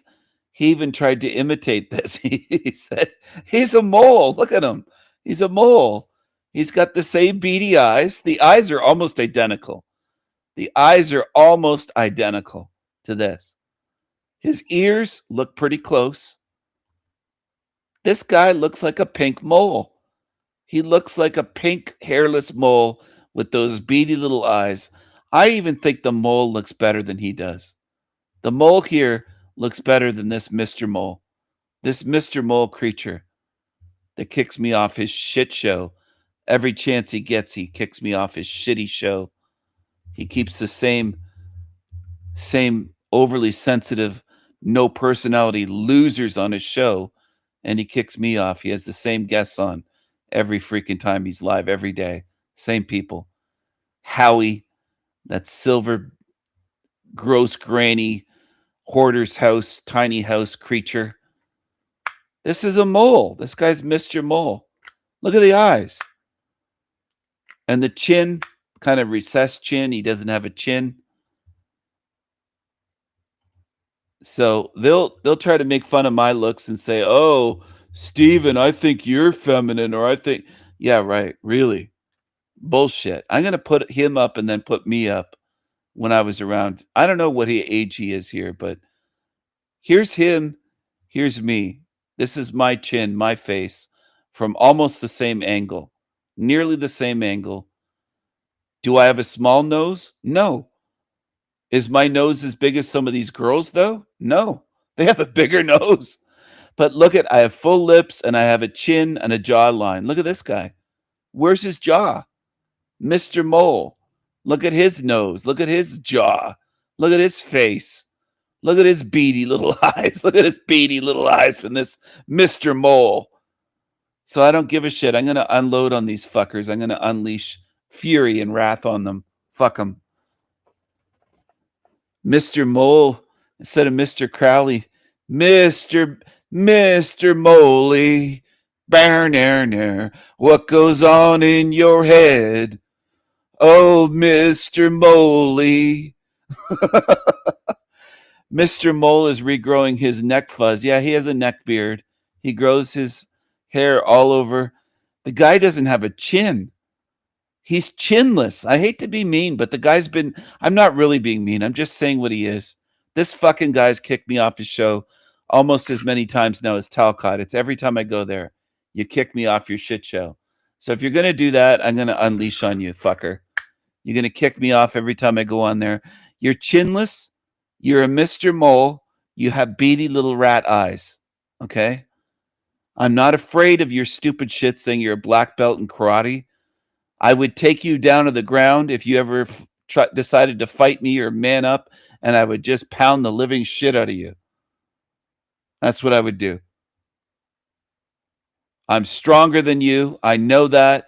I know I could take you right to the ground and slam you right into the ground. In fact, I could probably knock you out by slamming you to the ground, and I wouldn't even have to throw anything at you. I'd just knock you out with a slam right onto your back and the back of your head. You'd be out. You don't scare me. You might scare losers that believe your stupid shit, but you can barely stand up and walk. You boast this dumbest shit that you were a black belt in karate. Bring it on. I'd love it. I'd love it, Mr. Mole. I'd love it. And you wouldn't be running your mouth anymore. You wouldn't have any teeth left. That's the reality. You dumb fuck. You stupid fuck. They envy me, and this is what demons do. They twist things around. This is what he looks like, and this is me. That's him. Chinless, beady-eyed little rat, Mr. Mole. Talks about being a black belt, and a head kick's a low kick for me. I know how to block kicks. I took martial arts too, dummy. Bring it on. You know you won't. You know you won't. I'm bigger than you. I'm stronger than you. I'm not an alcoholic drunk like you, wobbling around. And you would be destroyed, demolished. That's reality. And you know it. But you run your mouth on the internet like a demon, playing demon games, Mr. Mole. And this is me. And here's you. And here's me. And yes, this picture wasn't taken yesterday, but it's showing my bone structure in my face. It's showing that I don't have beady little rat eyes. Here's you. You got the beady little eyes, don't you, Mr. Mole? You chinless, beady-eyed little mole. And here's me. And you know what? A lot more women have been attracted to me in my life than Mr. Mole. You and your Team Evil crew combined. All of you. All of you. I don't care how that sounds, because it's true. And I'm tired of you fucking liars. Like you. You're a lying drunk. That's what you are. You're drunk every day. Living at home with your mother. Living at home like your mother. Black belt in karate, yeah. He's a black belt in karate. He broke a couple boards. Big deal.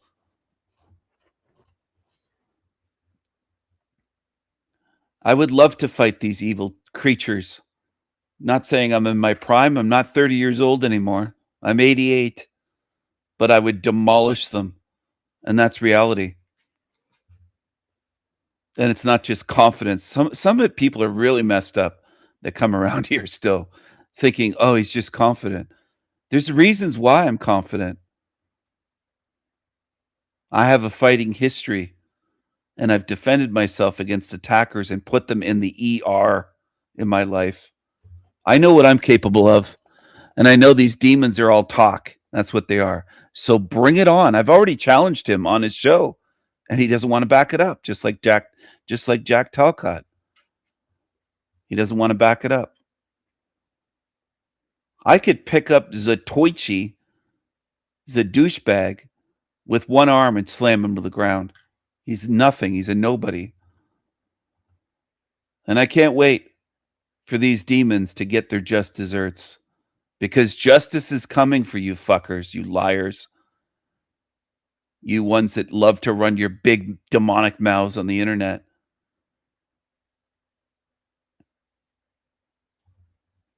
There's a reckoning of spirits coming. And there's no one you're going to be able to run and tattletale to and say, protect me from King Stephen. Nobody. Nobody out there. Nobody's going to come and save you. You're going to be facing the Raven King.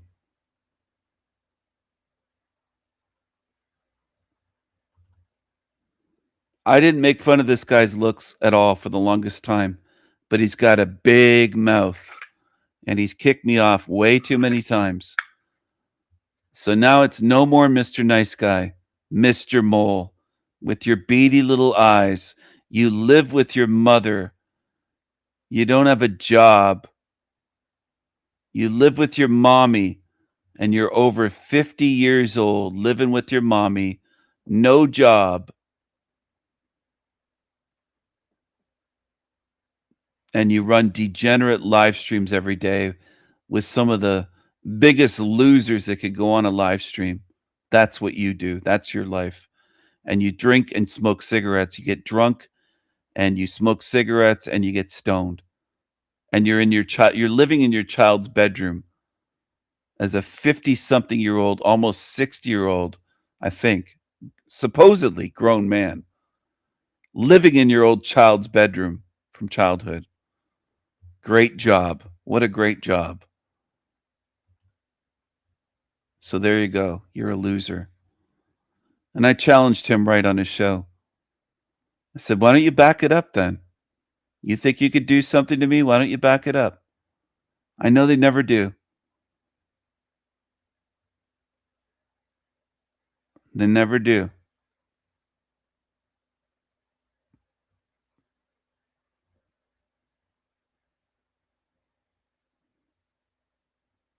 Beady little eyes.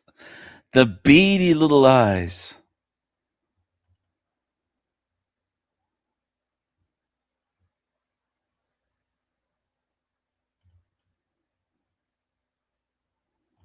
If this isn't a hell realm, how come there's so many freaks that look like the deformed losers that they are?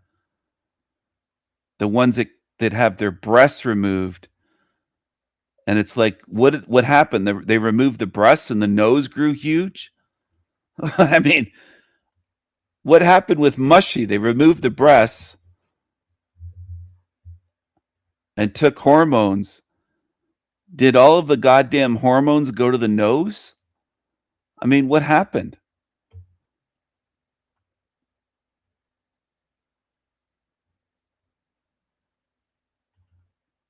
Honk, honk. Honk, honk. A little bit of peach fuzz on the chin. And they think they pass as a man. A small, it's just ridiculous. Ridiculous. It must have been the ugliest girl ever with a schnoz like that. They took the boobs away. Did it all go to the nose or what happened? What happened? You know, I'm not going to be so nice to these demons anymore. I've been way too nice in my lifetime. Way too tolerant of these things. I looked down at my left arm. Something was hurting me, and I looked down. All my skin was melting off of me like wax. But a time was coming where all of these cells would drop from their suspended place, and they would fall into this bubbling, burning, terrifying pit. I was so deformed. I was such a demonic looking person. They brought over my grandchildren. My daughter brought my grandchildren, and I just started yelling at her. Why would you bring those innocent children around such a wicked woman?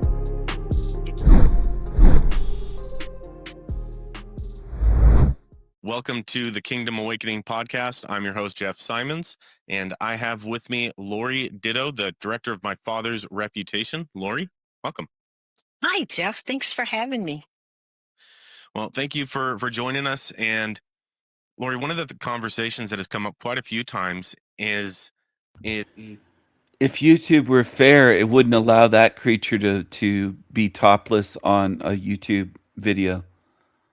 It should be the same rules. If women aren't allowed to be topless on here showing their nipples, then obviously they shouldn't be allowed.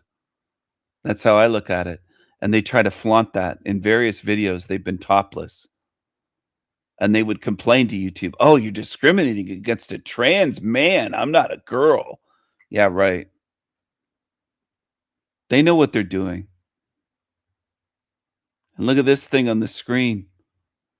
This frumpy whatever woman. She's got more chins than a Bextra lard. It almost looks like she's wearing a wig. Maybe she is. I don't know. I don't know if that's her real hair, but there's something weird about her. There's some strange theology going around about heaven and hell in the charismatic movements.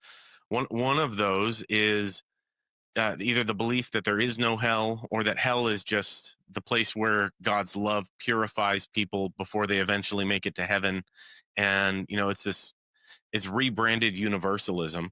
But I've heard your story. So for those that haven't heard your story, can you share a little bit of your background and your experience with hell? Sure.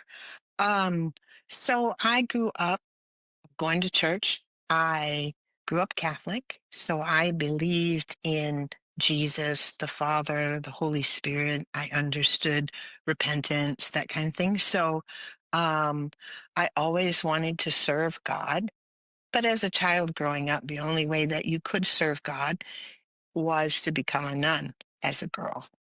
So I thought that's what I would do, was to be a nun. But then I met my husband, and one thing led to another. We got married, we had children, never realizing that I wasn't saved. I had no idea what that meant. And that happens for a lot of people. A lot of people go to church and they don't know that they're not saved. And you're not saved until Jesus Christ is the Lord of your life, not Mary, not yourself. And Jesus, he is the Son of God. So Christianity's limits is that if Jesus is not God, you're outside of Christianity. So when we got saved, I got saved in a vision. I actually went looking for God, and I went to an event, and the Lord took me to heaven. So I got saved in heaven. When people ask me, why do I think that was? I think I was just so hard, Jeff, that the only way God could save me was to bring me and show me that he was real. You kind of get cynical with life sometimes. So I knew that Jesus was real, totally changed who I was. He delivered me. I was smoking 3.5 packs of cigarettes a day, fighting depression on all kinds of medicine. And God 3.5 packs a day. Is that Baxter Lard?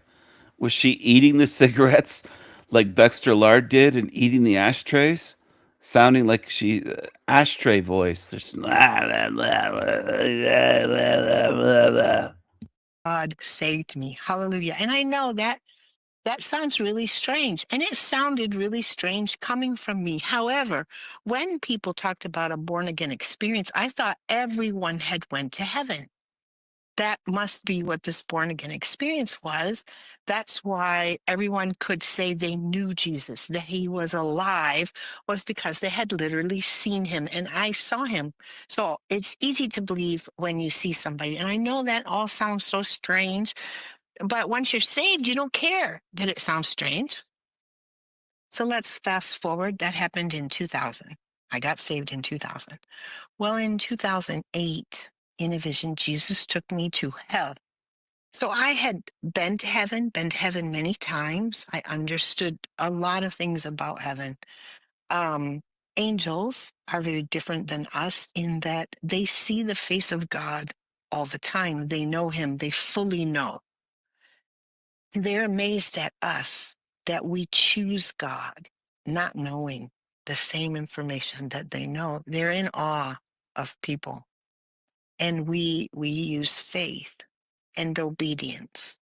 Well, he had been after my life since the time he had saved me to forgive. And I did not forgive anybody because I thought that forgiveness meant what I was saying was what they are doing, what they did was okay with me. And if I forgave them, it was just like they got to say something like sorry. So I wasn't interested in forgiveness, but the Bible says you must forgive or you won't be forgiven. So that meant what I was saying was what they are doing, what they did was okay with me. And if I forgave them, it was just like they got to say something like sorry. Gave them, it was just like they got to say something like sorry. So I wasn't interested in forgiveness, but the Bible says you must forgive or you won't be forgiven. So that's where I was with God. I'd seen him. I had been to heaven multiple times, and yet I was like a favorite child a favorite visitor of heaven, but refusing to obey the simplest, the beginning steps with my God, and that is you must forgive. So it had happened. The date was August 28, 2008. And what I'm getting ready to share will sound crazy, but before people just disengage, just try and listen, because it is a real place. And I was taken to hell on August 28, 2008. At that time, I was the assistant director of evangelism. And Can I just want to make sure I recap this appropriately.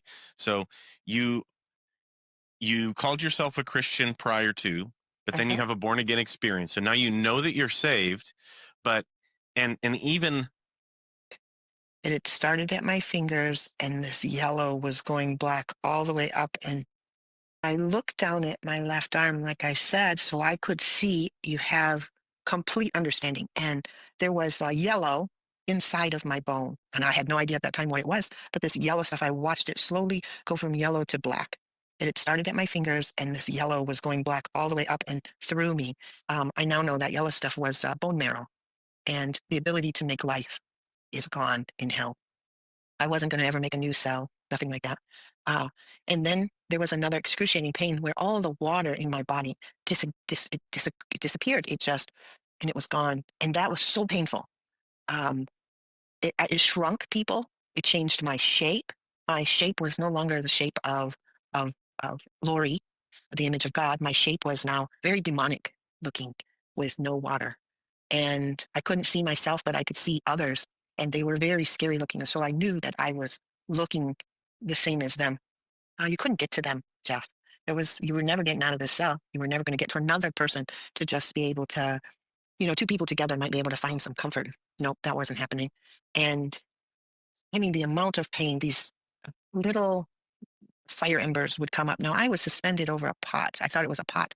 It's the only thing that I've ever seen that rolls those bubbles like that. Is sometimes when you're boiling water, you see this. So that's what it was, but it was boiling like that. But it was as far as I could see. So it couldn't have been a pot. It had to be like a sea. It was very big in both directions, and it was all bubbling. And the people closer to the bubble, the hot bubble, they were people who had sinned greater. I could picture her going, I'm melting! I'm melting! I'm melting! And then there were people higher than me, whatever their sin was, still sin. They still ended up there.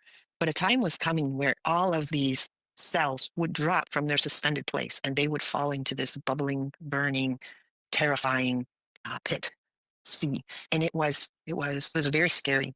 And all of my thoughts, all the good thoughts came and left, and I was only left with the very bitter thoughts, the unforgiveness, the wanting to get even, all the hatred that was in me. And suddenly there was nothing left in me but hate. And I realized something, if how did that hate get in me? It was always there. It was always there. If it had never been in me, it could not have magnified itself. But, we hate this, we hate that. It's like you're only allowed in the Bible to hate what God hates, and he hates sin. So we need to hate sin and not just walk around hating everything. And, you think, well, I hate this person and I hate that person. And I used to think that. And so, that was happening. Suddenly, all of these things came together. A demon, they're very scary looking creatures. Each demon looks very differently. I believe a lot of the false gods that have their pictures made, all these scary looking things, are replicants of what demons look like. They're very scary looking with animal faces or just scary looking things. Anyway, demon came in to my cell he had a hot rod. It was some sort of rod, like a measuring stick. And I did not measure up with God. So I was hit with the stick at the bottom of my feet, and it broke the arches in my feet, which I understood that the shoes of the gospel of peace could never fit on these feet again. The flames burned me, so you would twist and turn as if something was beating you with a belt, with a switch. And as I twisted and turned, I broke every bone in my body. I cannot tell you how much pain I was in, and I was in pain for a very long time. I mean, it was long. So once all that had happened, which was very scary, this was all very scary, these sins entered in to the cell. And the first one was, you're not kind. And the first sins that had come in were the things that other people had done to me. all the unkind things that people had done to me. And you could have counted those. Maybe there was 100 or 300 or 3,000, but it was a countable number. If I had just forgiven those things, I would not have had to deal with the next set, which was the times I have been unkind. And we pray for the sins of omission and commission. So the omission ones are ones that we don't know that we've done, but God knows. So all these sins, it was leveled out to me. And then I understood Matthew 18, where Jesus is telling this parable. And I understood it perfectly in hell. It's about the benevolent king forgives the man all that he had owed. This dude owed so much money, he could never pay it off. In 70 lifetimes, he couldn't pay this debt off to the king. Well, he goes out and he finds a brother who owes him money, owes him 3 days' wage. But he being who he is, he won't forgive. I'm sure everybody knows this parable in the Bible. So then when the king finds out that he had his brother put in prison for just 3 days' wage, he calls him back and he says, "You wicked servant. Didn't I forgive you everything? And you couldn't forgive your brother a small debt?" So he puts all this debt back on to this wicked servant. Now, what I understood in hell was it's the unspoken part that I didn't see before. You see, when the king forgave the debt, he also gave the servant something, and that was the ability to be like him. The king expected it. We see it in his response. But this servant goes out, and right away there's a small test. You were just forgiven 70 lifetimes of debt. And what's your problem? You can't forgive somebody else. You're not so grateful that you can't forgive somebody a small debt. And when he comes back in, we realize that the king is so angry. It was as if this servant had played the king. I took what you gave, but I won't be like you. And that was me. I took forgiveness for my sins from the king, but I would not become like him. That's why Matthew 18 is so important, that we understand what's really happening here. Because if you get stuck about the money, well, this dude owed some money, then you miss the point that what the man should have become was like the benevolent king. And that's what we should become, like our benevolent Jesus, who has paid the price and forgiven us. So the first stack of sins that came in was, you are not kind. And there were so many, you couldn't count them. That's how much unkindness I had done in my life up to 2008. And all of this sin came back in me. It was very, very painful. And then it repeated again, the same thing. So you're not kind. The next one was, you're not gentle. Same thing. First ones that I looked at, you could count them. Maybe there was 50, maybe there was 500, but there was a countable number of things, of ways I had not been gentle. And if I had just forgiven those, I would not have been there. But because I didn't, then the room was filled with all the times I had not been gentle, which was uncountable. You could not have counted that high of all the times I had been ungentle, not gentle. And as those sins came back in me, oh my goodness, it was such a painful thing. And then I'm melting! I'm melting! Jesus, help me! I'm melting!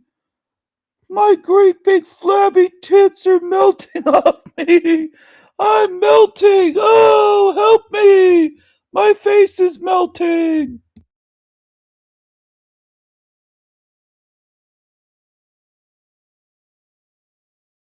the third thing that I had happen was, you are not patient. And there was, again, a countable number of times that other people had sinned against me, and they had been not patient with me. But when the patient one came, this one broke me, because I know Jesus is so long-suffering, and he had been very... I need a cigarette! Please help me, Jesus! I need around 300 cigarettes! Please help me! I'm melting! I need a cigarette! My butt cheeks are melting! My butt is melting! My ass is melting! Jesus, help me! Help me, Jesus! Help me! very patient with me, waiting for me to forgive so many times. My only excuse was, I'm not going to do it. I'm not going to do it. I'm not going to forgive. What they did was wrong. They need to pay, making myself the judge. And so that one was very painful. And when all the impatient things that I had done came into me, I was so deformed. I was such a demonic looking person. And he had been very patient with me, waiting for me to forgive so many times. My only excuse was, I'm not going to do it. I'm not going to do it. I'm not going to forgive. What they did was wrong. They need to pay, making myself the judge. And so that one was very painful. And when all the impatient things that I had done came into me, I was so deformed. I was such a demonic looking person. And I'd like to tell you about a sin that I did that fit each category. It was actually these sins. I was such a demonic looking person. Impatient things that I had done came into me. I was so deformed. I was such a demonic looking person. And I'd like to tell you about a sin that I did that fit each category. It was actually these sins fit the categories and they were counted each time. Once for you're not kind, once for you're not gentle, once for you're impatient. And I'll tell you these two things. So when my girls were small, I wanted to be a good mom, wanted to have them clean, wanted to do everything right. So I used to give them a bath and wash their hair. And I like their hair to be clean. So every night they had to get their hair washed, but they hated it. And they would scream and cry because somehow the soap would get into their eyes. Well, it would get in there because they kept wiggling. And once you get their hair all soapy, you've got to get all the soap out. Well, I thought I was doing a great job. Look at I'm a great mom. But they would scream and scream. And I would slap their leg and slap their arm. And God counted it as a very high sin because he had placed me in a position of authority over another human being. And I couldn't hear their cry. And I just had it my way. We were going to do it my way. And that's not the kind of authority figure Jesus is. He's not my way or the highway. I mean, we can sin against God. He'll let you choose. But God counted that as a high sin. And it counted for all three. And another one that fit all three was, and there were many that fit all three.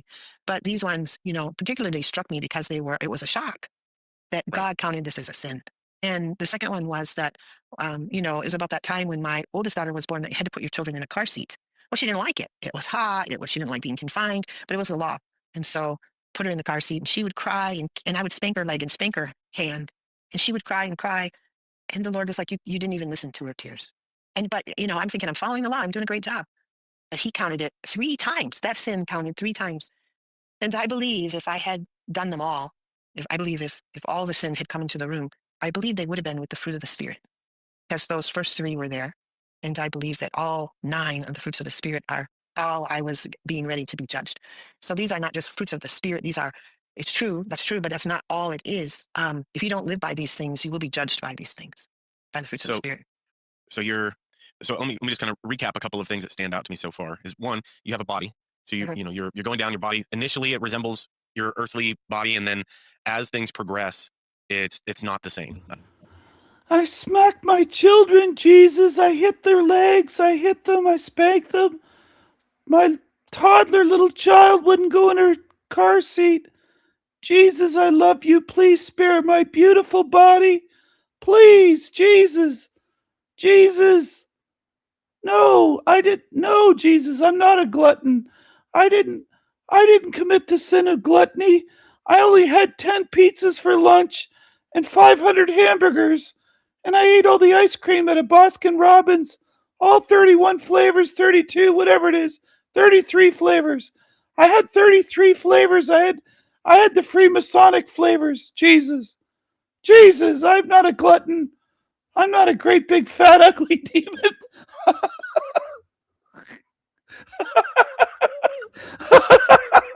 Jesus, you can't make this up. Look at this thing.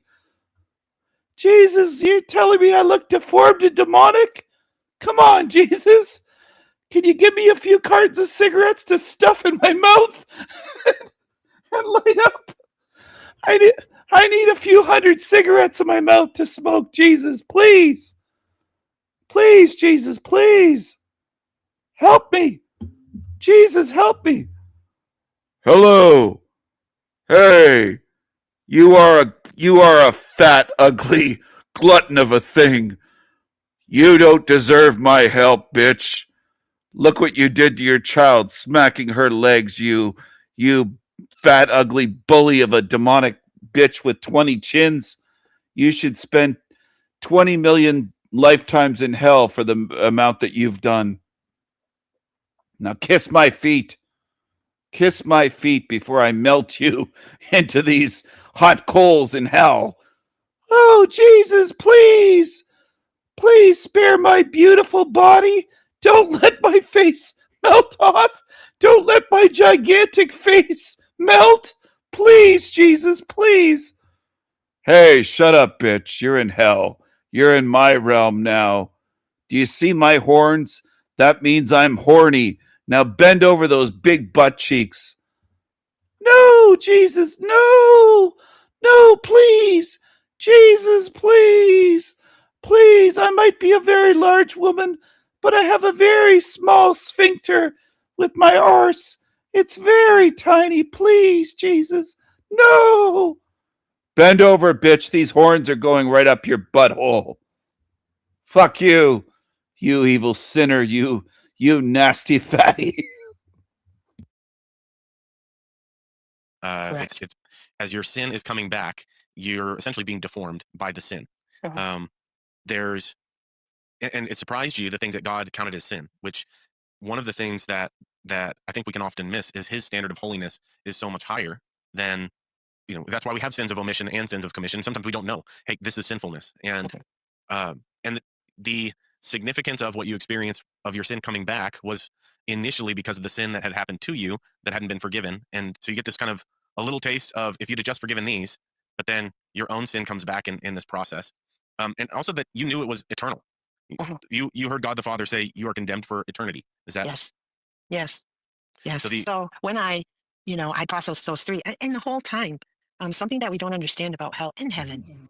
You heard me, bitch. You are condemned for all of eternity. And for all of eternity, you're going to have horns rammed up your butt. For all of eternity. That's what you're going to deal with. No, I'm melting. I'm melting. I'm a soft wax candle. I'm just melting all over. I'm melting. Help me. Help me, Jesus. Help me. Help me. Eddie, Jesus. Eddie, please. Hey, bitch. What's up, nigga? Motherfucker. You deserve all that you get. You're a sinner. You belong in hell. Lick my feet. Wash my feet.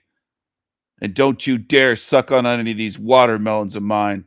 These be my watermelons, bitch. You don't deserve a single watermelon. You can die of thirst in hell. No, Black Jesus. Save me. Save me. I'm a big old bitch. Please, I'm a big old bitch. I thought you blacks love the big fatties. Don't you Negroes love the great big fat? Don't you Negroes love the big fat ones? So in hell, you get 100% of your sin. So you're going to be penalized 100% of your sin, but God is a sharing, caring God, and that principle is true in heaven, but it's also true in hell. And so let's say there's just the both of us in hell. If when we get there, I have 100% of my sin, but I also have 100% of your sin, and I will pay for mine and for yours. It's a collection of sin that is given. So you can imagine why you would not want one more person to come there. Right. Well, and also for those that have had a born again experience and then use that to justify living however they want, one, there's clear scripture against it, but two, is your experience aligns with that scripture of, I'm reminded of Hebrews 10, right? That if we deliberately keep on sinning after we've received the knowledge of truth, no sacrifice for sins is left, only a fearful expectation of judgment and of raging fire that will consume the enemies of God. That's right. And there was, when the rich ruler was asking Father Abraham, hey, will you send Lazarus back to tell my brother? Because he didn't want his brother to come there. Now, the first thing I thought when I read that the first time was, look how he loves his brother. But having been to hell, there is no love in hell. This man was not, in my opinion, he was not asking Lazarus to go save his friend. So I know this guy. I found out that my eyes were really broke apart. I have to wear special glasses now.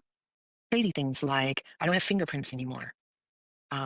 Just crazy things, troubles inside. I had 5 heart attacks and a stroke in trying to.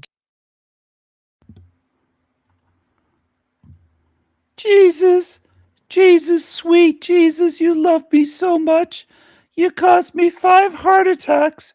You melted off my fingertips. You melted me. Jesus, you melted my great big roast beef vagina curtain lips. You melted all of me. You melted my tits. You melted my milkers. I used to have titties bigger than Tony titties. Tony Sayers, tank top Tony. Oh, Jesus, you burned me inside and out.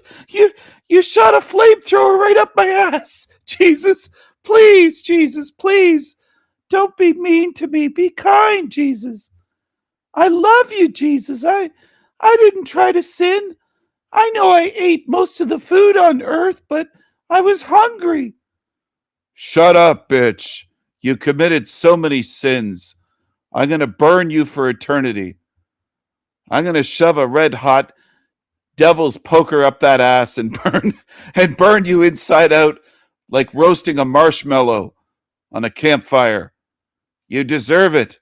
You deserve it. You didn't listen when I told you to stop sinning. You've been sinning your whole life, and you wouldn't listen to me. All you do is read the Bible, but you didn't listen to me when I warned you. I warned you that I'm going to melt you. No, Jesus! Jesus, look at my face! I'm melting! I'm melting like a big, gigantic marshmallow. Oh! Deal with the reality that I went to hell. And I couldn't figure out, so what am I going to do now? Troubles inside. I had 5 heart attacks and a stroke in trying to deal with the reality that I went to hell. And I couldn't figure out, so what am I going to do? I went to hell. What am I going to do? And I knew I needed to forgive. So I quickly made a list of all of the sins I could think of, the sins now that I know that I've done and the people I need to forgive. So now I was responsible for 2, all the sins that I know that I've done, because now they're not sins of omission anymore. And I had a 3-ring binder. And every day I would sit there and work through this binder of how can I forgive and ask for forgiveness and how can I make this sin right. Forgive me, Jesus. Spank me. Spank me like a bad girl. Spank me like a great big blob of a melting marshmallow like I am. Spank me, Jesus. Please, Jesus, dominate me. Oh, I will spank you, bitch. I will spank you, and I'll ram one of my demonic horns right up that butthole of yours. No, Jesus. Jesus, no, please. Please, Jesus, please. Forgive me. Forgive me. I'm melting. I love you, Jesus. I love you. Give me another heart attack. I've only had 5. 5 heart attacks and a stroke. Could you give me at least 6, please, Jesus? I'll be good. Please. Please, you're so loving. You're just so loving to torment me in hell. I'm just such a genius. I'm such a genius to figure this out. You're such a loving God. Oh, you're so loving. Oh, Jesus. Please, Jesus. Oh, punish me more. Please, please. Please, you're so good. You're so good. Before God. And it, it became a very important part of my life to try and take all this away, get all this off of me before God realized that I was not in hell. So this was what I was trying to do, was to get rid of some of it. And it took me 30 months. I was at church.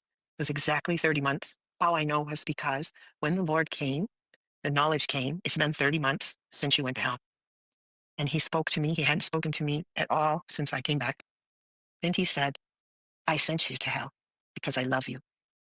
And I understood that to whom much is given, much is required. And seeing heaven, you don't get to mess around and just do whatever you want, which I was doing. And if he had not sent me to hell to see what I was guilty of, I would be there. Now, I always got the same question, Jeff. And that question was, well, how did you get out? And until a few years ago, I didn't know. So this happened in 2008. And people would be like, well, this is a ridiculous testimony because God put you in hell. Why did he take you out? Why did he say you're in hell eternally for unforgiveness and then he didn't let you out? And I never had an answer. But it didn't stop me from warning people. I was an evangelist before I went into hell. I was an evangelist when I came out, not so much for the sake of everyone else. First, I really cared about my own salvation, and that's what everyone should figure out first. Work out your own salvation with fear and trembling. And then once you're sure about you, work on your family. So, we really got to pay attention. But recently, I guess it was 2023, I met Brother Sadhu Sundar Salvaraj. And he asked me that question. He said, Lori, do you know why God let you out of hell? I said, no. And he said, would you like me to tell you? I said, yes. He said, you know the parable that you use about the rich man who asked Father Abraham, please send Lazarus to go tell my brother. And Abraham could not answer that prayer.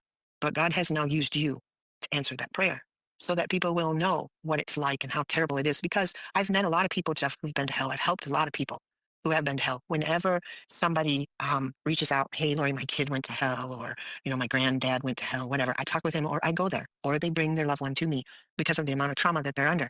Many people get all stressed out like I was. They get all stressed out because they saw hell.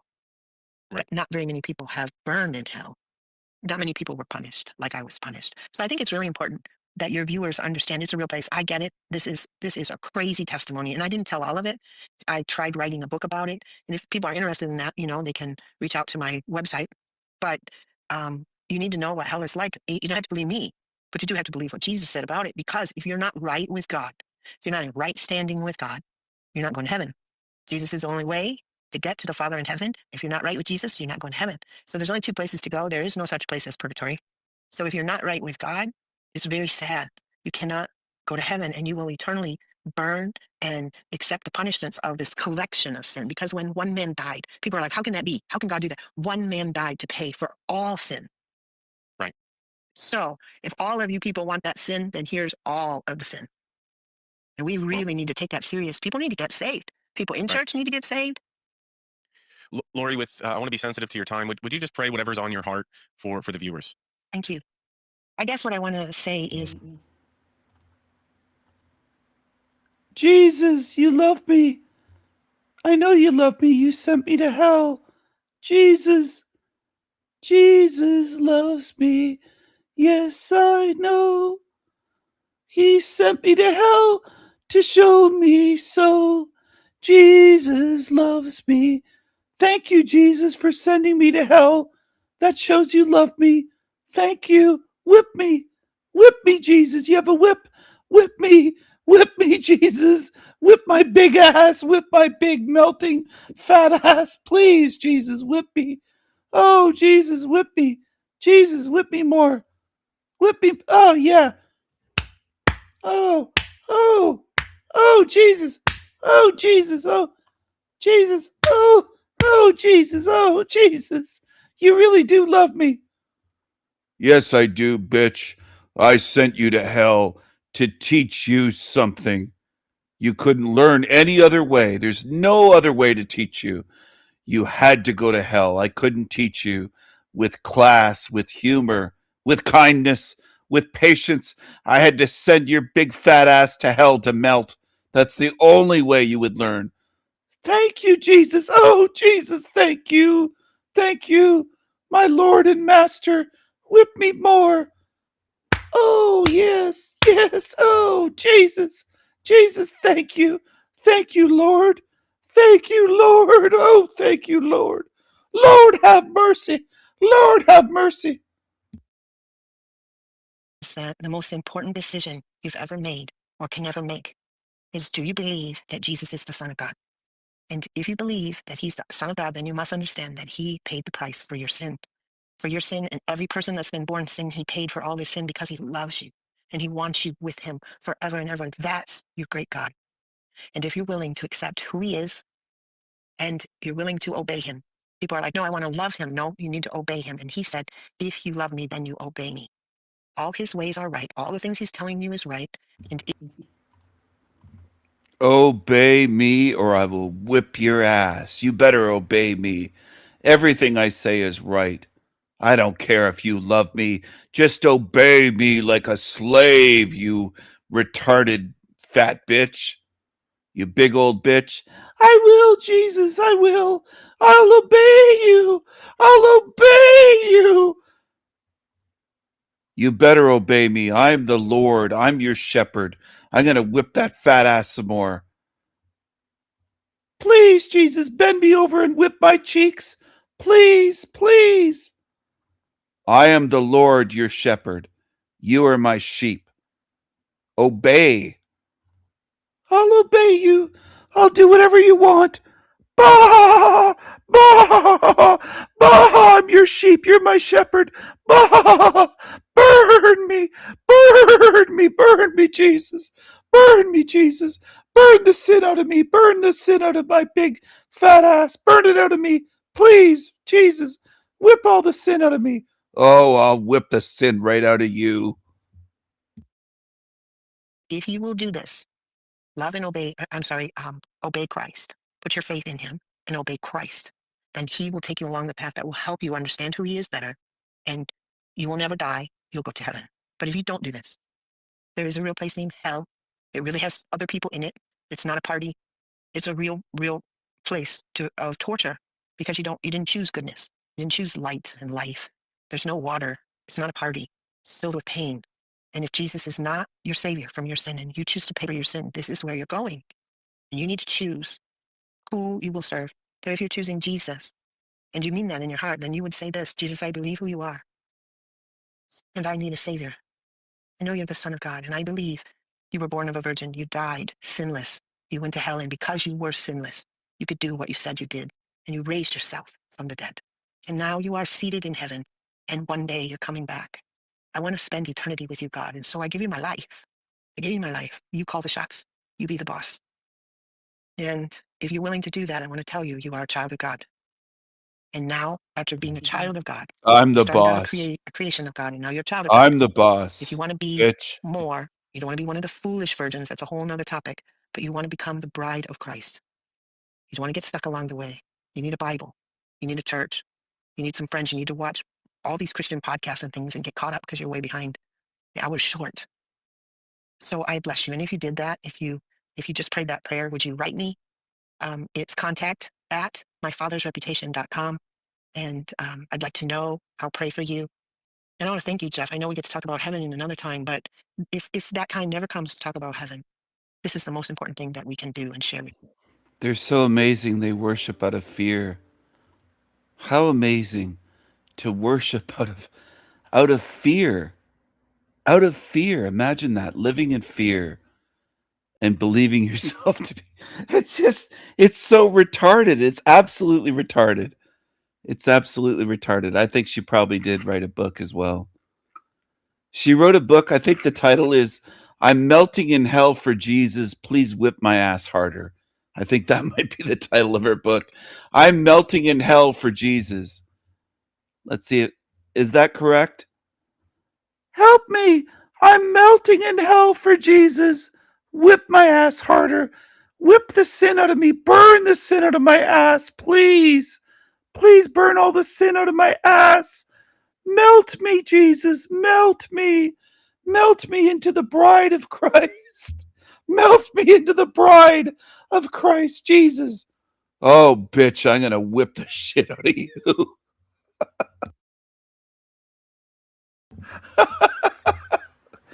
Oh, my goodness. Can you imagine? Imagine having that mentality. Oh, you know what? Jesus is so good because he put me in hell. What a great guy. What a great God. He put me in hell. Oh, he's so good. He's so good. What would make a bad God? Reach out and melt me. Reach out and melt me. Your own personal Jesus. Someone who melts your face. Someone who cares. Your own personal Jesus. Oh my goodness. What kind of logic is that? Oh, God cares about me so much. He put me in hell to help me. Well, to make me suffer and endure agony, but it was pure agony, melting in hell. But I love Jesus. Oh, it's so stupid. It's so absolutely stupid. It's almost beyond belief, but it isn't, because we're in a hell realm full of absolute zombies and demon tards that thank the ones for torturing them. They can't get enough. They love it. They can't get enough. You can't make this shit up. They're melting and they're thanking some monster for torture and calling it. It's absolutely idiotic beyond words. The movie Idiocracy doesn't even go near far enough. It's not even close to how stupid these idiots are already.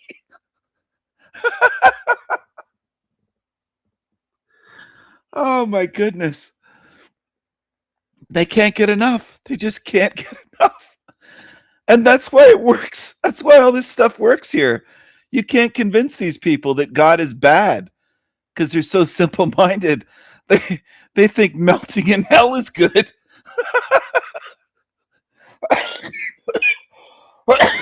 Excuse me. It's almost unbelievable.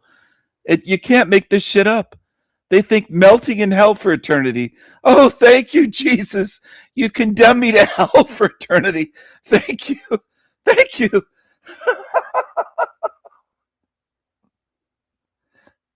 Oh my goodness. Oh, and their parents, they're teaching children. Like that's the part that isn't funny, but it's so far gone. And people say they can fix this place. You can't even get these retards to understand eternal burning is really not a good thing.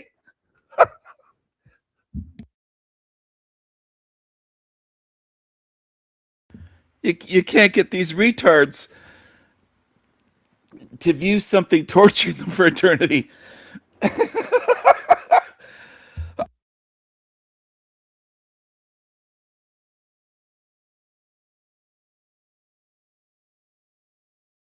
You know, they're the same.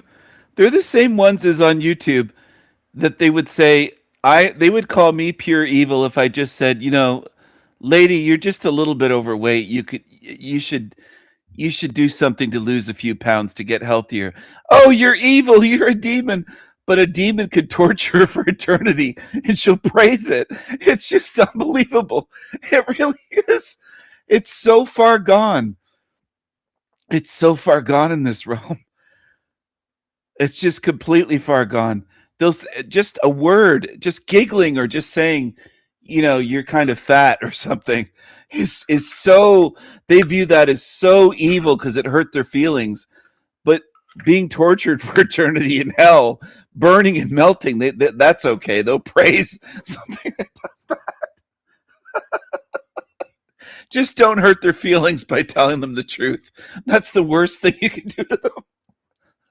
Torture's nothing. They don't mind that. They'll pray and praise the thing and say they love the thing that tortures them. Oh my goodness. Oh, excuse me. Oh my gosh. You just can't make this up. You can't. They would prefer to be tortured and burning and melting for eternity than hear somebody tell the truth and say, you know, lady, you're kind of obese. Maybe you should lose a few pounds. Oh, that's the worst crime. Hurting their feelings. That's what bothers them. Not eternal suffering. That's something to be thankful for. It's so bonkers. It's so unbelievable. I can't relate to these beings at all. At all. Oh my gosh. And that guy sits there straight faced through the whole thing. He didn't laugh. He just sits there. I don't know what that is. Like, what kind of species would sit there like he did? He found none of that funny. He had no reaction at all to that whole thing. I don't know how he could sit there listening to that. I don't know how he could do that. Oh my goodness. Oh gosh. What a warped world this is. So many warped beings in this place.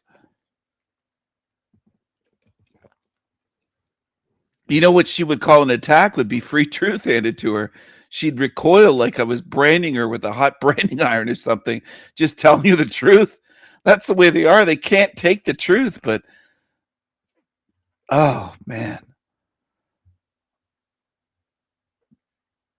This place is beyond words.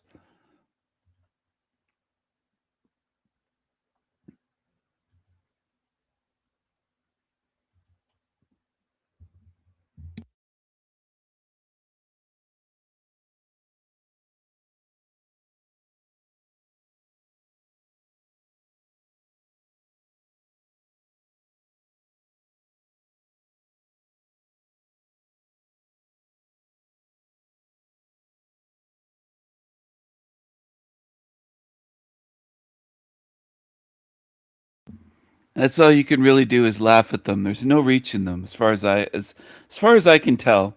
You could try for decades reaching them. Now you could reach them with maybe a great big extra large pizza or 10 and cartons of cigarettes, and if you gave them bottles of booze or whatever, all their addictions, you could reach them with that stuff, but you can't reach them with the truth. Look at this one. She's this is another extra lard. There's just one after another. The feeling around me was pure and utter love, support, acceptance. You have no idea how loved you are. You have no idea.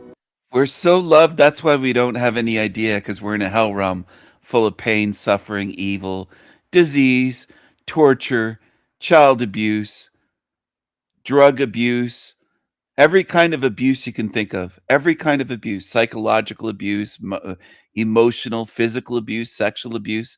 It all happens here. But we're so loved, lady. We just don't have any idea. Please tell us. Please tell us. You genius. Please share your great wisdom with us. Please.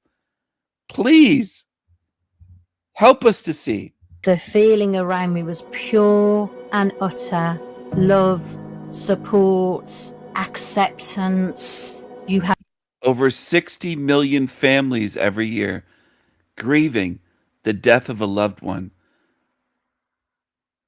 Tens of millions die in this realm, and then people grieve, which is horrific, a process to go through. Grieving, it's horrible. But we're so loved. That's why we suffer so much here. It makes perfect sense to these morons. Oh man.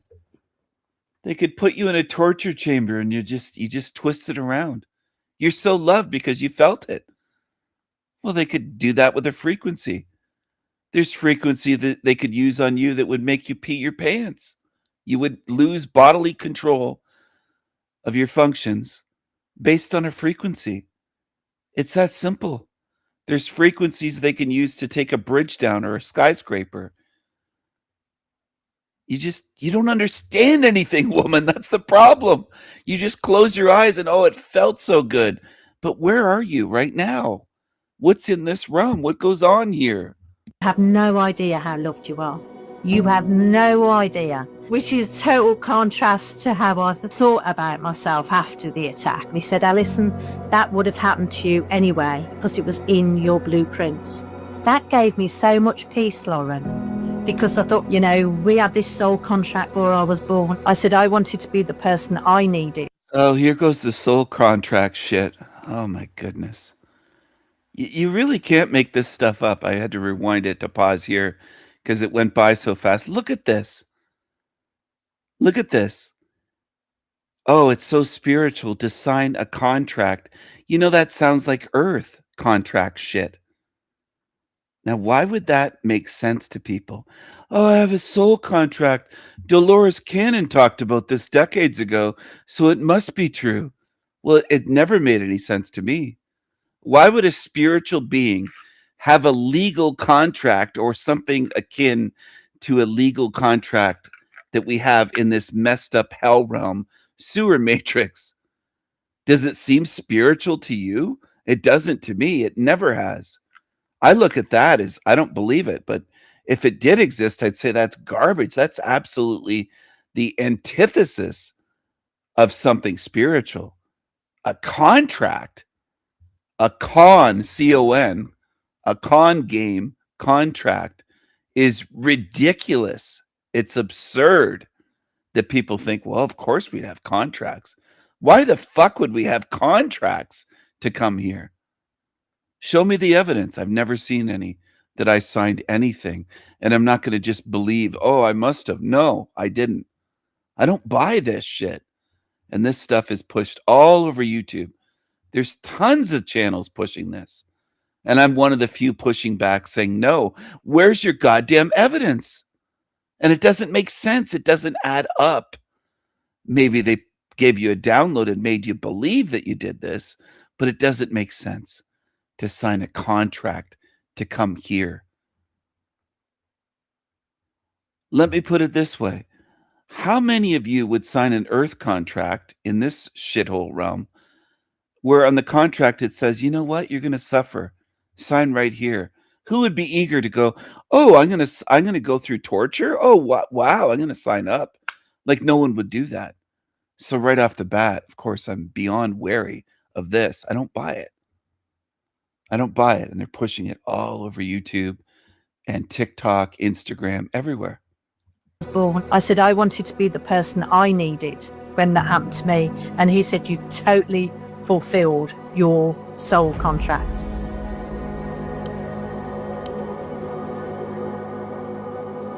I'm going to tell any being that I come encounter on my way out of here to go fuck themselves. I don't care what any of them think of me. I don't care if they said you did or didn't fulfill any contract. I don't give a shit at all about any of that. Any of it.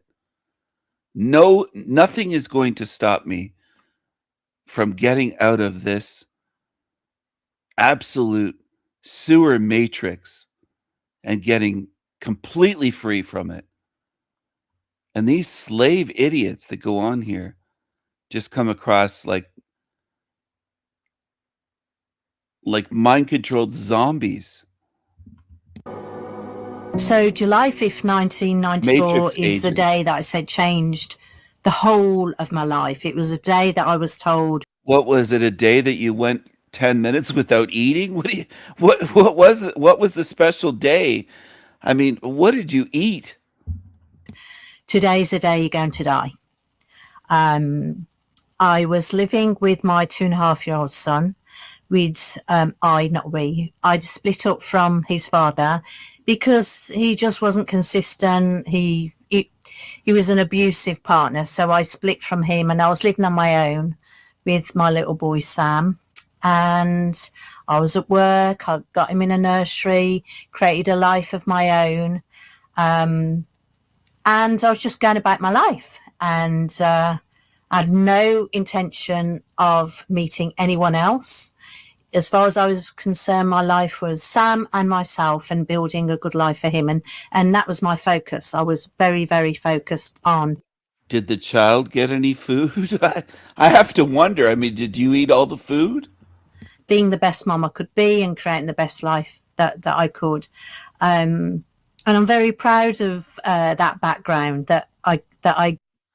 Yes, black eyes, no surprise. Well, Jeremy always says, what's his problem? He speaks about me saying, what is his problem with talking about people with, he calls them brown eyes, dark eyes, brown eyes. Well, they're black eyes. It's not just people with brown eyes, as he tries to minimize and misrepresent me. It's black hole eyes. They look like an abyss. Time and time and time and time and time and time again, these creatures are in the Black Eyes Club. They look like black holes for eyes. Gave Sam because, you know, I gave him my all. I couldn't have given any more.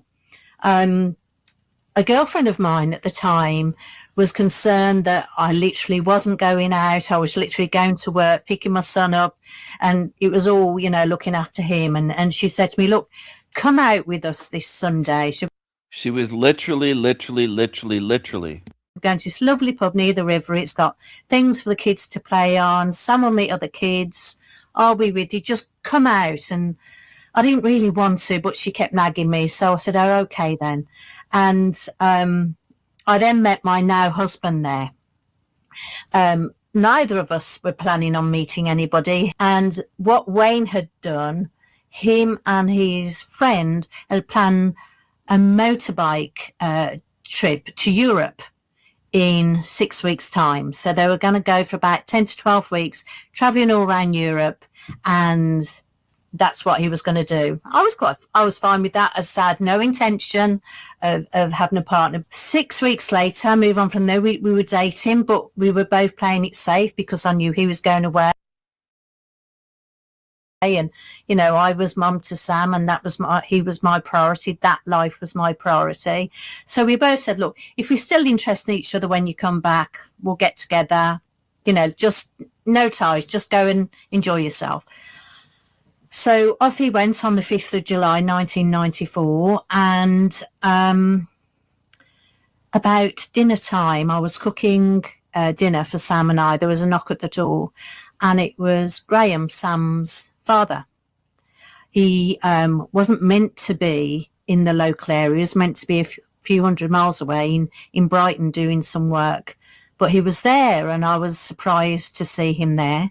And he said that he's come to talk about Sam. And I thought, oh, hallelujah. He's going to face up to his responsibilities. He's going to be a regular presence in his life and be supportive and be the kind of father that you'd expect any father to be. So I invited him in, and we went into my very small living area. It's only a small house, and he'd not seen Sam for 2 weeks. So Sam came running over to him, but as he ran over to him, Graham put his hand up and pushed him away. And I remember thinking, why is he doing that? He's not seen him for 2 weeks. You'd think there'd be a hug and, you know, how are you? So straight after that, the vibe in the room changed. And as I turned to look at him, he just said, today's the day you're going to die. I've planned it all. And then with that, he headbutted me twice, got me in the corner of the room, straddled me and pulled a knife out of his back pocket and started stabbing at me with the knife. Obviously, when something like that happens, your brain has to work out what's happening. And it felt like I was watching a horror movie until I realised that I was the horror movie. I was in the horror movie, and so was Sam. Now, what was incredible was, bearing in mind Sam's age, he tried to intervene. So he kept jumping on my back. So if you imagine I was in the corner, Graham straddled me, Sam would jump on his back and hit his back, trying to get him off me. But obviously I was concerned about that, because then he would have been the knife, because he would have been right near where the knife was in Graham's right hand. So I was sort of saying, no, Sam, stay over there, stay over there. And I could feel myself getting very woozy and losing consciousness. And I was desperately trying to stay awake, because I knew that if I didn't stay awake, that it would make it easier for him. So I desperately was trying to stay awake. So in my head, I was singing nursery rhymes. Hickory dickory dock, the mouse ran up the clock. Hickory dock. And I just kept singing it over and over and over and over again. The brain is so incredible, you know, when you're in a threatening situation. It's so incredible, and it still fascinates me as to what happens when you're in that situation. And then I literally felt myself leave the body, just like pop out of my body. It's like the heaviest form of you you become lighter. So like we're in this body now, we're each in our bodies, and then I literally felt myself leave the body, just like pop out of my body. It's like the heaviest form of you you become lighter. So like, I don't want to make any heavy jokes. I mean, the heaviest form of, yeah, it would be a weight off to get out of that body. I mean, it must feel a lot lighter to get out of that big body and be floating. we're in this body now, we're each in our bodies, and we can feel the density of the physicality. All that had gone. It was literally just like a corkscrew popping out of a bottle. And there was no stress with it. It was just natural, and the temperature was just right, and the light was incredibly bright, and the feeling around me was pure and utter love, support, acceptance. I often say to people, you have no idea how loved you are. You have no idea. And I often say, if you compare it to the first time you hold a baby, your baby, hopefully you've got that feeling of that rush of love, and you multiply that by 100 million, you might just about get it. But there is no worries. I'm not scared at all of dying, at all, because there's no worries, there is no stress. But I was moving at speed, and my hair was much shorter, but it was, you know, as if I was in the wind. So it was moving back. As that was happening, several things were happening simultaneously. Either side of me, I was getting snapshots, black and white snapshots of people that I'd met in my lifetime. And it was interesting, because I was looking at the different photos as I was going through this near-death experience, thinking, oh, I've not seen her for a while. I wonder what's happened to him. And Oh, no, I remember meeting him, and it was really bizarre. But at the same time, I had no pain. Now, bearing in mind, I'd been headbutted, I'd been, physically hurt, and I felt no pain. I wasn't scared, I wasn't terrified. I had no concerns about Sam. Everything was as it should be. Everything was incredibly peaceful. It was the most peaceful I've ever been. I've never been that peaceful since, even though I do have peace. And then as I was moving towards this light, or this light was moving towards me, I could make out a triangle of people, and I called them my welcoming committee. And at the point of the triangle was my granddad, Sam, who Sam had to be named after. He was my favourite grandparent. He was the first to go, typical. And as I was getting close to him, I was recognising his features again, and I remember thinking, he looks so well. He died at age 76. He didn't look 76 in this setup. I couldn't tell you how old he looked, actually. But I was getting closer and closer to him, and I was really nearly close enough to him to hug him. And then this very old-fashioned voice, a woman's voice, said to me, "It's not time to go yet, Duck." And as soon as they said that, I was back in my body, in the room that was just a mess. Do you have any suspicion who that voice was? My mum thinks it was my auntie, or what did she say, my great-grandma? It was someone on my mum's side. She said she had a similar accent to that when I shared the accent with her. And I've seen a picture of her, and the voice resonates with the picture, with the photo. Okay. So what I know, Lauren, is those triangle of people, so there would probably be 1, 2, 3, 4, 5, 6, 7, probably about 10 people were there. And my granddad was at the front of the triangle. I know that I knew every one of them, but not how I know people in my life now, but I knew them. Does that make sense? Was it like a deeper knowing? Yes, exactly that. I love to hear, and this is far from the first I've heard, first experience about your ancestors, connecting with ancestors on the other side, and not having known them in this life, but still being so loved by them. Yeah. I think it's really powerful, and it just goes to illustrate your point of you are so loved and you don't even know it. Absolutely. No. If we knew, I often say this to people who have been really traumatized, going through a horrible time, and I sit in front of them and I say to them, sit in front of the screen because I'll do everything online now, and I say to them, just look at me and let me tell you how loved you are, and just believe me in this moment. And they will cry and cry and cry. I said, accept it, because if you knew how loved you were and you are right now, all this horribleness you're feeling would go. When you die, you are greeted by family members. I didn't know who the rest of these family members were, but I knew they were family, because when I told my mum about what they looked like, she said, "Oh, that's your so-and-so and that's your so-and-so," all linked to my grandparents' side of the family. But there really is nothing to fear. Absolutely nothing. I didn't even feel the pain of the physical pain when I passed.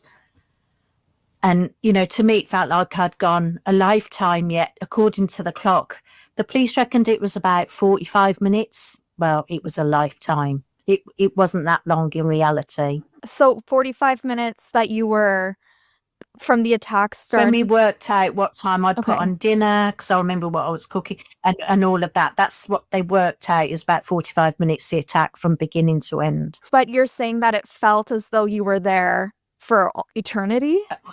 No, it wasn't eternity, but a long time. Okay. Longer than watching a film. It felt...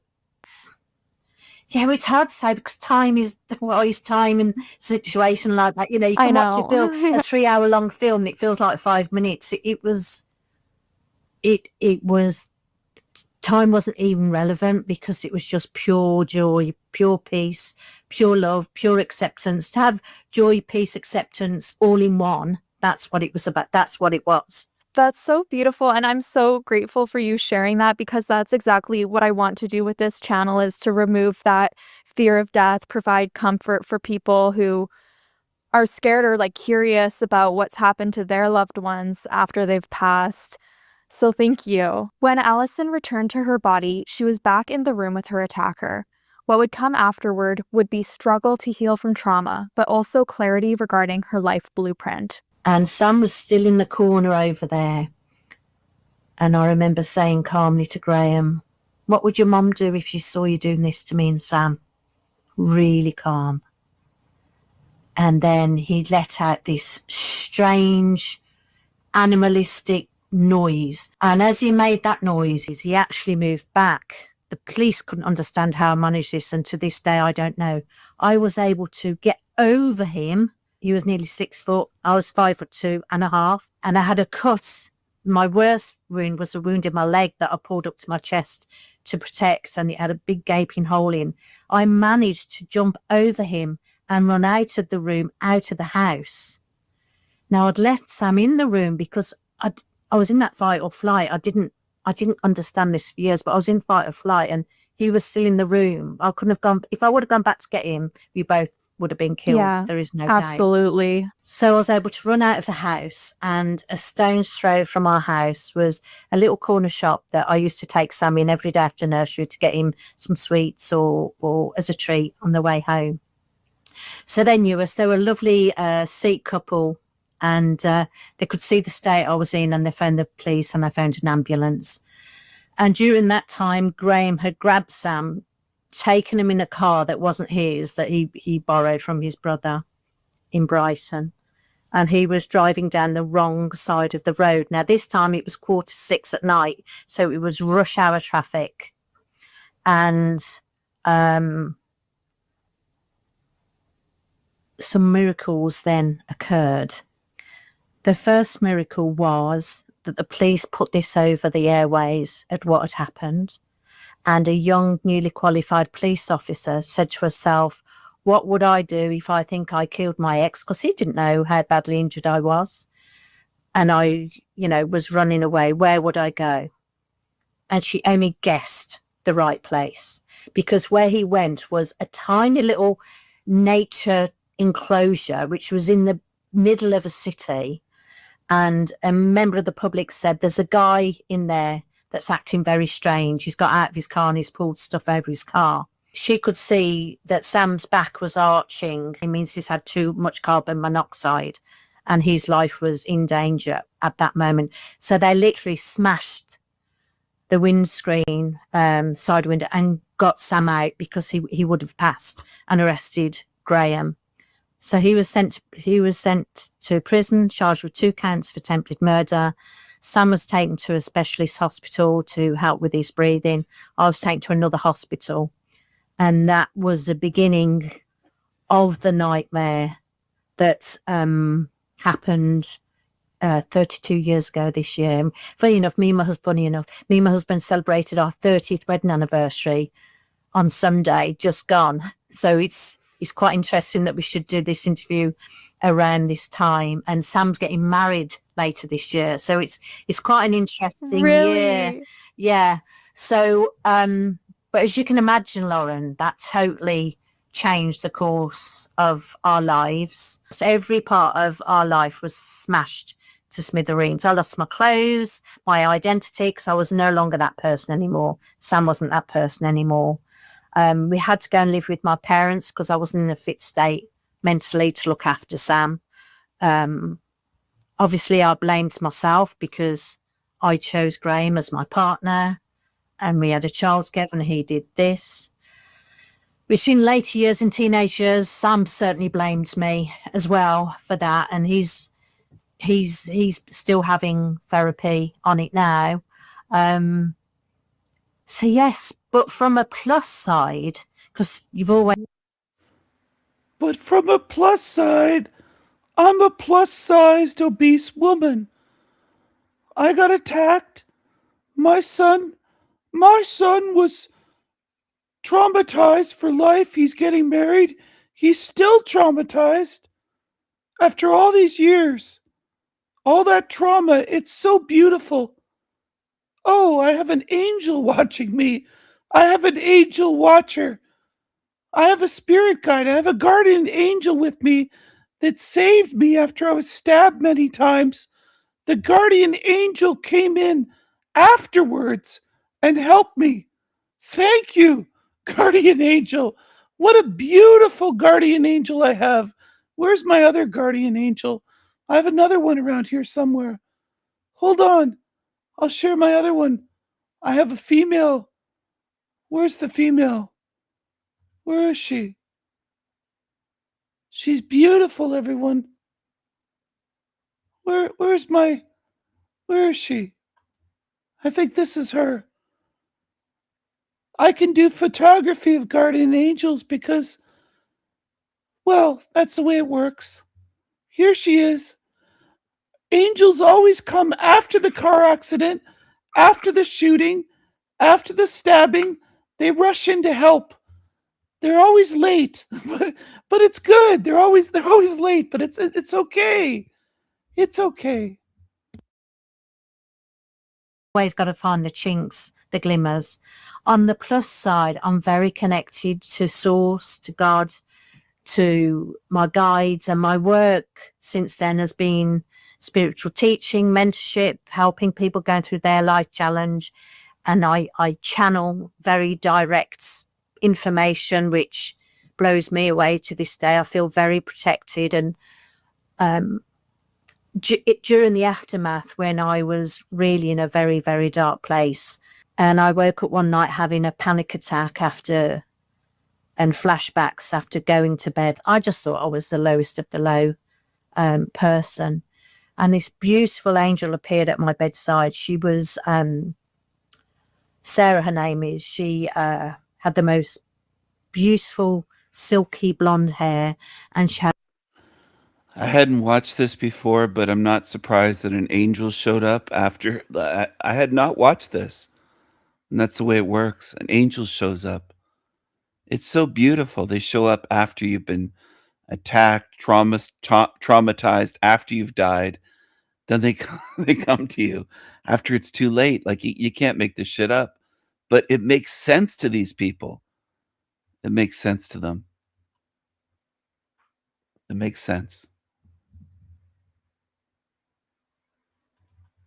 Had light emanating from her face. She had no signs of stress, no lines, nothing, no signs of stress. And she just gently stroked my arm and said, "This will never happen to you again.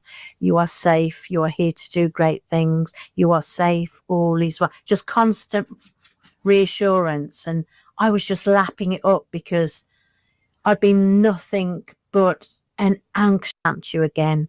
You are safe. You are here to do great things. You are safe. All is well. Just constant reassurance. And I was just lapping it up because I'd been nothing but an anxious, heightened state of stress, of fear since that happened. I didn't trust anybody. I thought everyone had an ulterior motive or, didn't want me here or was coming to finish the job. And I didn't trust the system because he only got 3 years and did 18 months after all of that. And yeah, so it was, it was soul destroying. So sorry. I'm so sorry. Like, I feel like for me hearing this, the most heartbreaking part is that you blamed yourself. And I just feel I feel a lot of sadness for past you. And I mean, it sounds like this still impacts. Only when I allow myself to go here. This is why it's the last one I'm probably doing, because it just brings back the absolute pain of that. It was it impacted me every level. What was really interesting, and this will help, is last June I had a phone call to tell me that Graham had passed. And this person who phoned me was a former friend of mine, and she said that he died a very long, lonely death. He died of cancer, and when he died on his own. And she said, he deserved it. But something, Lauren, that made me so sad, because one, I was really thrilled with myself that I had no malice towards him, because I learned to forgive years ago, because I knew that by not forgiving, that was affecting me, and that you can forgive the person but not the deed. So that's what I did. When I had that phone call, it lifted the lid off 30 years of suppressed trauma. Yeah, I mean, it seems like this is like obviously hard to talk about. I really appreciate you sharing this story, and I understand why this might be your last one. I mean, it sounds like it just sounds very hard. Like my heart goes out to you. I didn't realize until I had the therapy with Jess, who's amazing. I didn't realize how, and I am going to say it because it's about time I owned it, how incredible as a person I was to do what I've done over the years, because I just got on with it, just literally got on with it because I had to get on with it and do it. And like my heart goes out to you. I mean, it seems like this is like obviously hard to talk about. I really appreciate you sharing this story, and I understand why this might be your last one. I mean, it sounds like it just sounds very hard. Like my heart goes out to you. I didn't realize until I had the therapy with Jess, who's amazing. I didn't realize how, and I am going to say it because it's about time I owned it, how incredible as a person I was to do what I've done over the years, because I just got on with it, just literally got on with it because I had to get on with it and do it. And, that was really quite incredible. But what was also incredible was one of the final sessions of the EMDR sessions where she actually gets me to remember the trauma of the actual attack. I was in the same room and the attack was happening, and they started doing the EMDR on me. And Graham was moved out of the room, totally out of the room. And then he comes back to me looking younger, healthier, happier, and he says, "Thank you for releasing me." And then he disappears. And after that, I just felt something lift. It's been tough, but the beauty of it is the spiritual connection and the connection to all that is, to the universe, to God. That's been a difference. A lot of the reasons we get into situations is because we don't have enough self-love. So, for example, if I knew back to me looking younger, healthier, happier, and he says, "Thank you for releasing me," and then he disappears. And after that, I just felt something lift. It's been tough, but the beauty of it is the spiritual connection and the connection to all that is, to the universe, to God. That's been a difference. A lot of the reasons we get into situations is because we don't have enough self-love. So, for example, if I knew what I knew now, and what I know now from being in a happy relationship for so long, is that I wouldn't have carried on seeing Graham when him and I first met. There were lots of red flags that I ignored. There's no way I'd ignore those red flags now. But also what's interesting, both of my sons, my youngest son, James, who is 29, he said to me when he started dating after lockdown, he said he went on this date with this girl, and they always say that, we've set the bar high with our relationships because of what our marriage is like. So no one has come close yet. When you talk about how loved you are, it just gives more perspective for how we deserve to be treated. Absolutely. And boundaries. And what we deserve in our lives. Yeah. And, my husband, if he was here now, he'd tell you, he says to me, "You don't let me get away with anything." I was like, "Oh, no. You do not get away with anything. It's just, you treat me like the beautiful flower I am." And that's what I say to but which is total contrast to how I thought about myself after the attack. I thought I was disgusting. I'd look in the mirror and I'd be disgusted at the person looking back, because I got in my head that for something so awful to happen, I must be an absolutely vile, disgusting person, that I attracted that. So therefore, and this was really interesting, I was 62 years ago. When I was 60, I treated myself to an East-Western astrology session with a guy who's fantastic. And he asked my backstory, and I quickly told him. He said, Alison, that would have happened to you anyway, because it was in your blueprints. It was in your blueprint. It would have happened to you whether it was with him or with someone else. That gave me so much peace, Lauren, because I thought, right, ticket's done now. I don't have to worry about that again. It's done. It's dusted. I fulfilled my purpose. You know, we had this soul contract, Graham and I did, before I was born. I don't want to do it with him again, but we had this contract. It's done now. Get over it. That's so interesting to me. I mean, like, was there a part of you that was frustrated? You know, we had this soul contract, Graham. You know, we had this soul contract, Graham and I did before. You know, we had this soul contract, Graham and I did, before I was born. I don't want to do it with him again, but we had this contract. It's done now. Get over it. That's so interesting to me. I mean, like, was there a part of you that was frustrated to hear that the insinuation that you planned that, or did it truly give you immediate peace? Immediate peace. Because what I'd learned, see, I decided to look at what had happened to me as a learning experience, because we are in a huge school, aren't we? Let's be honest. So I decided to hear that the insinuation that you planned that, or did it truly give you immediate peace? Immediate peace. Because what I'd learned, see, I decided to look at what had happened to me as a learning experience, because we are in a huge school, aren't we? Let's be honest. So I decided to learn from it. Why did I attract a man like that? I recognised when I wrote Awarded by Angels, my first book, which shares a story, I recognised why I attracted him in. And I attracted him in because at that time I was a people pleaser, because that was my learnt behaviour by being one of 4 siblings. That as a younger child, I would be a good girl to get attention. So I'd do well at school. I'd be good at home. I'd do the chores. Mum and Dad would say, oh, aren't you a good girl? That would be my form of getting love, affection, attention. So that was my learnt behaviour.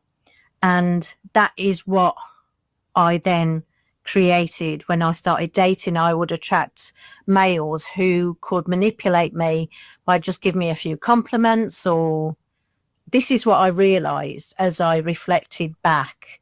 And I've looked at everything I've ever learned. I've looked at why it could be a soul contract. And when I had this astrology session, what was interesting, I told him what I'd been doing for the last 30 I've ever learned. I've looked at why it could be a soul contract. And when I had this astrology session, what was interesting, I told him what I'd been doing for the last, 30 years, mentoring people. I said, I wanted to be the person I needed when that happened to me. And he said, you've totally fulfilled your soul contract. So he said, whatever happens to you now in the end of your life. And I thought, God, does that mean I'm going to die now? But no, he said, no. He said, but whatever happens between now and end of your life, he said, you've fulfilled it. You've ticked the box. So every time I've had a falling out with someone or a conflict with someone or the opposite, I said to myself, what contract has that fulfilled? What has that taught me? What have I taught them? Because I trigger people as well. Being sort of like that I am, I'm aware that I trigger people when I work with them. I'll, which is what my job is. So You better be a good girl, you fat, stupid bitch, or I'll whip those big cheeks of yours until they jiggle. You better be a good girl and listen to me. Sign another soul contract. I want you back on Earth for another 1,000,000 lifetimes of suffering until you can prove that you're not a dumbass. You've got a lot more learning to do, dummy.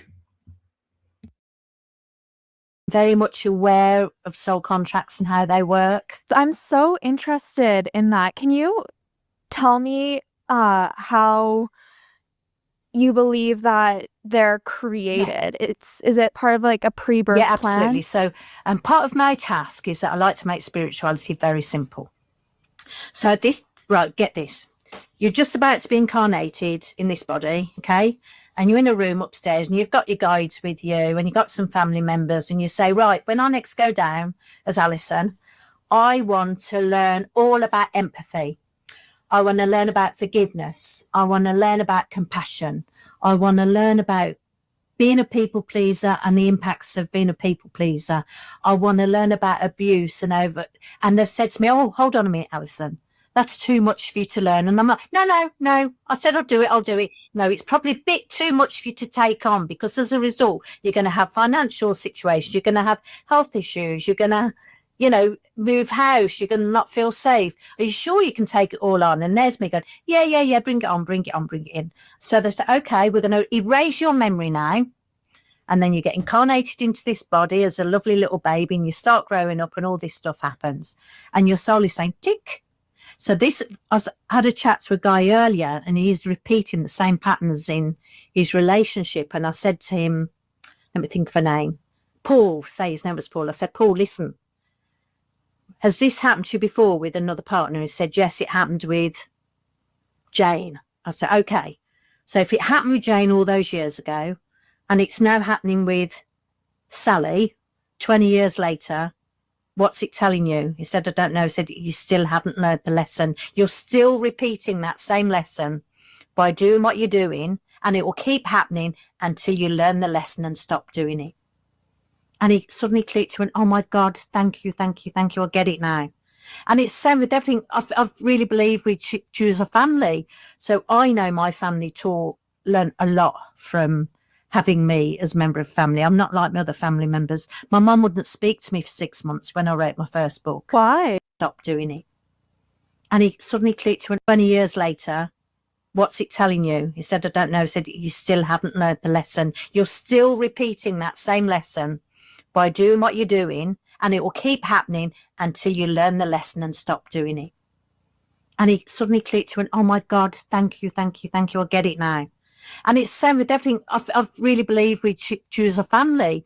So I know my family learned a lot from having me as a member of family. I'm not like my other family members. My mum wouldn't speak to me for 6 months when I wrote my first book. Why? And she looked me up and down and said, who would want to read your book? Because I was airing my dirty washing in public. Oh. That's what, yeah. It wasn't, she didn't see it as and do you know what made me laugh? When she did read it, she summoned me and she said, I've read your book.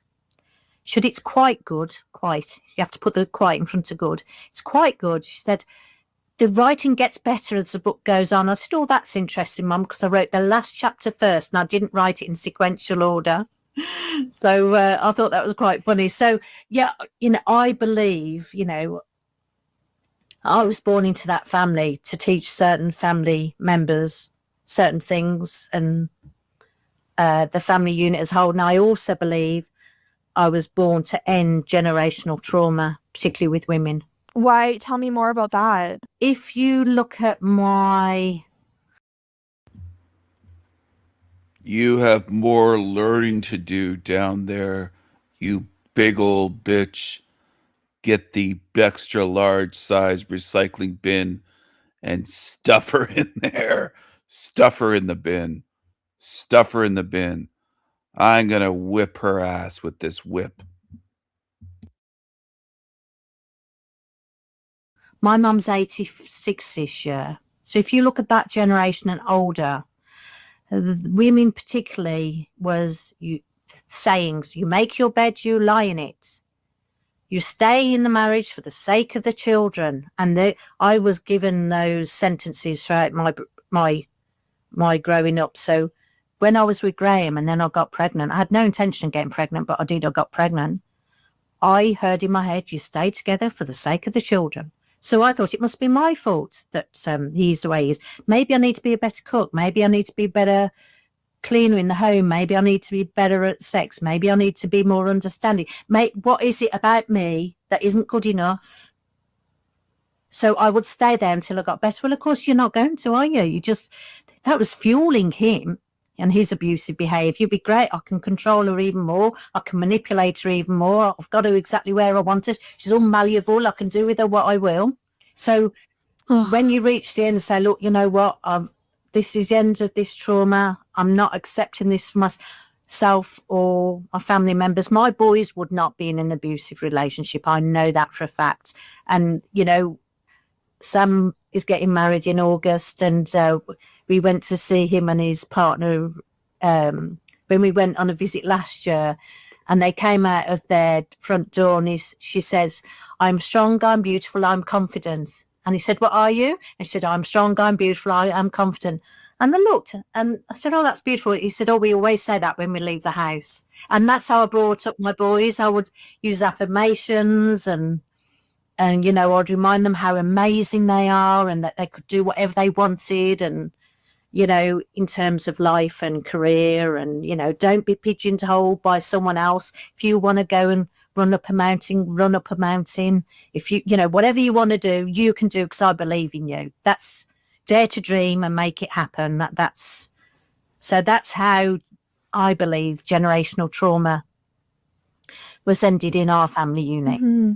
That's beautiful and amazing advice for anyone. The advice of affirmations, self-belief. Yeah.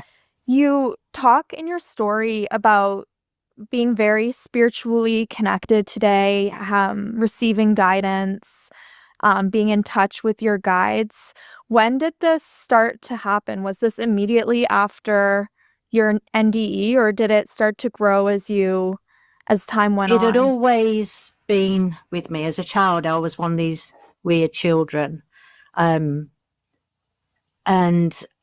after the attack, I remembered stuff as a child that I used to do. Had you ever looked at the bottom of the stairs and then been to the top of the stairs as a child? And you didn't know how you got there? No. Yeah. No. So that was one. I'd be at the bottom of the stairs and then I'd be at the top of the stairs and I didn't know how I got there. I used to see fairies, so much so that my mum banned me from hearing fairy stories at school. I wasn't allowed with the other children to listen to them because I used to see fairies. And that my friend from school remembers me seeing fairies because I used to tell her and she'd see them. So we'd say, did you see that fairy today? But what after the attack, what happened was I just, in my return to health,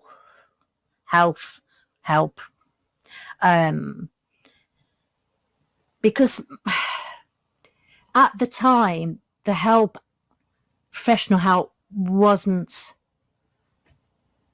what's the word? I don't want to slag anyone off. It wasn't there. I went to my doctor when I came out of hospital because I didn't know what I was supposed to do. I was walking with the sticks and my head was so, messed up. And my doctor starts crying and I'm comforting my doctor because she'd seen it on the news and she was so upset. So I went to my doctor and I was comforting her. She didn't have the tools to deal with me. I didn't know how to get myself well. We didn't have the healing that we have available now. And every day I'd get a little, after my angel appeared, every day I'd get clear as anything. Right, today I want you to get out of bed and make the bed. Today I want you to look in the mirror and look into your eyes. Today I want you to walk around the block. Today I want you to drink more water. Today I want you to go to bed saying 3 to 5 things you're really grateful for. And then when you wake up in the morning, 3 new things to 5 new things that you're truly grateful for. So it was like my guides would give me tiny little tools to do every day that created a whole toolbox of tools that I then went on to write about in my second book, Bringing You Back to You, which is the name that they gave me of the toolbox that I use and that I've passed on to my family and my clients. And then I went down the complementary therapy route, but the Reiki and teaching it and practicing it, and then crystal therapy and angel therapy and spiritual therapy, all of that. And what my clients were asking was they really liked my common sense attitude. So they were wanting to spend more time talking. So then I thought, right, I'll offer mentorship. So I did, I went up to level 3 in counselling. I don't particularly like counselling, but I needed to have some sort of framework so I could offer my clients mentorship, and I work one-to-one with them if they're going through a life challenge, a breakup of a relationship or a job, or not knowing who they are and trying to find themselves. So, and what would happen, I'd give them distinct messages in their sessions or distinct tools that they would then practice and say, oh my God, that was incredible. Like, for example, a gardener who felt really lost. She was guided to buy a new earthenware pot and to decorate that pot as a metaphor for a new beginning, her new life, and to spend her time decorating it and make it look beautiful, and then to plant some seeds and to tend to the seeds and then watch them grow and water them. And it turned into this beautiful shrub in a beautiful pot that reminded her of how beautiful life is. Yet a few months ago, it looked like nothing. So, you know, I'll be given real clear examples, messages, tools, guidance for people.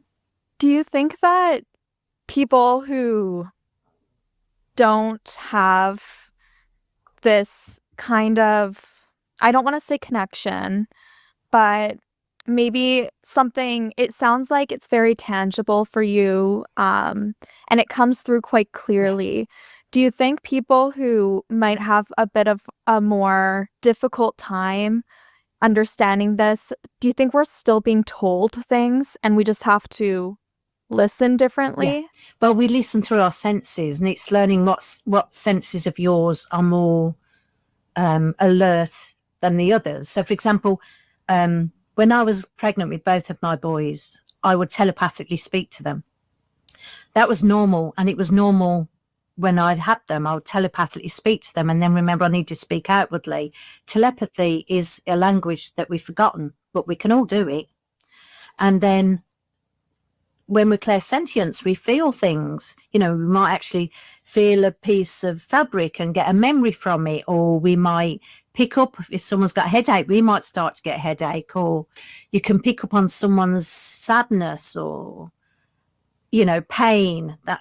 And then you might have clear visions or see metaphors that mean something, or you keep seeing a robin, or you keep seeing feathers, or you keep seeing a dime on the street that is a metaphor for, you know, a calling card from spirit. Or you might hear the same song over and over again, and when you look at the lyrics, it's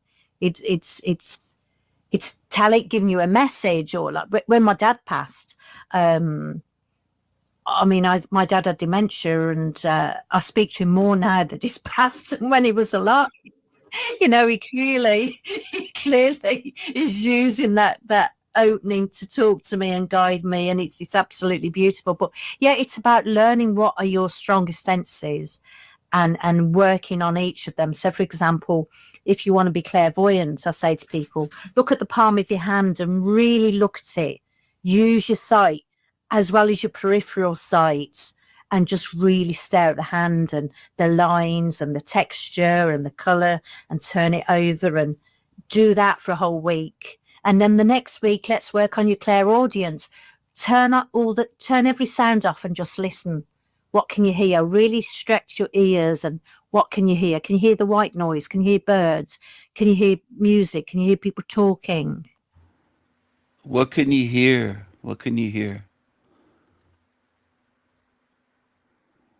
Turn up your volume a little bit, everyone. I wonder if you can hear this. I wonder if she can hear me. Do you think that woman can hear me? Let's see. For us, so that we truly protect our character. And the best way to protect your character, it really is to be honest, to be kind, right? To be good, like Jesus has shown us. And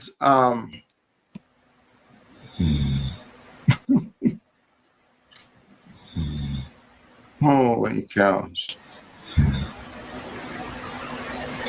Stephen, what are your thoughts? Anything? Stephen? Are you there, or did you take off? All right. Well, I suppose I can bring Zill back up. But really, here, actually, I've got other ideas.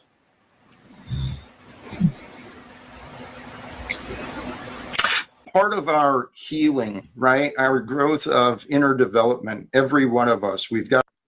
I hope that woman could hear me. I was trying to communicate something with her when I fell asleep on the Jack Talcott show.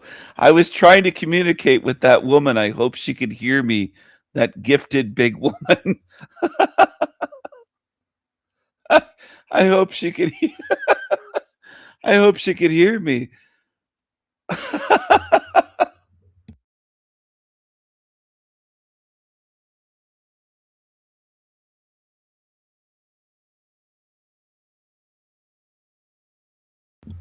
Bless her. Could you hear me, lady? Could you hear my response to how gifted you are? You're so remarkable and clairvoyant. I hope you heard that. Clearly is using that opening to talk to me and guide me, and it's absolutely beautiful. But yeah, it's about learning what are your strongest senses and working on each of them. So for example, if you want to be clairvoyant, I say to people, look at the palm of your hand and really look at it. Use your sight as well as your peripheral sight, and just really stare at the hand and the lines and the texture and the color, and turn it over and do that for a whole week. And then the next week, let's work on your clairaudience. Turn every sound off and just listen. What can you hear? Really stretch your ears. And what can you hear? Can you hear the white noise? Can you hear birds? Can you hear music? Can you hear people talking? Could you hear me snoring, woman? You can hear the birds, you can hear people talking, but could you hear me? I fell asleep on the Jack Talcott show. Could you hear me? Then if you touch something, pick something up and feel it. What does that mean to you? Is it soft? Is it rough? Does it remind you of any, I call this your signature energetic sense? Does it remind you of something that has happened to you before? So we can all do, it's just developing those different clairs that we have that are our senses, because that's how we are communicated to, and that's how we communicate. Look at non-verbal body language. You know, it's quite incredible. I mean, I will often say, if I'm watching a football match with my husband, oh, have you seen what he's just said? Because I can read his body language and read his lips because I'm so used to doing that. She's so good at reading body language, reading lips, but she doesn't know what this place is. That's what's so remarkable about her, and so many like her that boast about all their gifts and they don't know where they are. That's what's funny to me. She doesn't know where she is. You'd be sent off for saying that. So that's how you do it, and you keep a journal of all your findings, and then you look back at your journal and you think, oh well, I've really grown since I've developed that, Claire, and I'm much more present now. That's another gift. Learn the art of presence, the true art of presence. Like, I'm spending time with you now. I'd have to think about what day it was. I'm not focusing on anything else. You and what we're doing now is got my full attention. And that is where you get true presence healing. As I say to my clients, that is when the magic happens. I absolutely love this advice. It's so good, and so like actionable steps that people can try. Presence is so hard. I just feel like sometimes I'm like, why am people sometimes ask like if I've had an NDE or if I have like spiritual gifts, and it's like I mean, I believe that we all have spiritual gifts, but I feel like I'm like the worst person to be doing this. I'm just so interested in it. Well, let me share something with you now then, right? Okay. I think this has been a really good interview. I've done a lot of these interviews over the years. Thank you. One of the reasons this being a good interview is because your energy has matched my energy. Your energy has enabled my energy to open up, has enabled my energy to feel safe, so that you can get the best interviews, so that people who are watching this will really learn from it. And It's all about matching energy. Could anyone match those black hole eyes that she has that just are almost indescribable? And it seems to be a well-lit room. That's what's interesting as well.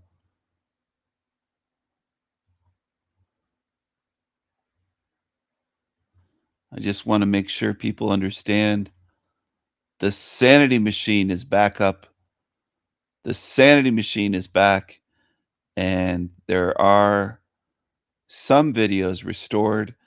I'm going to be changing things up a little bit, and I'm not going to put up all the videos here. This is going to be more focused on certain videos. But I'll never stop exposing these demons. I enjoy doing it. They can threaten me forever, and it's not going to stop me from showing what they are. I hold up a mirror and they can't take it. They can't look at themselves. They can't do it. They can't look at themselves.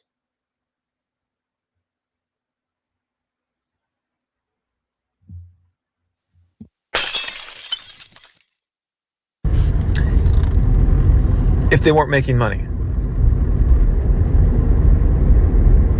Oh, there's a good thing to go after. And then you start seeing all these YouTube channels being like, oh, yeah, I can see how. Yep, I can see it. But hey, you got to make money while you're in hell, right? I mean, I've thought about doing it too. My humanly flesh nature is like, man, I could be making money doing this. I could be making money. But here's the thing. Money, money, money, money, money. Money is always on their minds. These so-called truthers, they call themselves truthers. They're fake. They're phony. They're obsessed with money. They're greedy.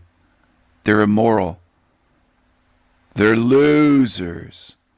Losers. Disgusting. Okay, I despise disgusting ads. I think ads are like little mind viruses. Just totally. You got to make money while you're in hell, right? I mean, I've thought about doing it too. My humanly flesh nature is like, man, I could be making money doing this.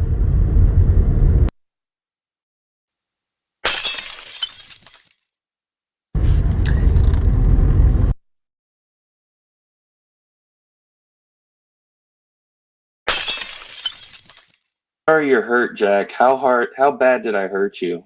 Bill, Mm-hmm.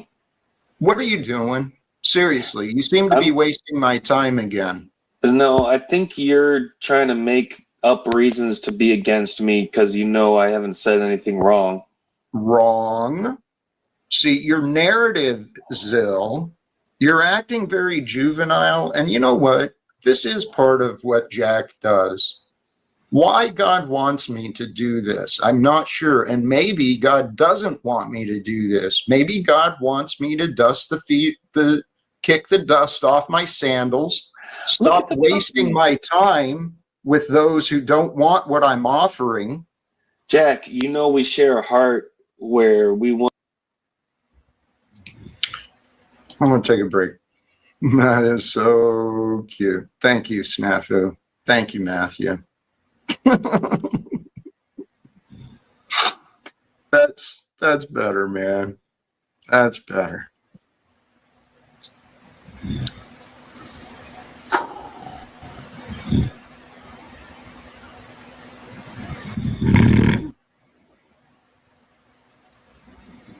You know, I'm sitting here really considering, and I'm not finding much reason to bring Zill back up.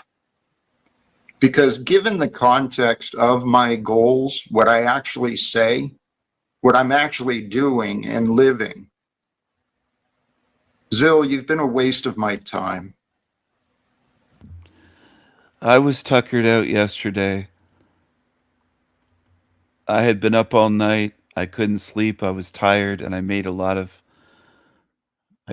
work. I made a lot of things, and I was very tuckered out, but it took going on the Jack Talcott show for me to fall asleep. It put me out, and then I was snoring, and I saved a couple clips from that show. I realized later on that I had fallen asleep.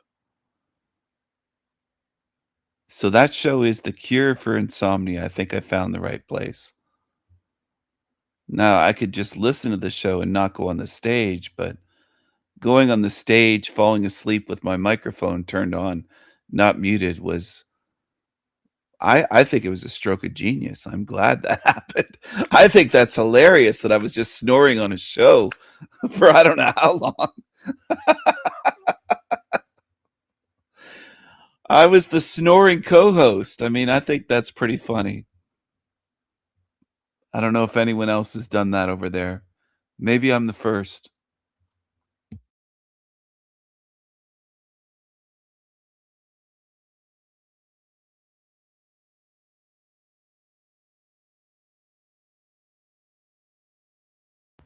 Wait, what's this? Jesus came to her with an urgent warning from Jesus. Supernatural story with you, where Jesus came and visited me and literally saved my life. I was 17 years old and I had just found out that I was unexpectedly pregnant.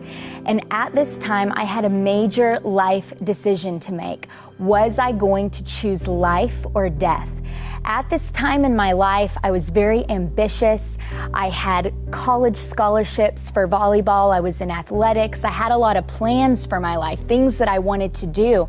And then all of a sudden, in the midst of all of my plans, I find that I'm pregnant. And I cannot believe this is happening to me. I was so afraid. I kept it a secret from everyone that I knew. I did not tell anyone. And I remember one particular night, I went to bed and I was so scared as I began to contemplate the issue of abortion.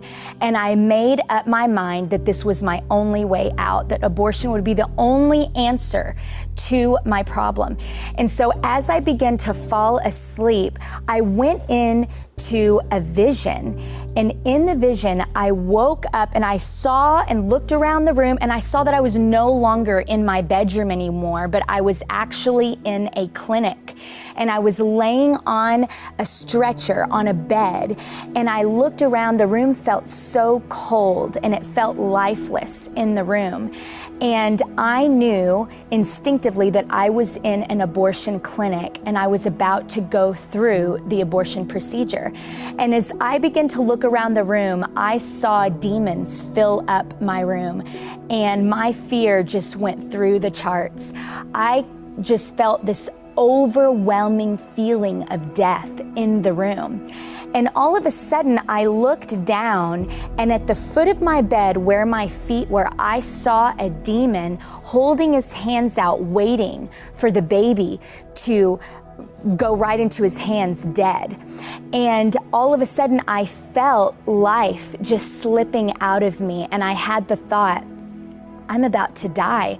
I'm not going to live through this abortion.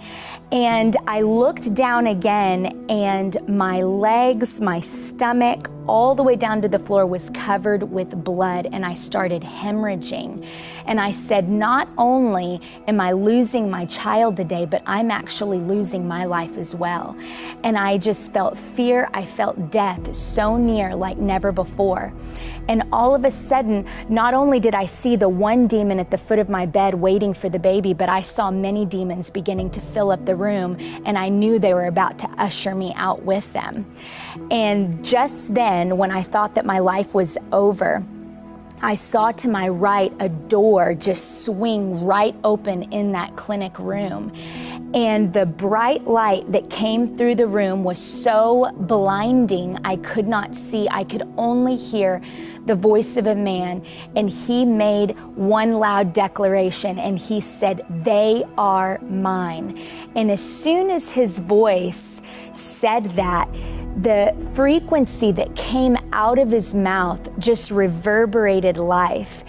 And I saw his hand stretch out like so to me, and I knew that I was going to be safe. And as soon as he put his hand out and he declared, "They are mine," every single demon in that room just completely disintegrated. And then I woke up out of the vision. I was back in my bedroom. I was dripping sweat. I was so afraid. I had no idea what had just happened to me, but I did know this. I said to myself, if I go through with this abortion, not only will the life of my child be lost, but I'm going to lose my life as well. I was convinced that Jesus had visited me and that he was giving me a wake-up call and a warning that if I went through with the abortion, that I was actually going to hemorrhage to death. So I woke up, it happened to be a Sunday morning, and I had extra initiative to get up and go to church that morning. Prior to this experience, I never wanted to be at church, but this morning I woke up and I thought, I need to find a church and I need to get to it quickly. And as I left my room, I walked into the kitchen and my mom came in and she said, very concerned, she said, is everything okay with you? And a little bit nervous, I kept everything back. I still didn't tell her anything about the pregnancy or the vision that I had. And I answered my mom, I said, yes, everything's fine. And she said, well, I had a really concerning dream about you last night. She said, I had a dream that I received a phone call from the hospital saying that you were in the ER, you had been rushed to the hospital, and that they did not know if you were going to make it, and I needed to get there quickly.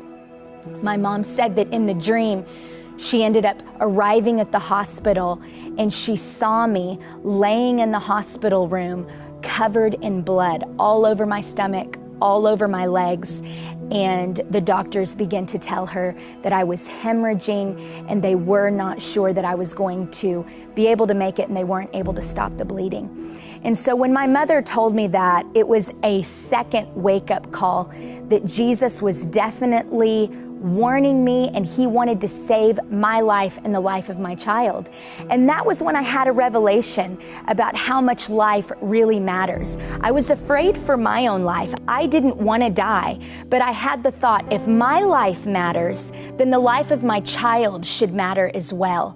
And I was convicted by the Holy Spirit. And this is what I heard the Holy Spirit tell me. He said, if you do things my way, I promise to take care of you. I will take care of everything. And I want to tell you that I went to church with my mom that morning. And when we entered into the church, we sat down, and it was by no accident that the preacher stopped in the middle of his sermon and he said, I feel the Holy Spirit is prompting us to pray. And God gave the preacher a word of knowledge, which is a gift of the Holy Spirit that you can find in 1 Corinthians chapter 12. And the preacher said, I have a word of knowledge that there's someone here that is contemplating abortion. And I believe that God is stopping the order of my service for us to pray so that a woman here can choose life.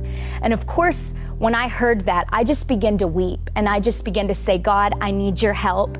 I hear you. This is number 3. I hear that you are trying to save my life and the life of my child, and I say yes. I say yes to you. You've chosen me, and now I choose you. And I want to tell you that my daughter is almost 22 years old today. She's a worship leader, and she is traveling up and down California and various states around the United States today, leading worship and seeing many people come to Jesus. And I want to tell you right now, you may be in an impossible situation. You may be pregnant right now, and it may be a surprise. Maybe you're contemplating life or death. And I want to tell you right now, the same promise that the Holy Spirit gave to me, I give it to you. If you will do things His way, He will take care of you. It may not always be easy. You may come against challenges, but greater is He that's in you than he that's in the world. And so I just want to pray for you right now. If you're watching, it could be the issue of an unexpected pregnancy. Maybe you've had an abortion, and God wants to cover your shame and your condemnation, and He wants to wash it away with the blood of Jesus. Whatever impossible situation that you may have and you may be facing right now, I want to tell you that the power of the Holy Spirit is going to help you. And if you have not chosen Jesus as your Lord and Savior, I would like to give you the opportunity to choose life, because Jesus is the resurrection and the life, and He wants to help you through every circumstance. So you can just say, Jesus, right now I choose life. I choose your life. Thank you for dying on the cross for me. Thank you that you took all of my sin, all of my sickness, all of my pain and torment. You took it on the cross. You died for me and you resurrected 3 days later. And because of your resurrection, now I can choose life. And I ask that you would come into my heart, that you would be Lord of my life. If you just answered, if you answered that call, and if you just received Jesus right now as your Lord and Savior, you have access to His Holy Spirit that is actually, I believe, coming to you right now and going to empower you to make decisions for Jesus, to walk with Jesus, to be able to do things that you never thought possible because of His empowerment that comes through the Holy Spirit. And I just bless every viewer right now. I bless your journey, and I just say in the name of Jesus that you will be able to choose life, that you will walk victoriously in the name of Jesus.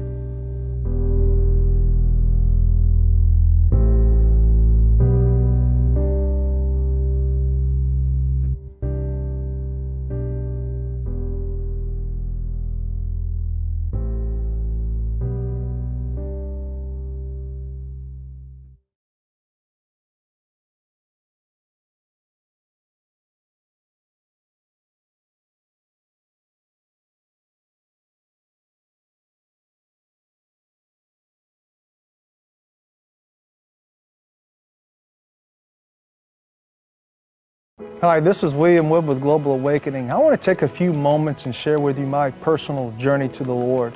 And every single one of us has a story. Every single one of us has a journey, a process to the Lord. Well, mine started in Alabama. I grew up in a home where both of my parents were alcoholics, and I grew up in a drug culture. But not only that, both of my parents were atheists. They taught me that God was not real, and the only time I ever really heard the name Jesus or God was when it was used in a sentence with a curse word.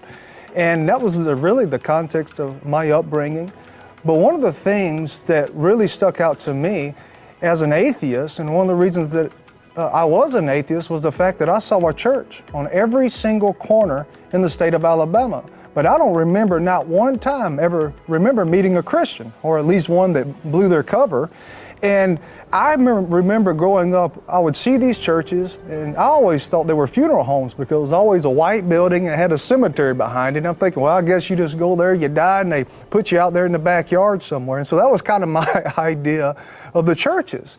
But it also proved a point to me. If God is really real, and if He has really filled His people by His Spirit or with His Spirit, then where are they?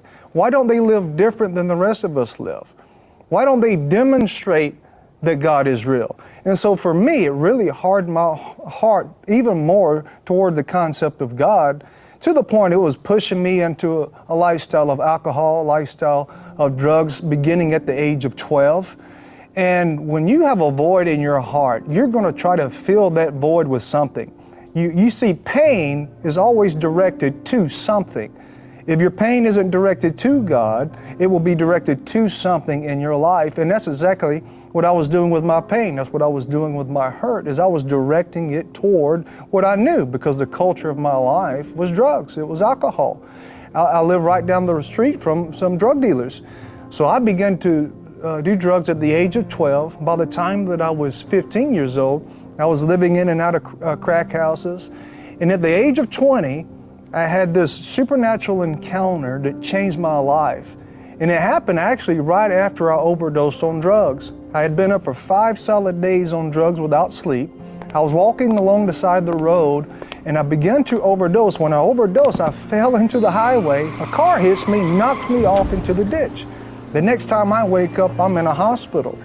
And the doctors are looking at me. They say, William, your kidneys have completely failed and your liver is failing on you. Matter of fact, if we cannot get your kidneys and your liver to function properly, you may die.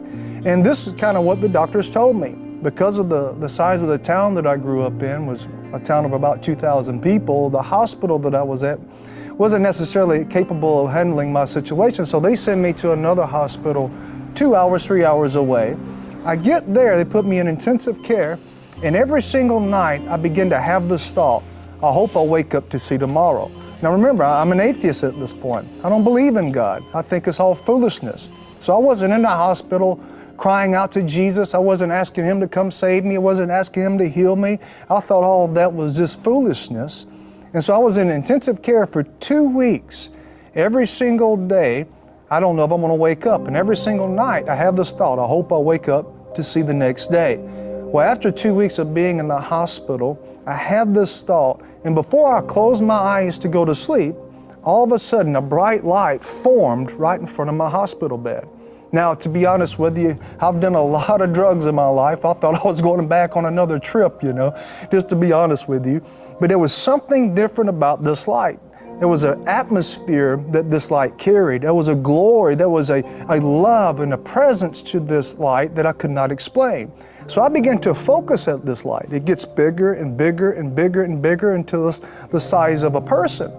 And then all of a sudden I began to see a figure of a person, a figure of a man walking toward me through this light. And so I lean into this light and I'm looking at it. What in the world is happening? Within just a few seconds, a man steps through the light into the hospital room where I am laying. He has a white gown on, he has brown hair. His face was lit up with such light. I couldn't see the features of it because there was just so much light from his face. But as soon as he stepped into the room, my body begins to tremble, just like this under this power, this trembling. At the same time, there was so much love accompanying with this power that I knew whoever this guy is, he's not here to hurt me. He's here to help me somehow.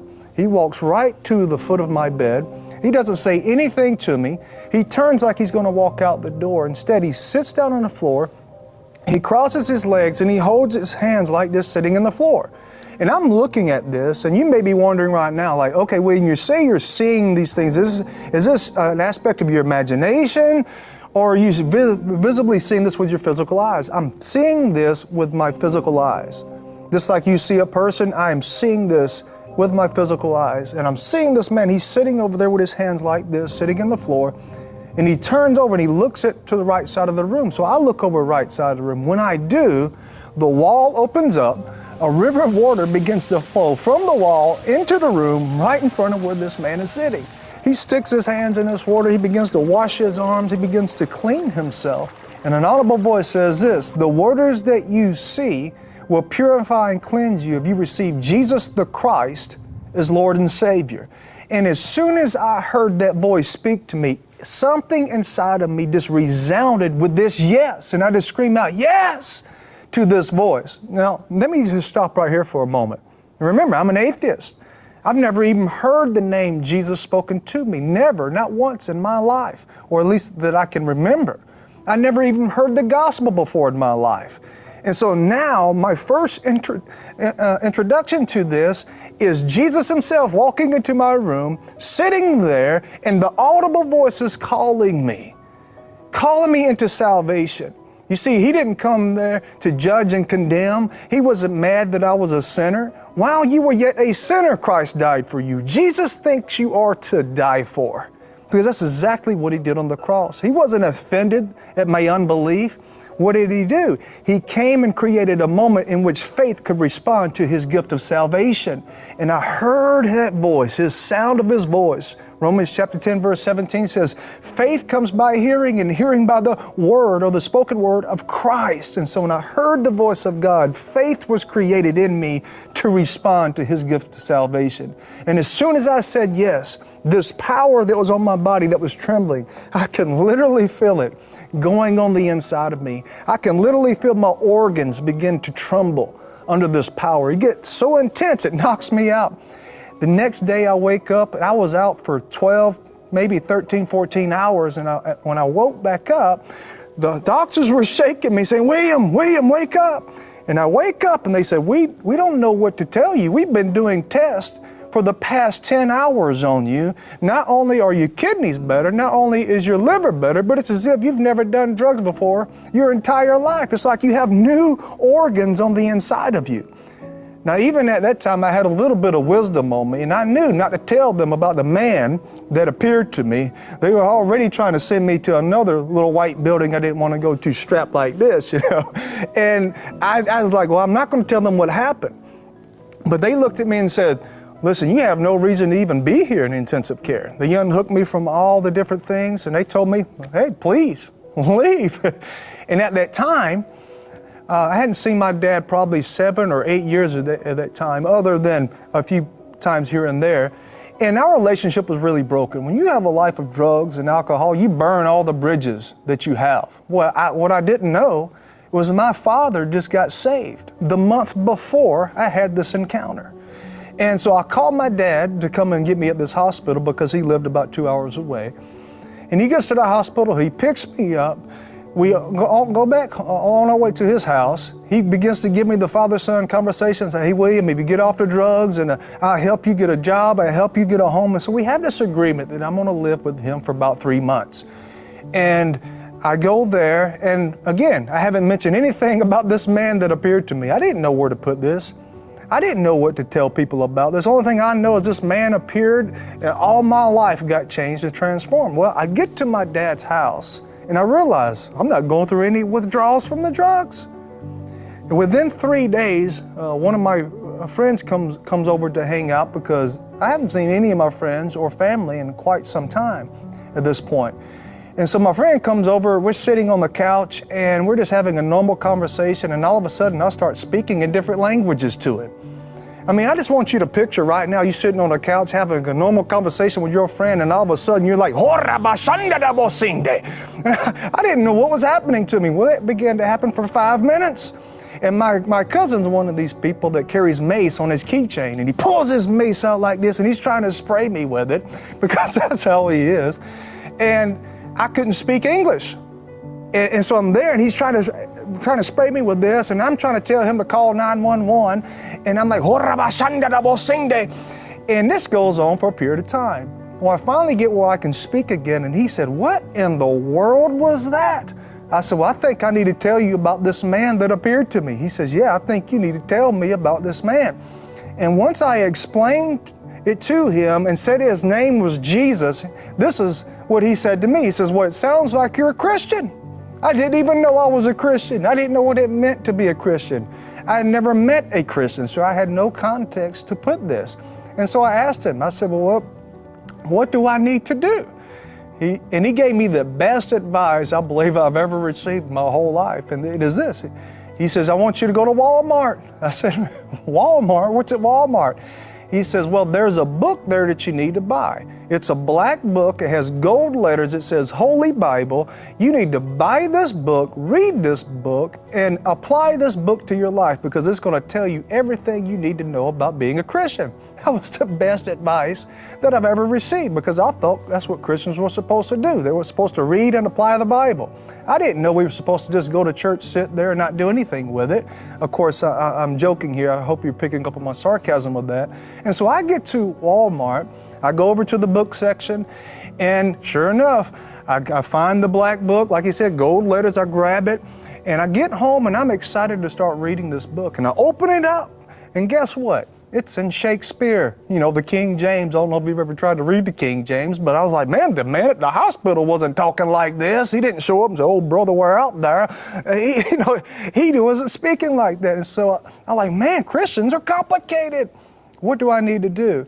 I go back to Walmart, I find another translation, the NIV, and I get home and I open it up, and in Genesis chapter 1, I see that there's a good God that's made a good world and formed man out of his good image to be in divine fellowship with him. And all of a sudden, the presence and the power of God, right there in my home. The same presence that I felt, the hospital was right there. And I just began to devour the Word of God. I read the entire Bible in about 40 days. Well, over the course of those 40 days, I received a letter from the hospital, and I had a $55,000 hospital bill that was mysteriously paid for in full. When I went to the hospital, when I overdosed, I had drugs in my pocket, so I had charges pending against me. They couldn't lock me up or take me to court at the time because I was in the hospital dying. So I had a court case over the course of this 40 days as well that I had to appear at.